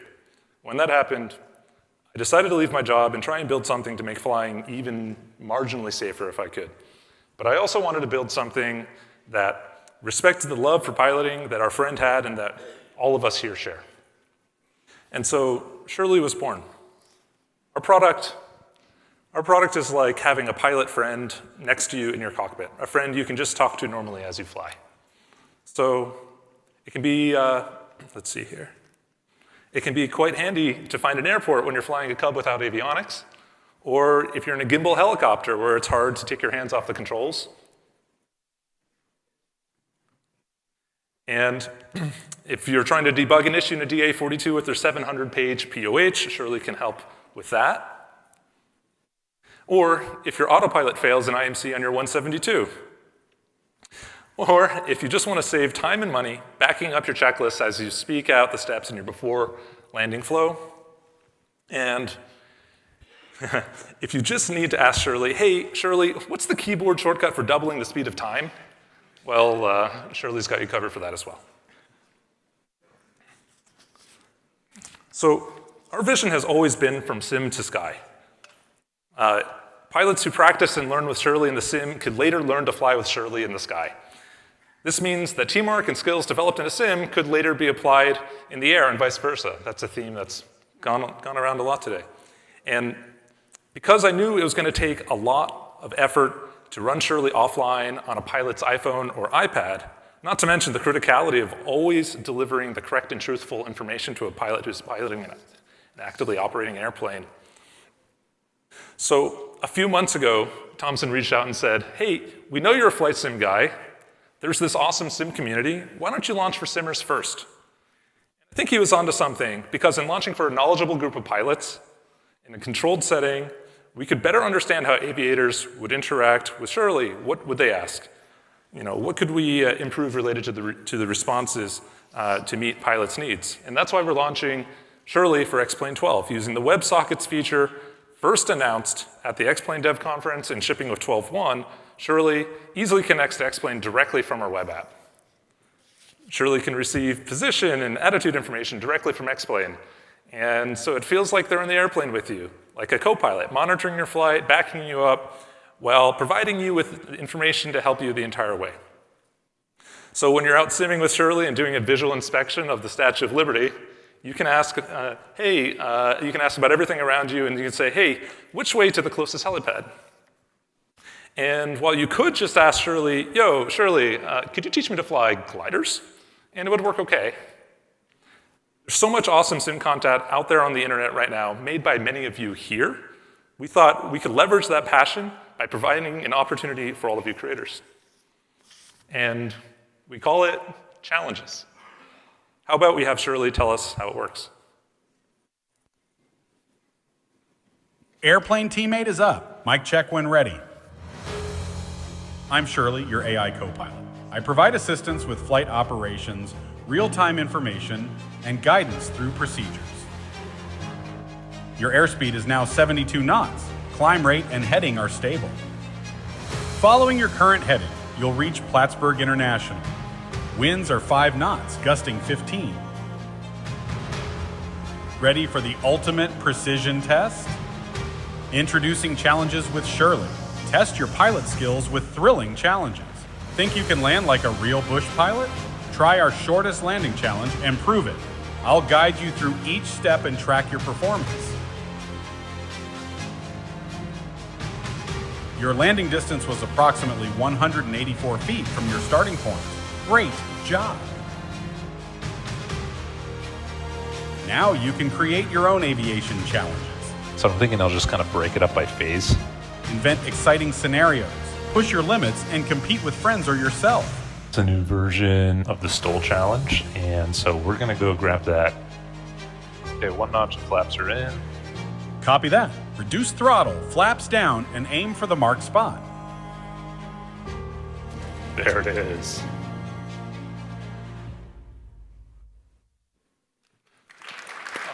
Thanks.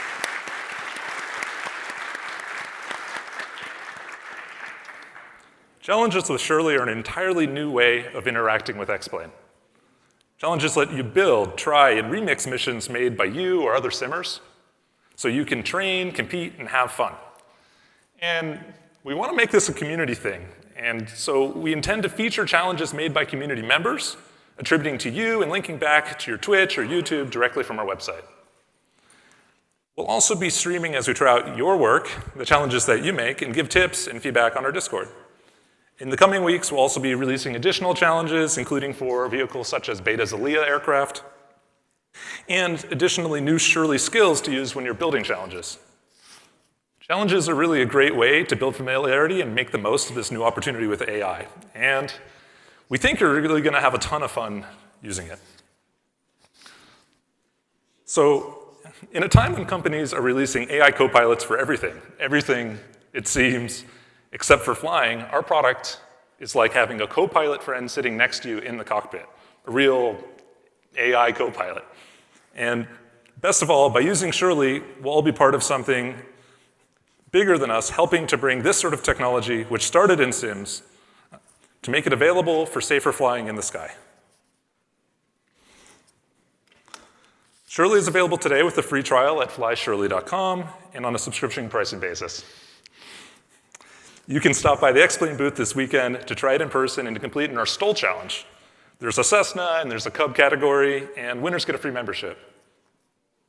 So come through the X-Plane booth, try your luck at our STOL challenge, download X-Plane 12.1, create your challenge at flyshirley.com, and join us in building the future of flight from sim to sky, safe flying.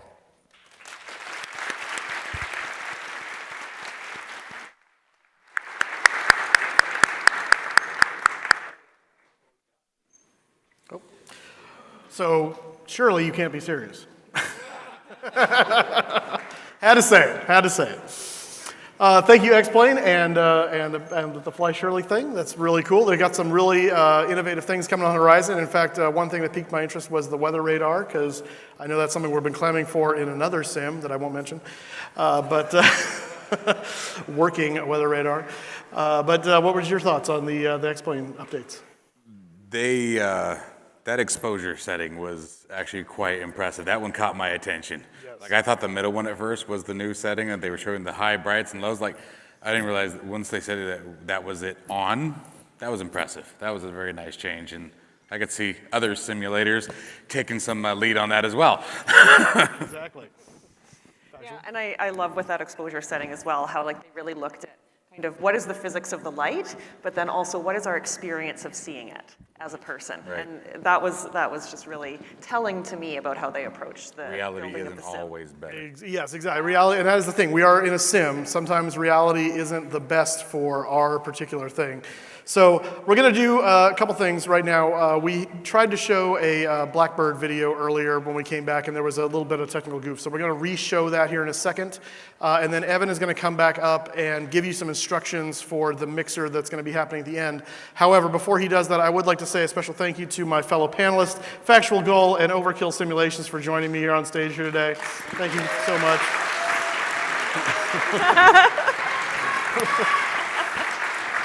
And of course to Gormfield for emotional support. So there we go. Just because she did it, you know, if you wanted to, we had that opportunity earlier. My daughter's out there. If you want to call her out, now's a good time to do it. Who's out there? My daughter. Your daughter? Well, Stand up, Delina. Who's your daughter? There she is right there. That's my daughter right there, guys. A little overkill. Yeah. Okay. All right, let's go turn your attention to the screen for the Blackbird video.